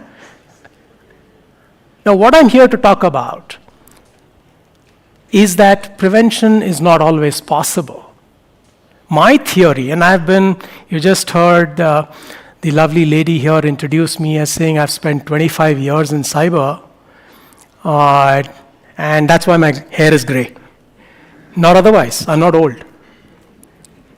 It's just tension, guys. It's a lot of work. So we'll talk a little bit about, okay, this has to move, okay, it did. All right, so we'll talk a little bit about what are the issues that we deal with in cyber, and I've dealt with my share of them over the last 25 years. The biggest issue I have seen, I have experienced, is we just don't have visibility. What you heard Preeti tell us, she's going to give us a fantastic view of everything, and Preeti will hold you to it. We need to get a view of everything that is there in the enterprise. It could be in the cloud, it could be in one cloud, private cloud, public cloud, multiple versions of public cloud, enterprise, wherever you have it. We need visibility. Don't forget the endpoints. We talked about how, we learned, Adam told us about how vulnerability is exploitable at the weakest link, right? Now, what is that weakest link? It's the user's asset, which is their laptops. I see a few of them sitting on the tables here. Those are your most vulnerable assets. We need visibility to that as well. Without having that visibility, the problem is you don't know what you are dealing with. And I'll explain to you a concept. Some of you may know this. We constantly hear about this in management school. It's called the Johari window. The Johari window has 4 quadrants, right? Quadrant number 1, known knowns. I know what the risk is. I know who are the threat actors. I can handle it easy peasy, like Adam would say. Very easy on the MITRE attack framework. The next quadrant number 2, is the unknown knowns. I don't know what the threats are, but I know who the threat actors are that are trying to attack me. I know what vectors they're going to use, but I don't know what payloads will come out, how they will attack me. I don't know that. The third quadrant is the unknown knowns. I know what the threats are, but I don't know who the attacker is. So we are kind of 2 different unknowns here. And the last one is what keeps us all awake. And that one is the unknown unknowns. 0-day, ransomware, all of those nice toys that we have in our threat actors' hands. That's what really makes us feel sleepless at nights. We want to make sure that we have a way of finding out that anomaly that is critical for us to identify and work upon. When an organization gets billions of events per day in the SOC, and I was having a conversation with my good friend Anand here, I told him SIM is dead. True, SIM is dead. I don't know how many of you agree with that. How many of you agree with SIM is dead? 2, 3 people. Okay? The others, welcome to the world, smell the coffee. I showed you that fellow right in the beginning. He's also not smelling his coffee. SIM is dead. You cannot handle that one incident that will break your enterprise. You cannot handle it with a SIM. So it's important for us to get up and realize that while prevention is the holy grail, my theory is get visibility, remediate. So unless we have the ability to get visibility, to look at what we have in the enterprise, understand what are the complexities we are dealing with, and then remediate them in time, we are not going to be successful. As an enterprise, I look at it as a cyber SME. I look at it and say, what do I do? How do I make sure that I get visibility, and how do I remediate from there? It's easy for us to say, okay, we'd provide you visibility. Yeah, sure. Preeti's provided us a platform, will give us visibility. We'll see everything that's happening in the enterprise. But then what? We'll use all the nice things like AI to get that visibility. But unless we have a sure shot way of remediation, and again, Adam talked about that in his session, remediate. If you don't remediate in time, quickly, and we also heard about true remediation, right? Preeti talked about true remediation as well. What does that mean? That means fix it at the right time. Now, if you look at the differences between IT and cyber, and that's another point of conversation that came up earlier, and I think it was Neil who talked about it. We know that IT and cyber don't always go hand in hand. Yeah, IT says I have 1 million vulnerabilities. Cyber says you have 1 million vulnerabilities. IT says we fixed them all. But is that true? The answer is they don't know what they're fixing. And they don't know why they're fixing what they're fixing. It's our responsibility to be able to provide that visibility, to help them understand what it is that needs to be fixed, how quickly it needs to be fixed, why it needs to be fixed, what is the risk if it is not fixed. That is possible through a complex mechanism of AI-driven automation today. We're able to use AI to tell us which are those risks that need to be fixed, why they need to be fixed, how they need to be fixed, and can we also automate that fix? Now, I'll also tell you that a CISO always treats automation as the enemy. And the reason they do that is because if they automatically fix something and it does not fix the underlying issue, they have two problems to deal with. One is the IT guys who are mad because something was fixed and now something else is broken, and the actual vulnerability never got fixed because you've upgraded something, upgraded an operating system, which broke an application behind the scene. However, the vulnerability is still able to expose whatever threat actor is still able to expose the vulnerability that is underlying, so you fix nothing. So CISOs treat automation as an enemy. We need to be able to find ways and means to fix that, close that gap. And the only way to close that gap is to be able to use augmented automation to help us use that automation, the power of that automation, the speed of remediation, but at the same time be vigilant about what is being fixed and how we are fixing it. And that's what, my friends, is true remediation. When you have come to a point where you've said, I will look at all the issues that we have in the enterprise, I will look at all of the vulnerabilities that I'm dealing with, all of the misconfigurations we have in the enterprise, on the cloud, on the endpoints, wherever they are, in the applications, and find the right way, the right means to fix those vulnerabilities. That's what is true remediation. If you have failures to compliance, yeah, that's a pain, again, in the ass. But it used to be pain in the neck a few years ago, but now it's become pain in the ass. It is, right? Compliance, that auditor is going to sit on your head and say, maybe sit on the ass and say, what are you doing?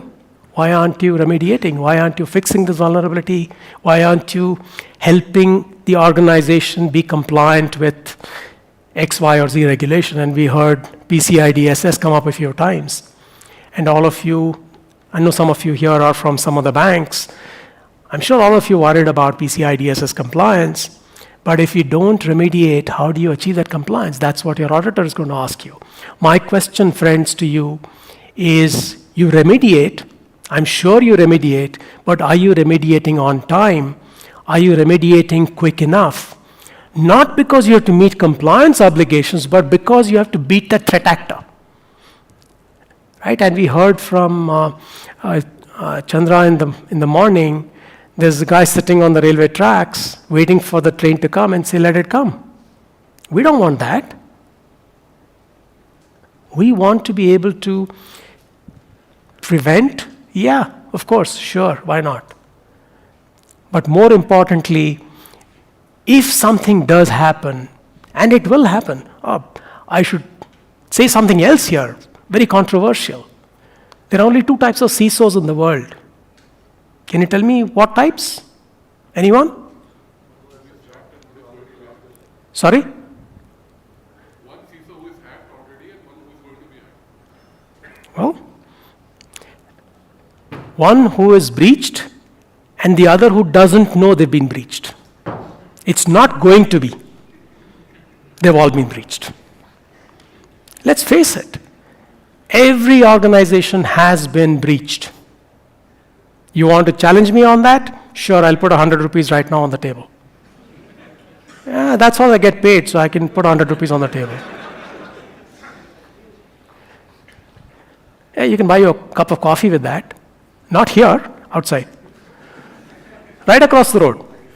Don't have to go far. So point is, everyone's been breached. The question is how quickly, how resilient are you to come up from that breach? How quickly can you remediate? How quickly can you access your data stored in that secure vault and get back up again? Important for us to understand those aspects, and therefore true remediation is important. So we talk about a lot of things, right? One of the biggest issues that we deal with, and if you plot a graph, I encourage you to plot a graph. I was doing it very recently for one of my dear clients.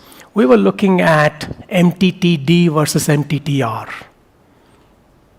MTTD being mean time to detect, MTTR meaning mean time to remediate, not respond, remediate. Yeah, respond is very quick, right? We always say, yes, we acknowledge that you've received this alert. Doesn't take you much time. Now, what you will notice, and those of you that have access to this data, your SIM will provide you that data. That's something that a SIM is useful for. So if you map that data, you will see the MTTD has gone like this. Mean time to detect has reduced. Why? Because stupid people like me, graying their hair, are sitting and looking at the screen and saying, oh, I found something. I found something. We're able to do that. And we're able to use AI to tell us that something has gone wrong. We get AI to tell us that there's a port open and therefore it is risk to us, as if we didn't know that before. But AI can do it better, it can tell you faster. At the same time, mean time to remediate keeps going up. Or maybe it comes down at some point. Why does that happen? That happens not because the guys who are supposed to remediate are lazy. Yeah, lazy ass, remember? Maybe it's not because they're lazy. It's because there is just too much to do. And maybe there's so much dependency because your enterprise has become so much more complex that they just aren't able to converge and agree on a remediation. So true remediation, like prevention, seems to be a pipe dream. Can you imagine getting your enterprise to 0 vulnerabilities? Or 0 unpatched vulnerabilities? Or 0 systems that are running on older operating systems? Anyone? Anyone can raise their hand and say, yes, My organization, we have everything on the latest patch levels? No. Doesn't exist. Can't happen. So what do? Your only way of doing that is to make sure that your vulnerability management, your IT operations, they work together. Make sure that your patching cycles are in sync, that your application owners agree with you, which doesn't happen all the time, because they are the worst.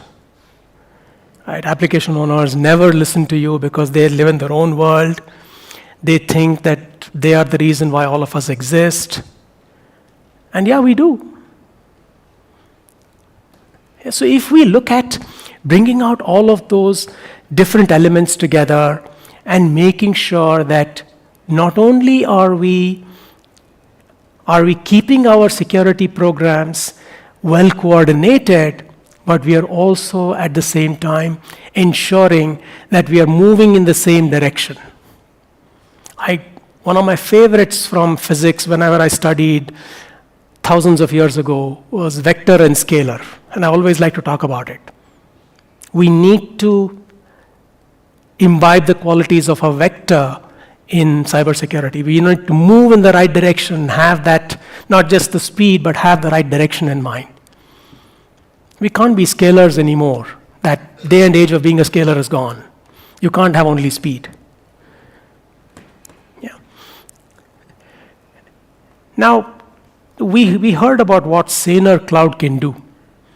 Yeah, it can give you visibility across the enterprise, across your cloud platforms, hybrid, multi-cloud, etc. Now, the problem is that while it is possible to bring that information all together, the problem is there will always be a disparity in these mix.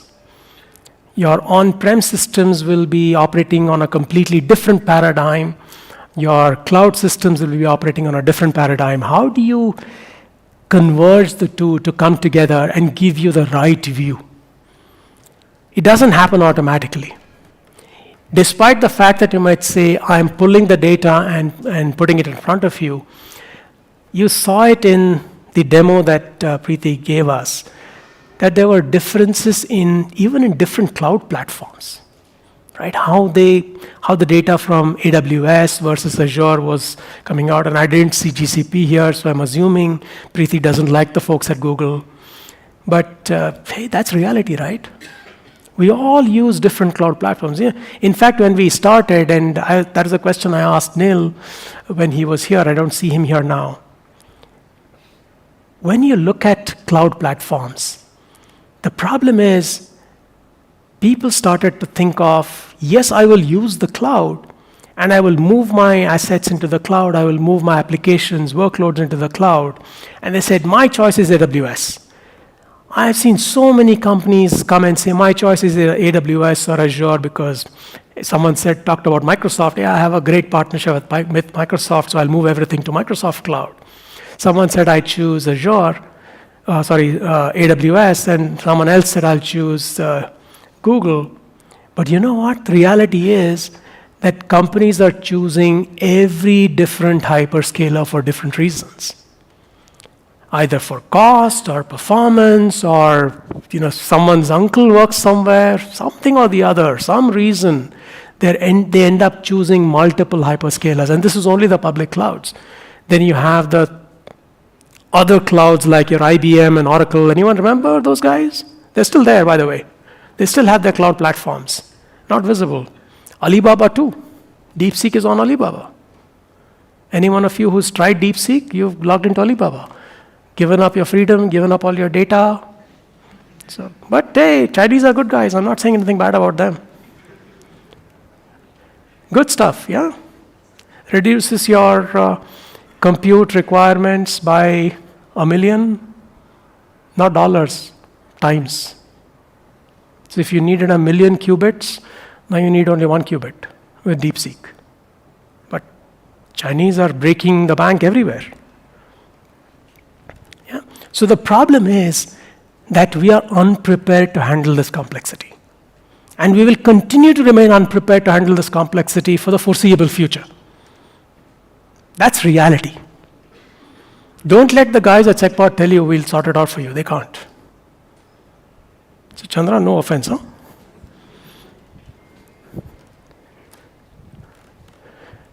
So in summary, what do I have? AI is ubiquitous, right? We heard that from the guys in the morning. We will hear more of that from the guys coming up in the afternoon. Hopefully you'll all be awake by then. You'll hear that AI is the best thing since sliced bread. And sliced bread is awesome for those of you that need to make quick breakfast. So AI is the next best thing after sliced bread. You can quickly get up and running. Early morning breakfast, no problem, slap some butter on it. That's exactly how AI is. It'll do your job for you very quickly. Like we talked about the port that was open. We knew it was dangerous earlier, but AI came and told us that yes, it is actually dangerous. So we believe it now more than we believed it earlier. Because the guy who told you earlier was this fellow. Lazy ass, smart ass, right? Big ass, whatever you want to call. So he told you that that port that was open was dangerous. You never believed. AI came and told you the same thing. I said, oh, you know what? AI has told me it definitely has to be dangerous. So AI will come and tell you that I am the true enabler to make sure that your remediation cycle is successful, that you're able to prevent attacks and not just remediate after the attacks have taken place. All of it true. AI is going to change the way we work. If you look at AI, AI is not just going to be a simple change or a way to do things faster. It's going to be a generational shift in how we do things. So my sincere advice to all of you that are thinking of AI or sitting on the fence for AI in terms of cybersecurity, please adopt it. Embrace it with open arms. It is going to change the way we do things in cyber in the future, at least our children's future, if not ours. But yeah, that is going to be a generational shift in how cybersecurity will be handled going forward. If you want to build better visibility across the enterprise, use AI.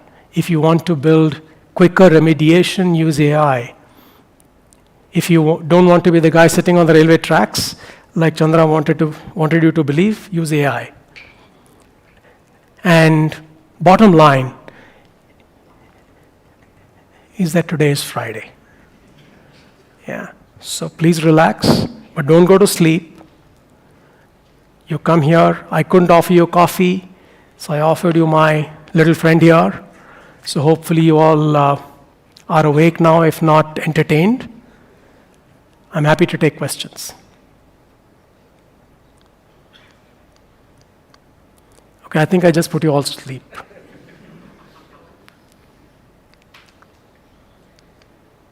I can call out names to ask questions. I do that all the time. No? Okay. Thank you very much. That was my time.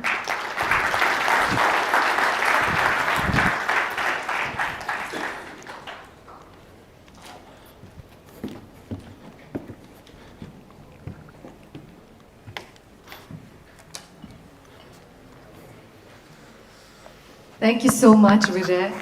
I think I speak on behalf of everybody when I say that we haven't enjoyed a post-lunch session as much as we have today. But we also really agree with you there. I think transformation is no longer an option. It's absolutely necessary. Next up, we explore one of the most critical technologies that are driving the future of cybersecurity lately, artificial intelligence. AI is both a weapon as well as a shield in today's cybersecurity. The question is, how can we leverage it for proactive prevention itself? To shed light on this, we have somebody that needs no introduction, but I will still introduce him for everybody who's new here. Pramod, our co-founder and our strategic advisor, who's been instrumental in shaping SecPod security since day one. Today, he's focused on scaling SecPod through key strategic partnerships and driving innovation in AI-powered security.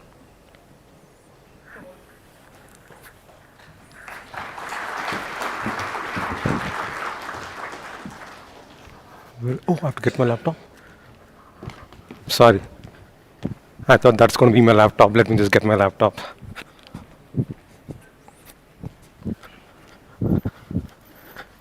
It's behind here.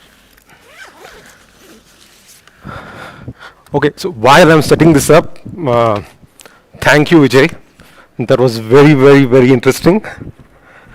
I was kind of sitting there and thinking, I'm going to be talking about AI next. Is Vijay setting me up to kind of talk about it, or he's kind of dissuading me to say, don't talk about it, right? So anyway, finally, I think he ended saying AI is important, embrace AI. Nice setup for me. So a good part of talking at a later part of the day is that a lot of context is already set. So I don't have to come and talk about why prevention is needed. It's been talked about.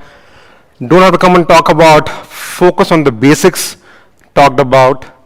Don't have to talk about cloud and its importance. Again, talked about.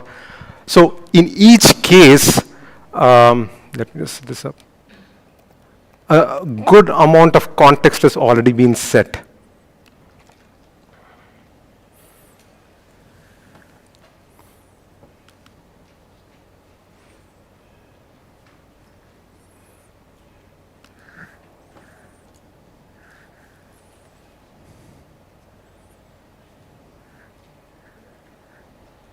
Okay, perfect. Okay, so I think I can just dive directly into this topic. So what I want to talk about is, again, AI, its importance and everything else, but more importantly, what are the fundamental, more important, more pressing problems that we need to solve today before the fanciness of AI comes in and we start talking about things that are a little too futuristic, right? So it's very important to understand that a problem solution is just not technology. It is technology and it is people adopting the technology. There are lots of technologies that you implement a little earlier before people are ready for it, does not get bought in, right? So it's the timing is important. You also have to understand what are the problems that people are asking today, because one of the most fundamental questions that I get asked every time I go meet anyone, right, be it customers, be it partners, is what is your AI story? What is your AI strategy? And so today I'm going to talk about a few of these things, not able to cover everything. So we'll look at the AI more from a prevention focus, that's the theme, and looking at what are the problems that are important to solve first in this space before we look at other things. And again, a lot of context setup, a lot of nicely basics kind of done before I can come and present here. So just quickly talk about some background. There was a talk before this, it was supposed to be about basics of AI. That's not being done, so I've just covered 2 slides. Look at what AI is, what are the different things that we have, and then jump into what kind of problems can be solved through AI, or what are the things that at SecPod we are thinking. So AI and ML, right, kind of we mix and use both words, is not new, right? ML has been there for quite some time, AI has been evolving for quite some time, but nothing has made AI front and center from the time, things like ChatGPT came into play. That's when everybody's talking about AI. It's no longer a talk in just corporate offices, but it's talk that happens in every household, right? So AI has kind of become common thing. Everyone's using ChatGPT, large language models, and so on and so forth.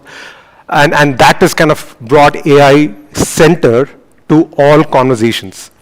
Now, when we talk about AI, most people kind of start always thinking about generative AI, because that's kind of what made this whole thing famous and kind of brought to the center. But ML has been around, right? Machine learning techniques have been around. And when any product company implements ML or AI, it's just not Gen AI. It's just not LLMs that solve these problems, but there are several other techniques. When you heard one of the techniques that Preeti showed as part of the demo, which is anomaly detection, right? So there are these broad categories, right? I'm not going to go into the subcategories. At a broad level, there are these 5 different ways of looking at AI paradigms, right? One is your supervised learning, where you're training a model based on a set of labels that are already predefined. So for example, if you're building a spam filter, you take a set of emails and you kind of tag some emails saying this is spam. You tag another set of emails and say this is not spam. You use this data, you train the model so that the next time an email comes in, the model can learn and then say, okay, is this spam or not spam, right? So supervised learning. Unsupervised learning is opposite of that. You don't have labels. You just give it a bunch of data and then say, figure out patterns in this. And once you have a set of patterns identified, any new data coming in that does not fit this pattern becomes an anomaly, right? Then you have reinforced learning. That's another paradigm, again used in gaming. Like let's say, for example, you are trying to teach a model how to play chess. Once you give it the rules, then you kind of put in a set of rewards and penalties so that the model tries different steps, and in each step it starts to learn, is it a reward that it's getting or is it a penalty that it got, and then over a period of time realize what the right moves are, right? And this is not 10, 100 moves, millions, billions of moves, and then it kind of figures out how to play chess the most efficient way. Again, a lot of computing, but that's reinforcement learning. And then you have deep learning, a lot of image recognition tools that we have already out there. Search for a cat and then you get all the cat photographs, right? So there's deep learning. And then of course, the most talked about, which is Gen AI, which is basically trying to generate new content based on content that is already learned from, right? So it's actually generating new things. So LLM is one part of it, which is basically text generation. Of course, you have ChatGPT. I mean, we have co-pilots for your code generation. You have image generation that Chandra showed in the morning. You have video, so on and so forth, right? So this is a quick high-level overview of all different ML AI paradigms. And when a company says that we want to implement AI in our product, we are looking at one or more of these or all of these, and just not the Gen AI part. Right? Again, based on its capabilities, you can also split AI in different ways. One is augmented AI, and Vijay talked about that. AI that actually complements human intelligence. It's not trying to replace, but it's trying to help you. Your Copilot, most of you who use Copilot, you're kind of using that Copilot to help you code better. You have cognitive AI, AI that tries to mimic human beings. I mean, it's not an exact human being as such, but it's trying to mimic human being. A lot of your ChatGPT conversations are kind of in that cognitive space. And of course, moving towards what everybody's talking about is agentic AI, where it is just not helping you, just not giving you information, but also trying to solve problems for you, take action on behalf of you, right? And of course, there's a whole future, right, if you're interested in. So, I mean, still, you don't know what part of it is fiction, what part of it is going to be real. There is artificial general intelligence, where machines will become as smart as humans. You have artificial super intelligence, where machines will become smarter than humans. Of course, we talked about quantum AI, right? Quantum computing coming in, solving a lot of these complex computational problems, so that things that we think today is not possible can be made possible. And of course, self-conscious, right? If you kind of watch sci-fi movies, you know AI which is attain consciousness. It can start thinking on itself, can start, become sentient that way, right? So these are all different ways in which you can look at AI, again from how it interacts, how independent it is of a human being. The point I want to make here is that while there are different types of AI and different technologies or different things being talked about, what is real today, what is needed today. And today, bulk of the work has to happen in the augmented AI space. I mean, we talked about automation being an enemy of a CISO, right? So a CISO who's thinking that I don't want to let automation come into play, because I have 2 reasons, right? One is, of course, the problem that Vijay talked about. If automation goes wrong, what next? But more importantly, where is the ownership? The ownership is not on the machine. The ownership is with the human being. The accountability is with the human being. So the human being has to be in control, so that you cannot go and blame saying that AI did the mistake, it's not my fault. So that's where augmented AI is where bulk of the work has to happen today, which is real. Of course, there are other things that we can talk about, including machines becoming sentient, but real problem, real use cases, real issues in the industry is where we're going to talk about is in the augmented AI space. Right? So what are the current challenges? And I've put these challenges again based on conversations that I've had with customers, with partners. A lot of people coming and telling me, this is something which is the biggest problem that I have, right? So let me just start with the first problem, which is the vulnerability overload. And the way I'm looking at this and the reason I'm talking about these things are just to kind of say, here are some of the focus areas for AI to make a difference, right? Some of it is already there. There is still a lot of work to be done, but these are some of the core areas where AI has to make an impact, and these are real use cases that are problems that exist today. Right, so let's start with vulnerability overload. Again, a lot of people have talked about it already. Anybody I talk to, if I ask them what is the number one problem that you have as a CISO, it is vulnerability overload, right? There's enough and more of vulnerabilities that are being caught. Of course, there are still issues with visibility. Of course, there are still issues with shadow IT and all this stuff, but within what is visible, there is so much of vulnerabilities being generated that organizations are not able to handle that, right? And that kind of becomes a number one problem that people have, and this is across organizations, across people. This is one of the most important challenges if we have to solve in the AI space. The second is people. In very interesting conversations, right? So again, people, something that Vijay just talked about in the past. So finally, we have to realize that technology is one thing, but finally it gets implemented by people. So I was having this conversation in one of this event a couple of months ago, and this whole conversation about technology, AI, and stuff like that. And there was this person made a very strong, very important statement. He said, companies, OEMs, product vendors who think security is a technology problem don't understand security, right? So security is just not a technology problem, it's a people problem. And just yesterday I was having a breakfast meeting with another CISO, and the problem he mentioned was very interesting, right? So it's like, so I have my application team who own these applications, and then I have the system team who have to implement these controls and mitigation efforts. The application team don't understand what these controls are.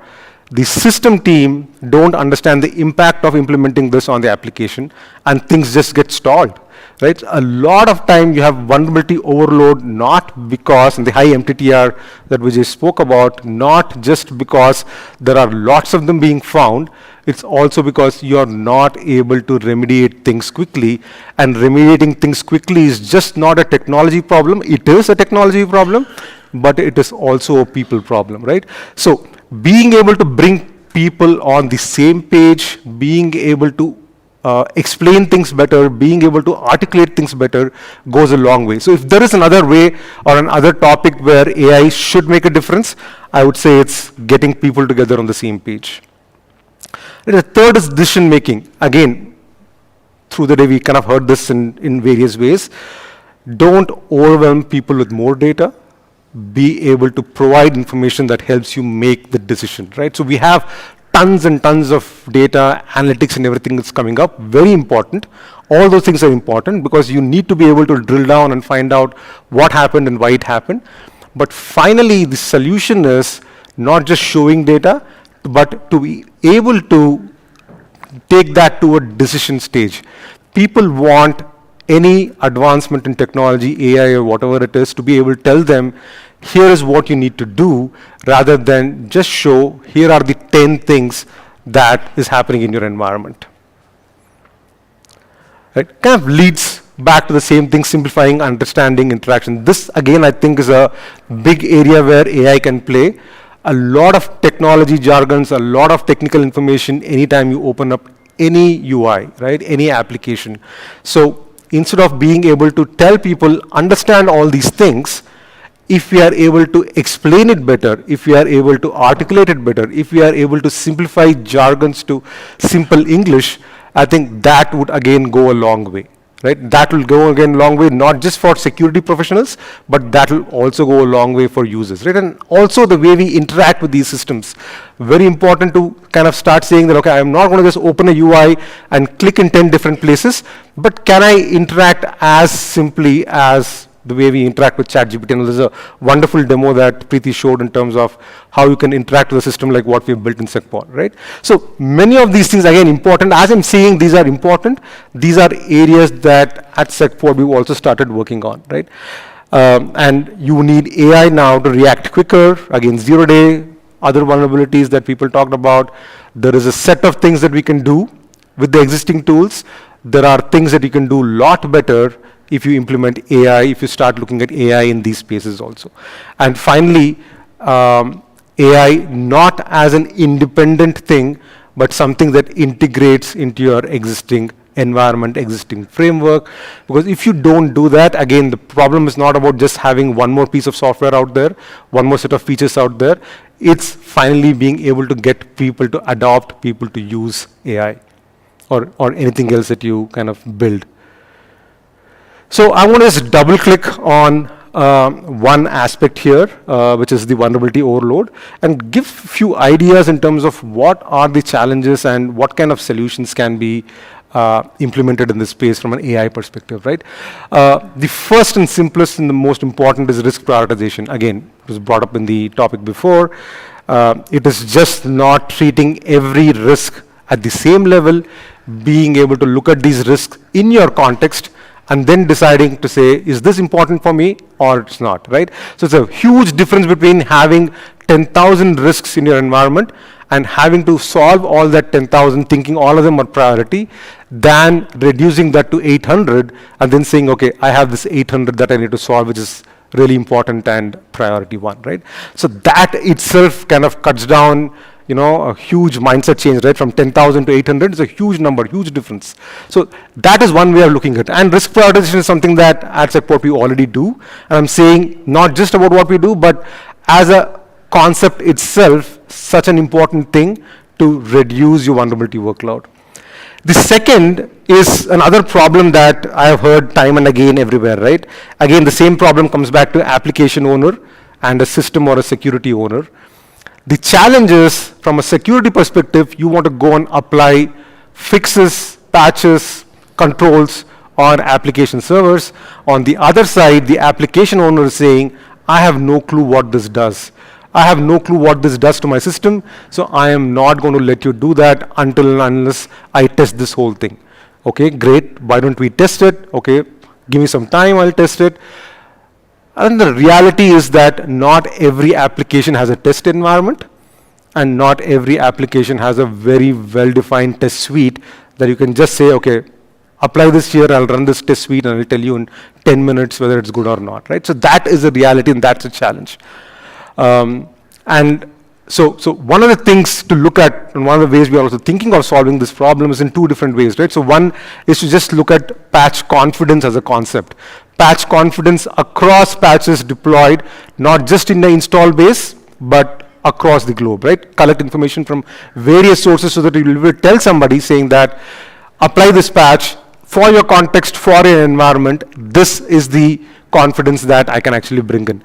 The second is, if you think about applications, there are not infinite amount of test cases that one needs to run.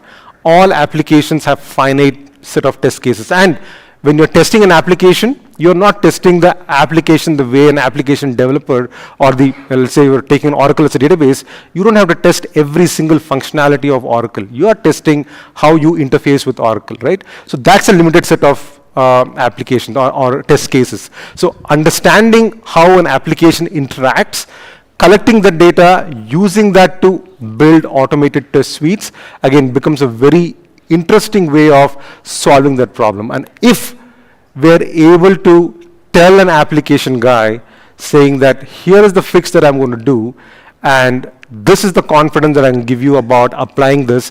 This is what has happened in other environments where people have tried this, and it works really well.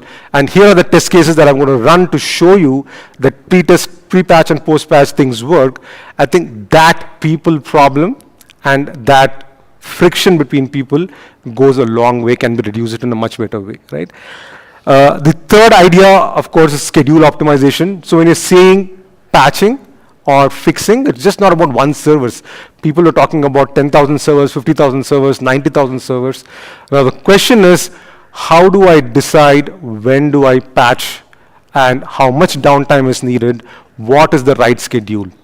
If we have 5 servers, 10 servers, yes, we can sit and calculate and do it. But when you have thousands of servers, this just becomes a very gut feel driven approach.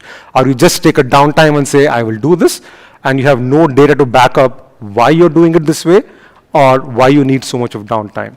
I think there's a lot of area. I mean, schedule optimization is one of the most common problems across industries where ML has played a role and is solved. And schedule optimization is an excellent example of what we can do to cut down MTTR, right? So it's just not about finding the problem, it's about trying to make sure that you remove all these hurdles to get to solve the problem. Again, workflow integration, not just look at it in isolation. If you already are integrated into your ticketing system, you already know downtime is coming up, can I pull all that information and then say, I can schedule this better, right? And again, coming back to this point and the next point, right, it's all about convincing people with the right data set to say, I am providing you all the information that you need to help you decide. So instead of just opening up tickets randomly, if you are able to open up with a very well-planned approach, and more importantly, being able to explain that in a simple, understandable way of why this is being done, and what is the action required and why, that can go a long way, right? So just if you think of one of the topmost problems that I've heard across, which is just the vulnerability overload, there's so much opportunities for AI to kind of play a role here, and AI to be able to go and solve these problems. I'll just take one more example of this. Again, you saw some of this as part of the demo. The second thing is to just say, can we use AI? Again, right, I'm just looking at things that are practical, solvable today, that will help problems that people are facing today. Can I use AI to simplify understanding? Can I use AI to improve interaction, right? So there's tons of information available. You just take one CV and then start researching around that CV. You can spend hours together looking at what is the CV, what kind of impact, what are the technical things, where are all the vulnerability has been exploited, so on and so forth. So can I take all these things? Again, these are simple things to solve because summarization, all this stuff is very easy to do with the Gen AI kind of technology already available. So can we take summarization as an example and say, okay, I will summarize all this data for a user. Again, why? So that you can quickly make a decision. Can I get people to make decisions quickly? Second is not just summarization, but look at it from a persona-centric view. So if I am a person from a security background, the kind of information that I want from this data will be very different from if I'm not from a security background. So can you look at my background, who am I as a user who's logging in, and can you tell me the same information in different ways so that I understand it better? Being able to ask questions, again, that we saw as a demo. We've tried this. All of you use ChatGPT or its variants or other vendors who provide it, and we know how easy it is once you're able to interact with something and ask questions, and that gives you meaningful answers, right? Setting goals. Again, why should it just be related to interacting and identifying information? It can also go to the next level where you can start setting goals to say, I want to do this. Can you give me a plan to do this? I want to remediate a specific issue or zero-day vulnerabilities in the next 48 hours. Can you tell me if I can do it or not? And if I can do it, what is the way that I can do it, right? So a system that has so much of information behind it can go and analyze and come back to you with a plan to say, okay, here is what you can do. Or even things like, I want to be PCI compliant. Can you just help me how to be PCI compliant on all these specific machines, right? What are the controls that I need to set to be able to actually go and do it to the next level, to say go ahead and do it, right? And all these recommendations, not a generic model that gives the same thing for everyone irrespective of who's asking, but contextualized to their environment, right? So these are again simple, very powerful, and problems that are relevant for today,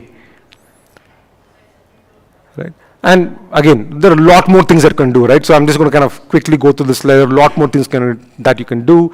I mean, AI is already being used internally to improve our productivity to generate code. It can do the same thing for customers too. If there's a zero-day vulnerability, and if there's a description of this vulnerability, it can also generate a playbook for you to say how you're supposed to do it. It can also write automation for you to say, create these scripts to say how you can go and actually patch it, right? So there are several other things that can be done, from information aggregation, dependency and relationship mapping across these servers. There's so many different use cases. But while there are all these things coming up, again, as I'll go back to what I actually started off with, which is basically to say that there are these a few very important use cases that are relevant for today, something that not just is important for AI and cybersecurity as an industry to think through, but also something that at SecPod we are focusing on.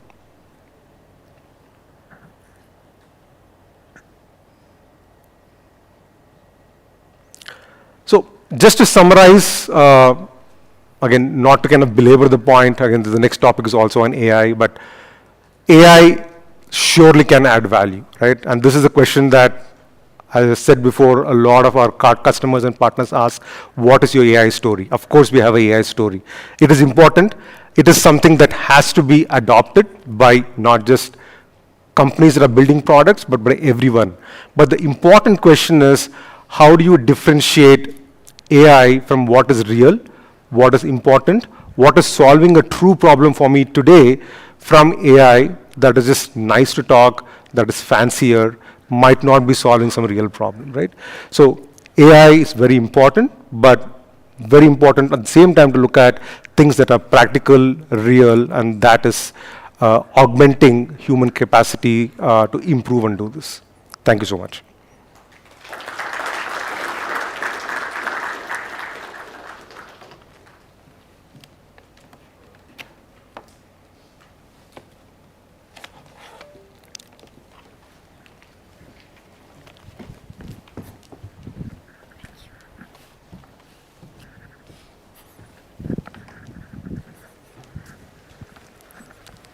Thank you, Pramod.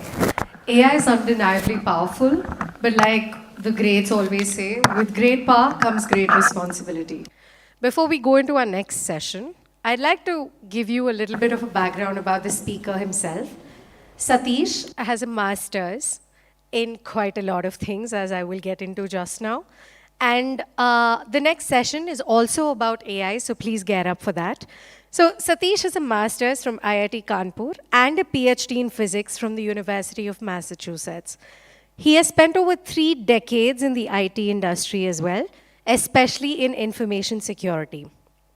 His latest passion is to explore the security implications of the latest developments in technology, including quantum computing as well as artificial intelligence. He's currently advising a quantum technology startup which is focusing on quantum cryptography. Satish is also a professor emeritus at Transdisciplinary University, where his focus is quantum logic, making sense of the quantum conundrum. So for our next session about safety concerns surrounding AI, while AI is revolutionizing cybersecurity, it also raises critical ethical, operational, as well as security questions. How do we ensure that AI is working for us and not against us? To discuss this, we have Satish, and he will take us through the risks, the challenges, as well as the safeguards needed to ensure that AI is a force for good in cybersecurity. Welcome, Satish.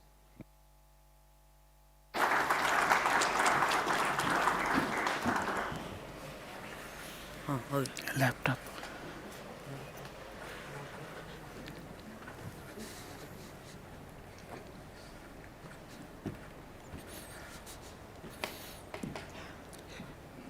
So good afternoon. Namaskara. That is to go with International Mother's Language, right? So while they are setting up the laptop, I want to give a context for what I'm going to talk about. You heard, I think there has been an overload of AI in the afternoon, and even in the morning when Neil was talking about it, he did mention quite a bit about AI. And I want to start by summarizing what I'm going to talk about. And let me summarize it as follows. I have been often caught saying the following, or making this statement. A fool with a tool is still a fool. A tool is not going to make you someone wiser. You got to be the one who is wise, who will actually use the tool to accomplish what you want to accomplish. And if you continue to be a fool, when the tool is a very powerful one, you will become a very powerful fool.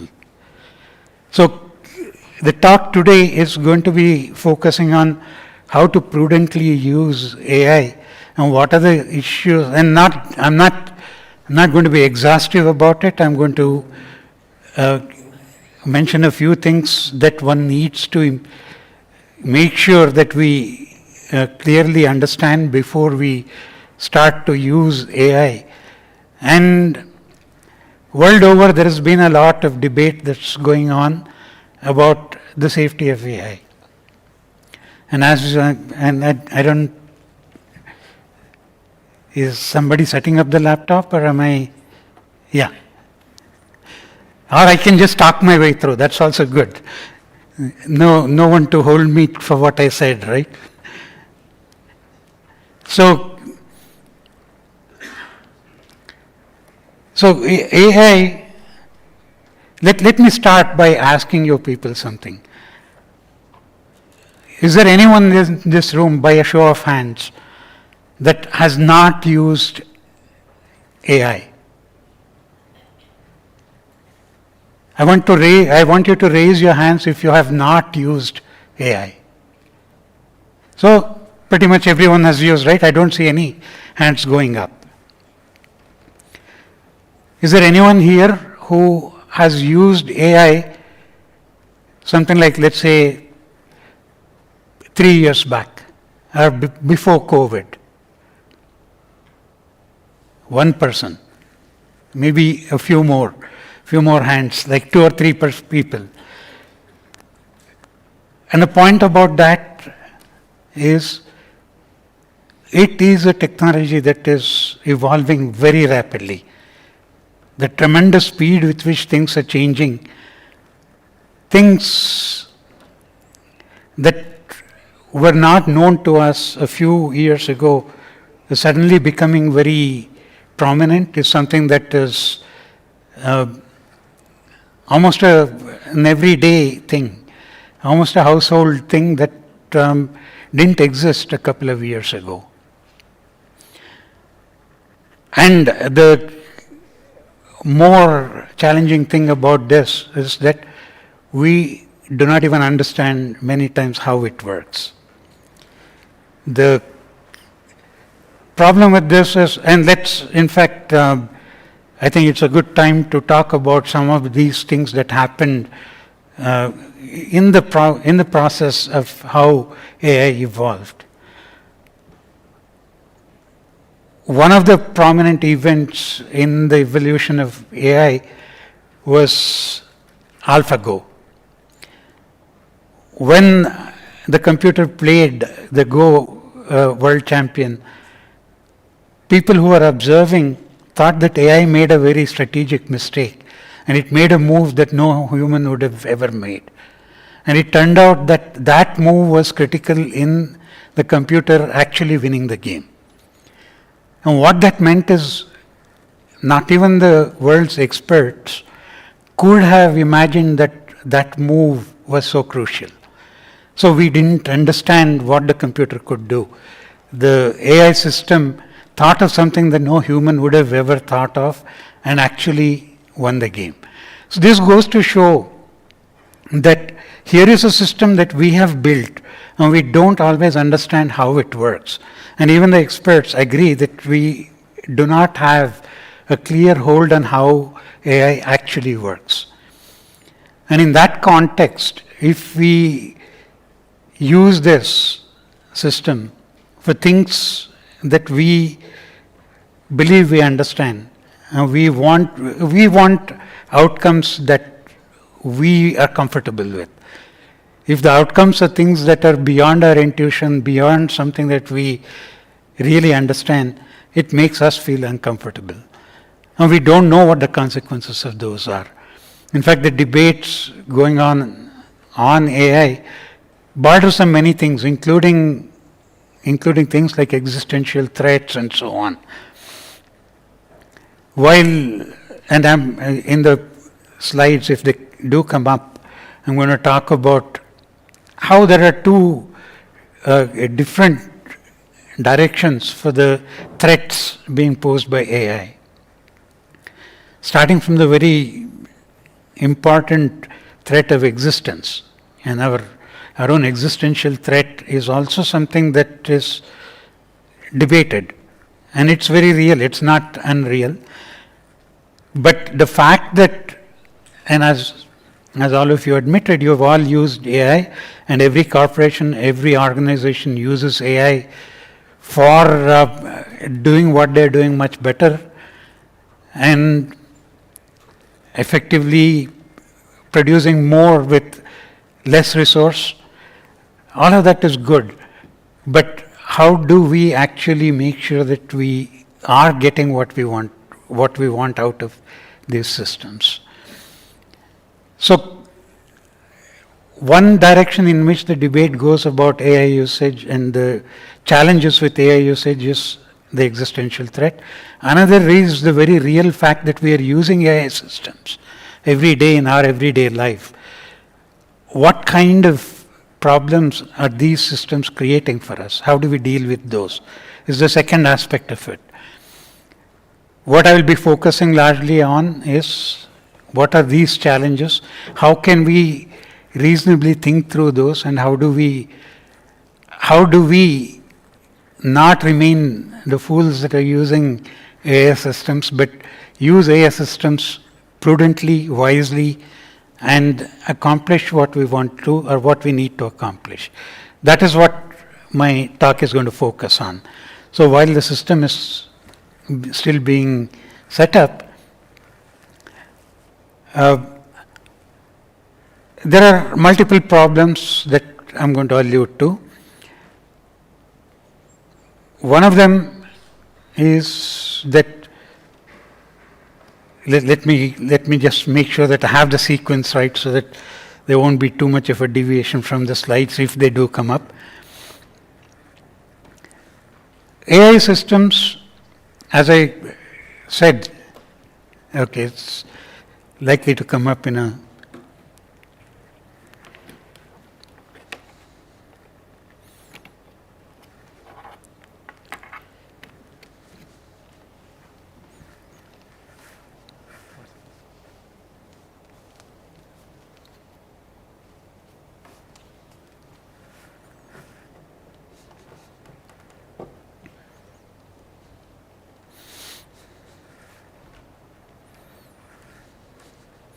So this is the outline of what I'm going to talk about, which something happened to it.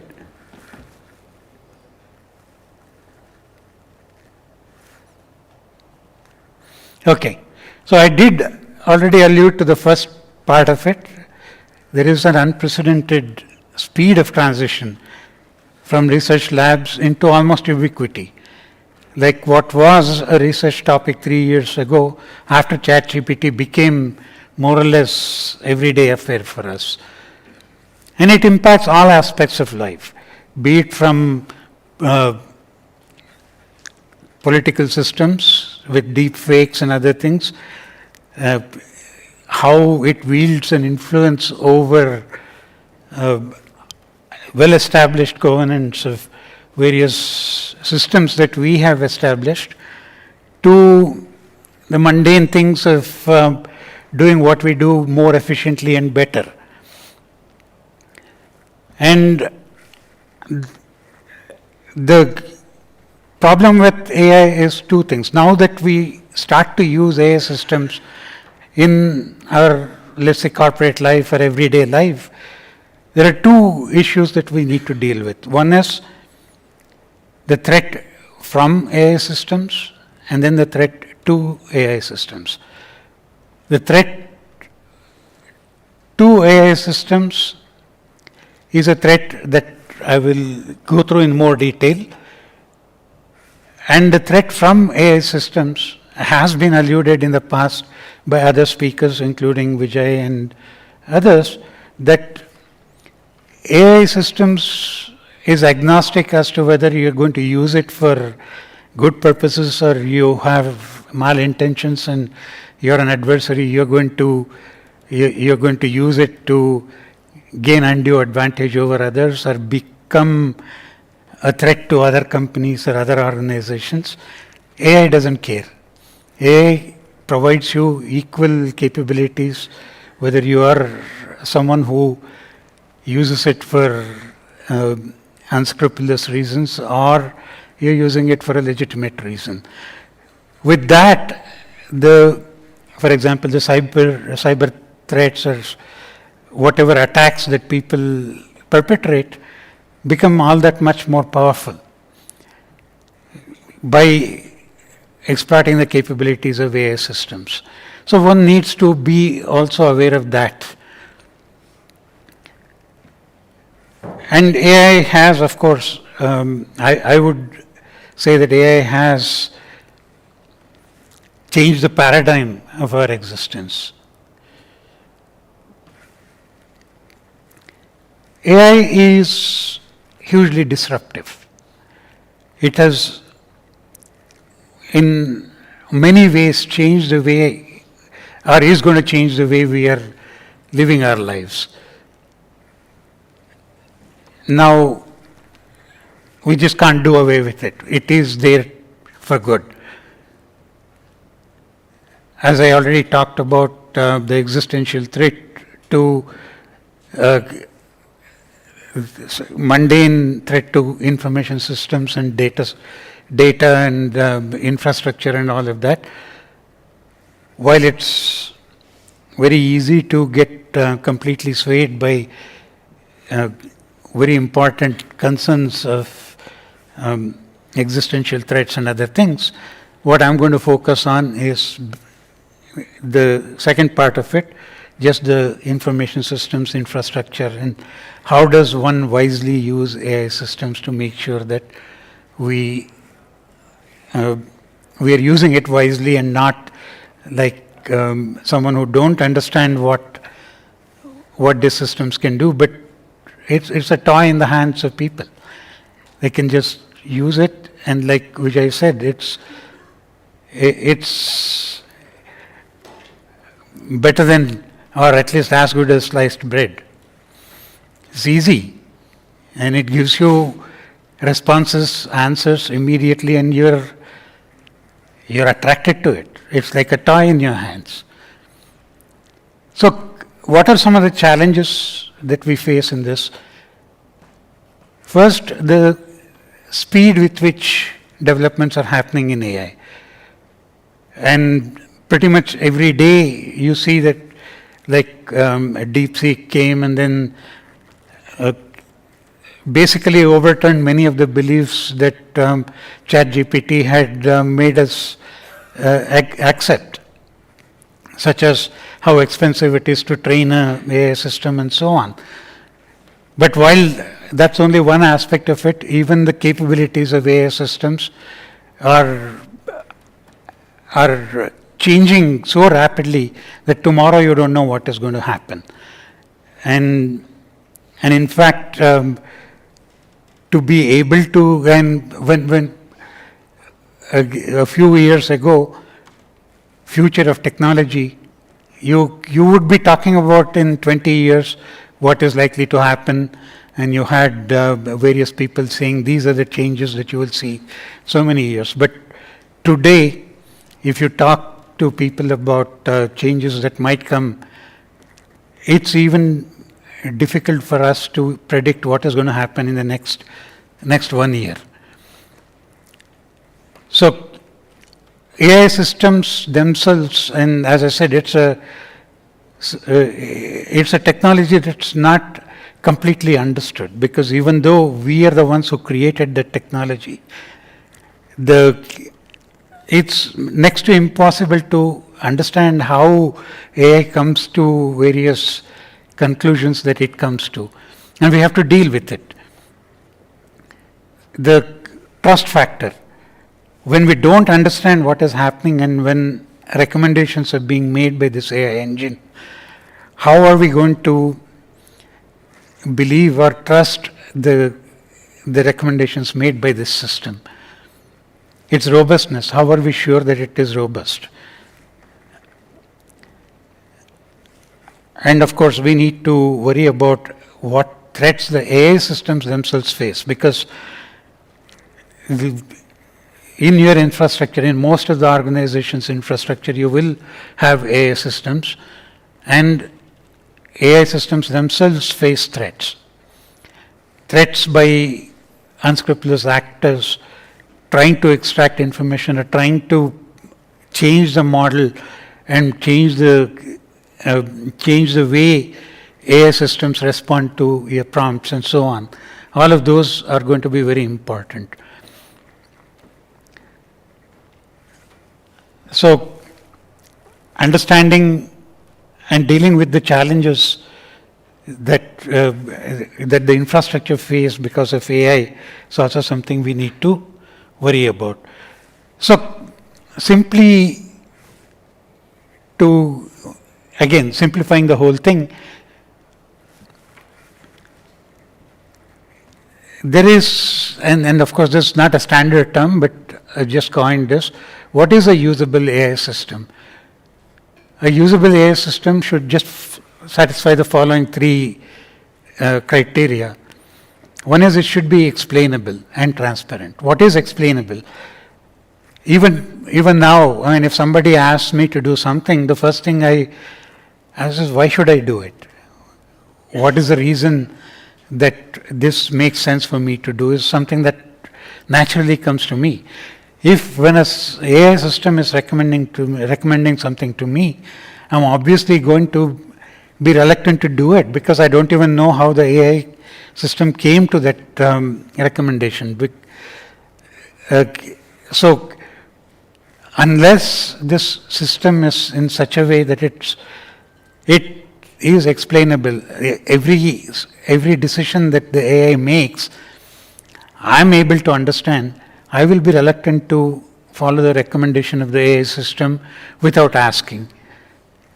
AI system should be robust. Robust means the following. With small changes in the input prompts, I should not be getting wildly different conclusions.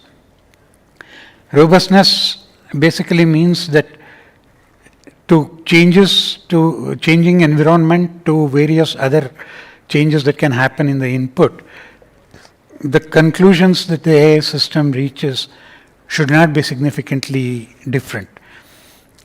Otherwise, I will not be able to really trust the AI system.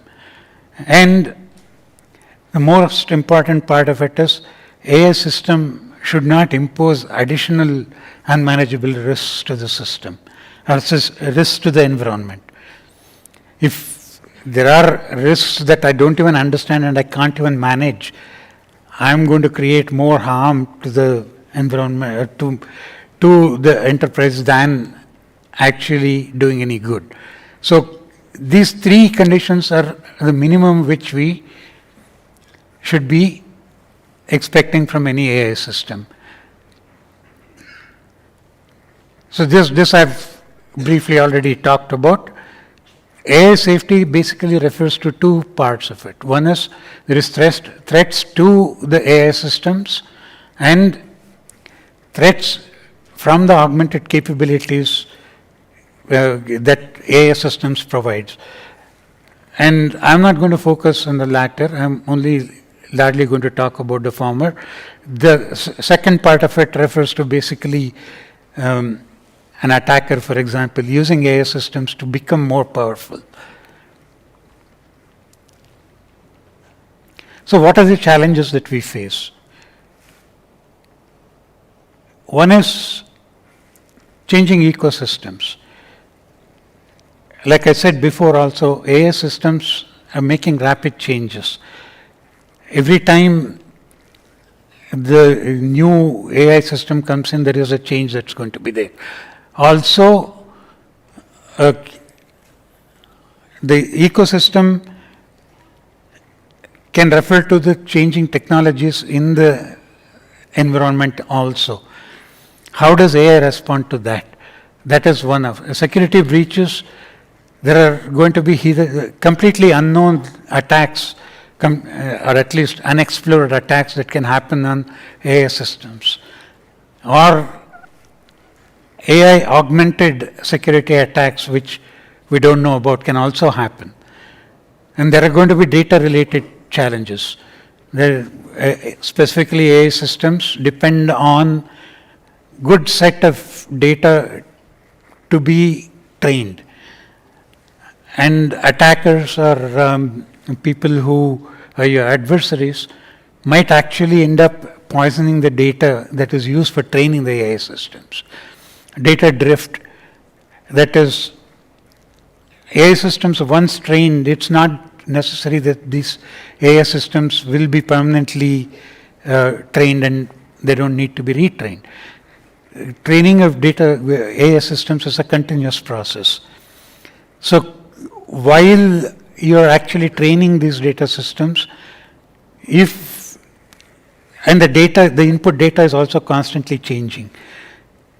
So how you take care of the changing data, input data that trains the AI systems is also important.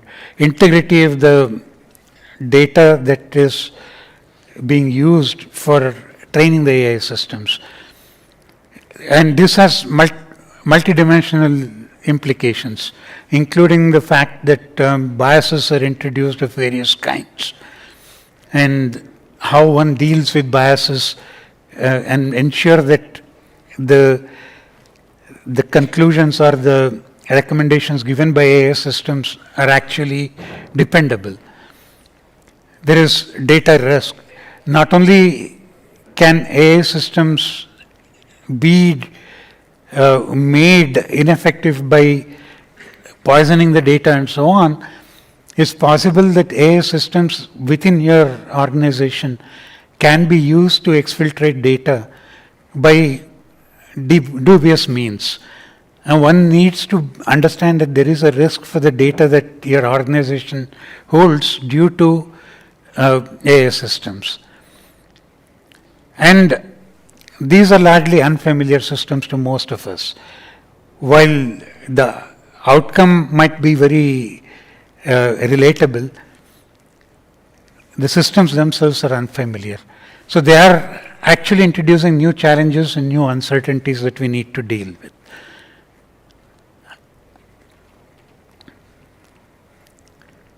So these are different classes of threats that one needs to deal with. Prompt injection is one of those, and I'll go into slightly more detail about each of these things. Adversarial perturbation, data poisoning, model theft, what these things mean and how one needs to deal with these things is what I'll talk about. Prompt injection is when your adversary actually crafts a malicious input. And these input prompts are made to deceive the AI systems to provide the information that the adversary is looking for. So it could also be that AI systems and these prompt injections could be to mislead the organization to do something that might not be in the best interest of the organization, or it could be designed to just exfiltrate data or sensitive information, or could be that the responses are undesirable, and you might, and in a broader context, these responses might not be something that is in the interest of anybody. So how do you deal with those things? Continuous training and retraining of models, ensuring that the kind of conclusions that the AI system reaches is not necessarily hampered by slight changes in the input data or input prompts is something that one needs to do. Continuous monitoring of input. In other words, you want to make sure that that inputs are not crafted to deceive AI systems is something that one needs to ensure. And that, the third point is also very similar. You have to strictly validate the input data.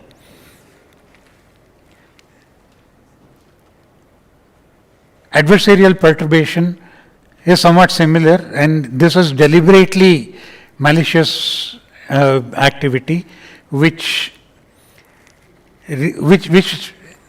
is designed so that the AI systems are fooled. So, for example, you have an image that is used to train an AI system. When this image is actually modified very slightly and humanly imperceptible, but AI systems can make the difference, the kind of training that you're giving the AI system is going to be different from when your original image would have been used. So such things can completely mislead and misdirect the AI systems. Once again, to be able to deal with such adversarial perturbation, you have to have focused detection mechanisms, which are not easy. It's easily said than done. It's more easily said than done. But one has to be able to build such systems to be able to use AI systems effectively without having an unknown risk that you're introducing into the system. Once again, this will require continuous monitoring and validation of data, and frequent retraining of AI systems with especially validated data sets is also important.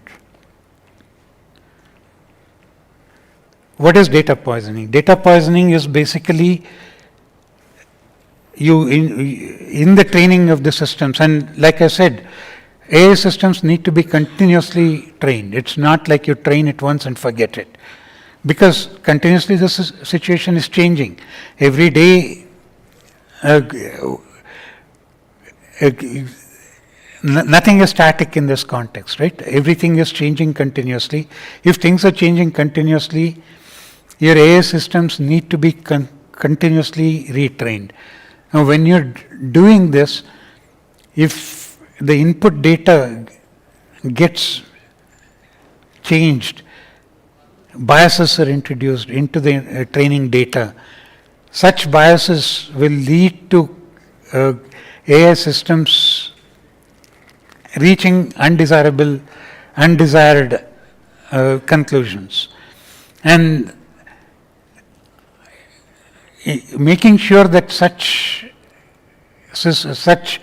poisoning of data is not happening is critical, and because the impact of this could be that you're even if it's a simple classification, you're going to be misclassifying, unacceptable biases are introduced, and your decisions are going to be skewed.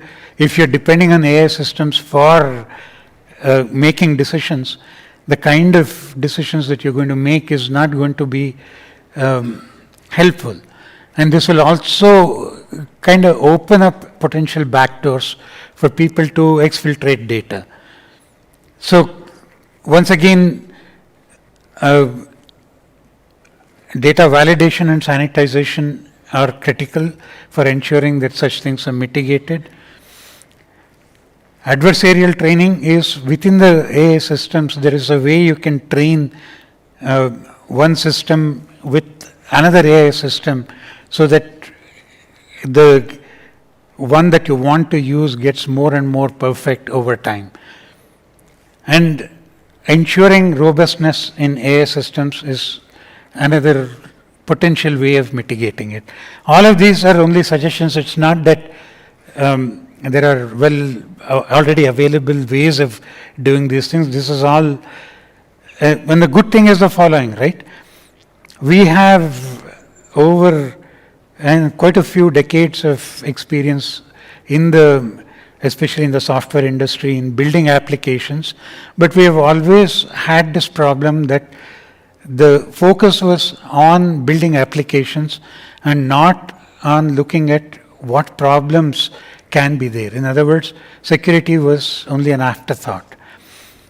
The good thing that's happening now is that this debate about AI is slightly different in that we have started to realize that AI has the potential to cause harm, and hence, unlike in the past nobody really thought seriously about what problems can come from the software systems that we are building. We were interested in ensuring that we build killer applications. These applications get used by millions of people, and look at where we are today. And a whole industry exists because of the problems that were created by software that did not consider security as something which should be a part of the design. It was only an afterthought. Unlike those times, with all that experience behind us, here is a situation where people are now starting to realize that uncontrolled development in AI, at least conversations are happening.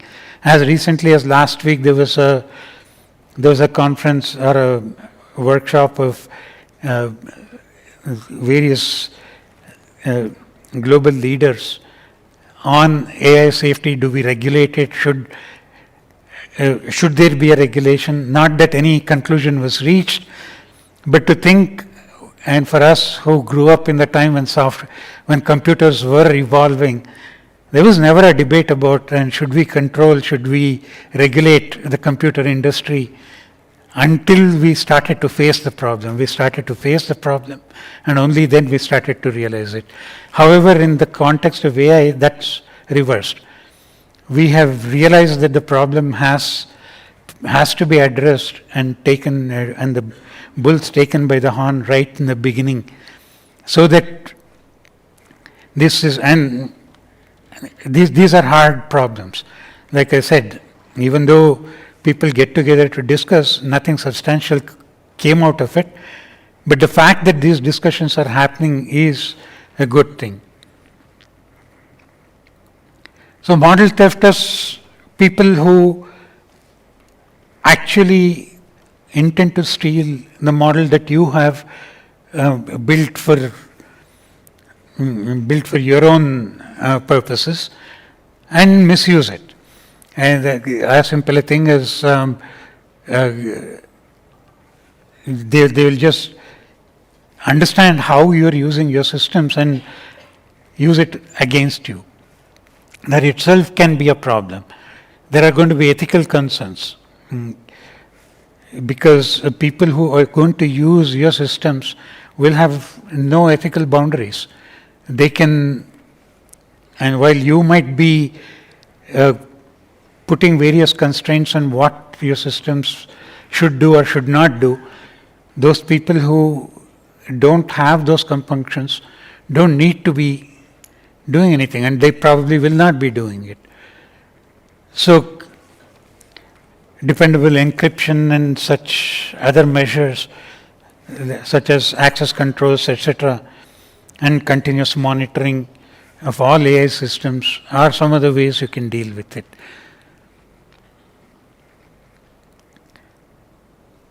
So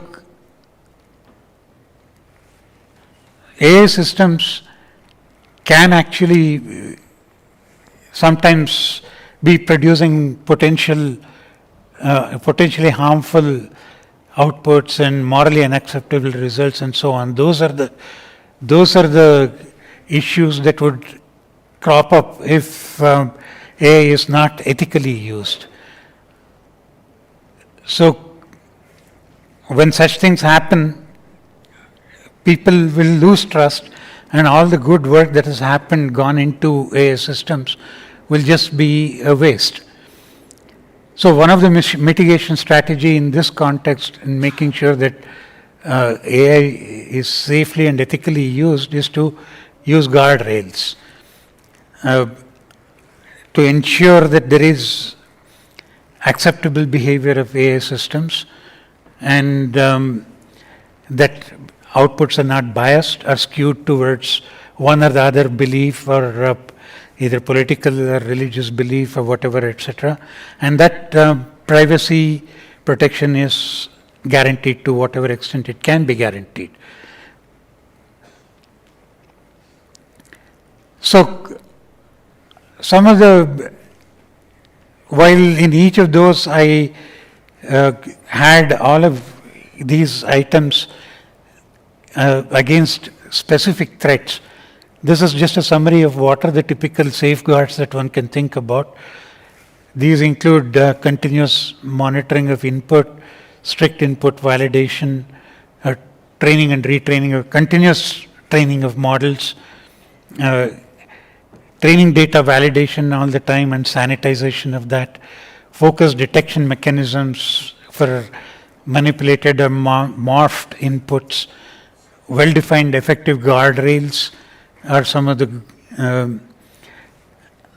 techniques that one can, or some of the things that have to be put in place for AI to be dependable and safely used. One possible way to visualize this is to ensure that the training data and input go through some kind of a data sanitizer. And once the data has been sanitized, you send it through a guardrail, making sure that all kinds of inputs are not allowed into the AI system. And once the AI system processes it and provides the output, you once again pass it through a guardrail, ensuring that sensitive data is not being released out to the world, and that you have control over what is seen outside of your organization. And this is a very high level thinking about how one could visualize safe use of AI. With that, this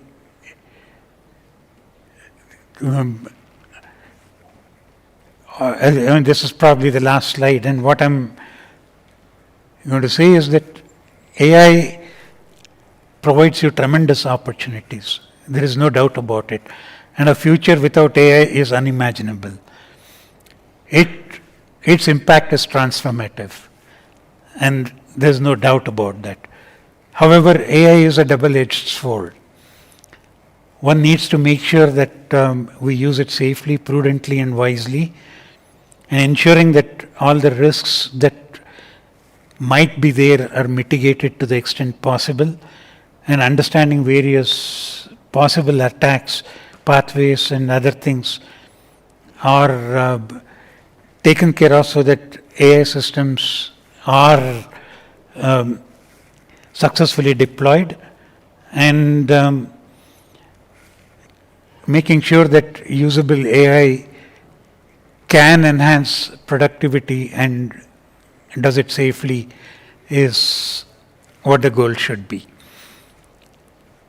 So with that, I think there is about 5 more minutes. If you have any questions, I would be happy to answer.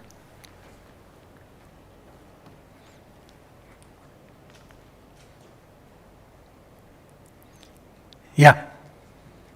If the model has to be reinforced, there will be retraining. Can you repeat that? I'm not able to hear well. If the model has to be retrained, like you said, supervisor and supervisor reinforced learning, the kind of resources it will take and what is the time interval probably, that's a really difficult and humongous task, to retrain the models, kind of models we have today. No. What I have understood from some of the professors of ISC, even the algorithms are not understood completely today, though they give some really good outputs, but algorithms have not been understood properly. Yeah. So in that case, how practical it is to do the reinforced learning again and again for the models which are already existing? So it's not just reinforce. See, retraining is necessary for many reasons. One of the reasons is that the circumstances keep continuously and constantly changing. So if you have an AI system that's trained, it's not necessary that tomorrow the output that the AI system is giving is going to be relevant, because your circumstances could have changed completely. And so unless you're continuously training the system, you may not be able to get reliable outputs from that system. So to accommodate changing circumstances, you got to retrain the system continuously. I'm not sure if that was your question, because how do we know, for how long we can retrain? Because for it has got to be continuous. There is no, because what happens tomorrow is not known to you today. And the problem is that there is a drift. That is, and let's take a weather system, right? There is global warming happening. So if you are predicting tomorrow's weather based on today's and based on, let's say, time series analysis of the data that's coming in, you're going to predict based on what has happened historically. That history is changing. What happened 100 years ago is not happening now because of global warming. There is a continuous drift. So the data that needs to be fed in to train the system to be able to predict tomorrow's weather more dependably is going to be a different set of data. So this will constantly evolve until there is stability. These systems are not stable. And the input, since the input is constantly changing, the prediction that you're coming out with AI systems will also continuously change. So the input data that needs to be given for it to be trained has to be continuous. Yeah, I think I agree with you, because the time series data will keep on changing the way you said. Thanks for the answer.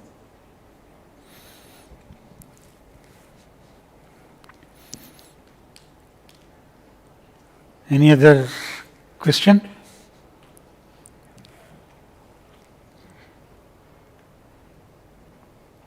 Well, if not, you get 2 minutes. Oh, there is a question here. Yeah. Get a mic. Hello. Yeah. This is Ganesh. When do we see quantum computing become mainstream? Like AI now almost has become mainstream, right? So when is that expected? Again, I'm not sure I heard the question fully. Okay. So now it is time of AI, right? So next section will be like quantum computing will come in. Yeah. In that state, security will be very differently looked at, correct? Well, quantum computing already has an impact on security. One of the biggest threats is the fact that a quantum computer, when a realistic quantum computer is available, RSA mechanism is no more valid because it's broken. So if that is the case, you've got to already deal with it, and people have already come up with systems to deal with it. We are working on realistic quantum key distribution systems. There is post-quantum cryptography that NIST has already come out with standards. So there are at least 2 ways of dealing with that already, as far as direct threat to security is concerned. But the threat to quantum computers itself is something that has not been explored yet, because we don't actually have a quantum computer available to us to worry about it right now. And if you ask experts in quantum computing, And typical answer is, when are we getting a realistic quantum computer? They say anywhere from the next 5 years to plus infinity. So we may never actually get it, is also a possibility they don't rule out. So it's, in my opinion, too early to worry about the changes that we will face because of quantum computing for the security scenario. But already there is the fact that we have a realistic threat to our encryption systems is a consequence of quantum computing. And that is being effectively dealt with. So yes, time is up, so I better give up.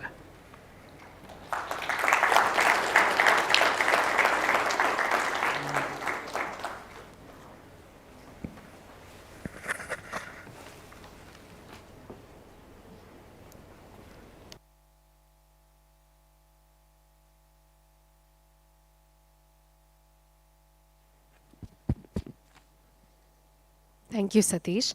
AI safety is a conversation that needs to be at the forefront of every technological advancement. And with that, we come to the end of our first ever Prevent, SecPod PREVENT 2025. As we wrap this event up, I want to take a moment to thank all of you, our speakers, our partners, and also our incredible audience, which also includes Team SecPod, for making this event a true movement towards a prevention-first security approach. But before we go, this is not the end of the conversation at all. We invite you all to stay, network, as well as continue all of these discussions with your peers and also our subject matter experts, as well as the SecPod team, right outside of the booths, and also experience our Saner Cloud product live while you're at it. Thank you all for being a part of this event.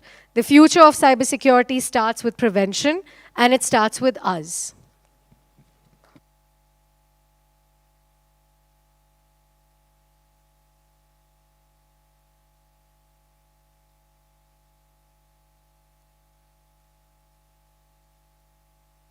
Thank you.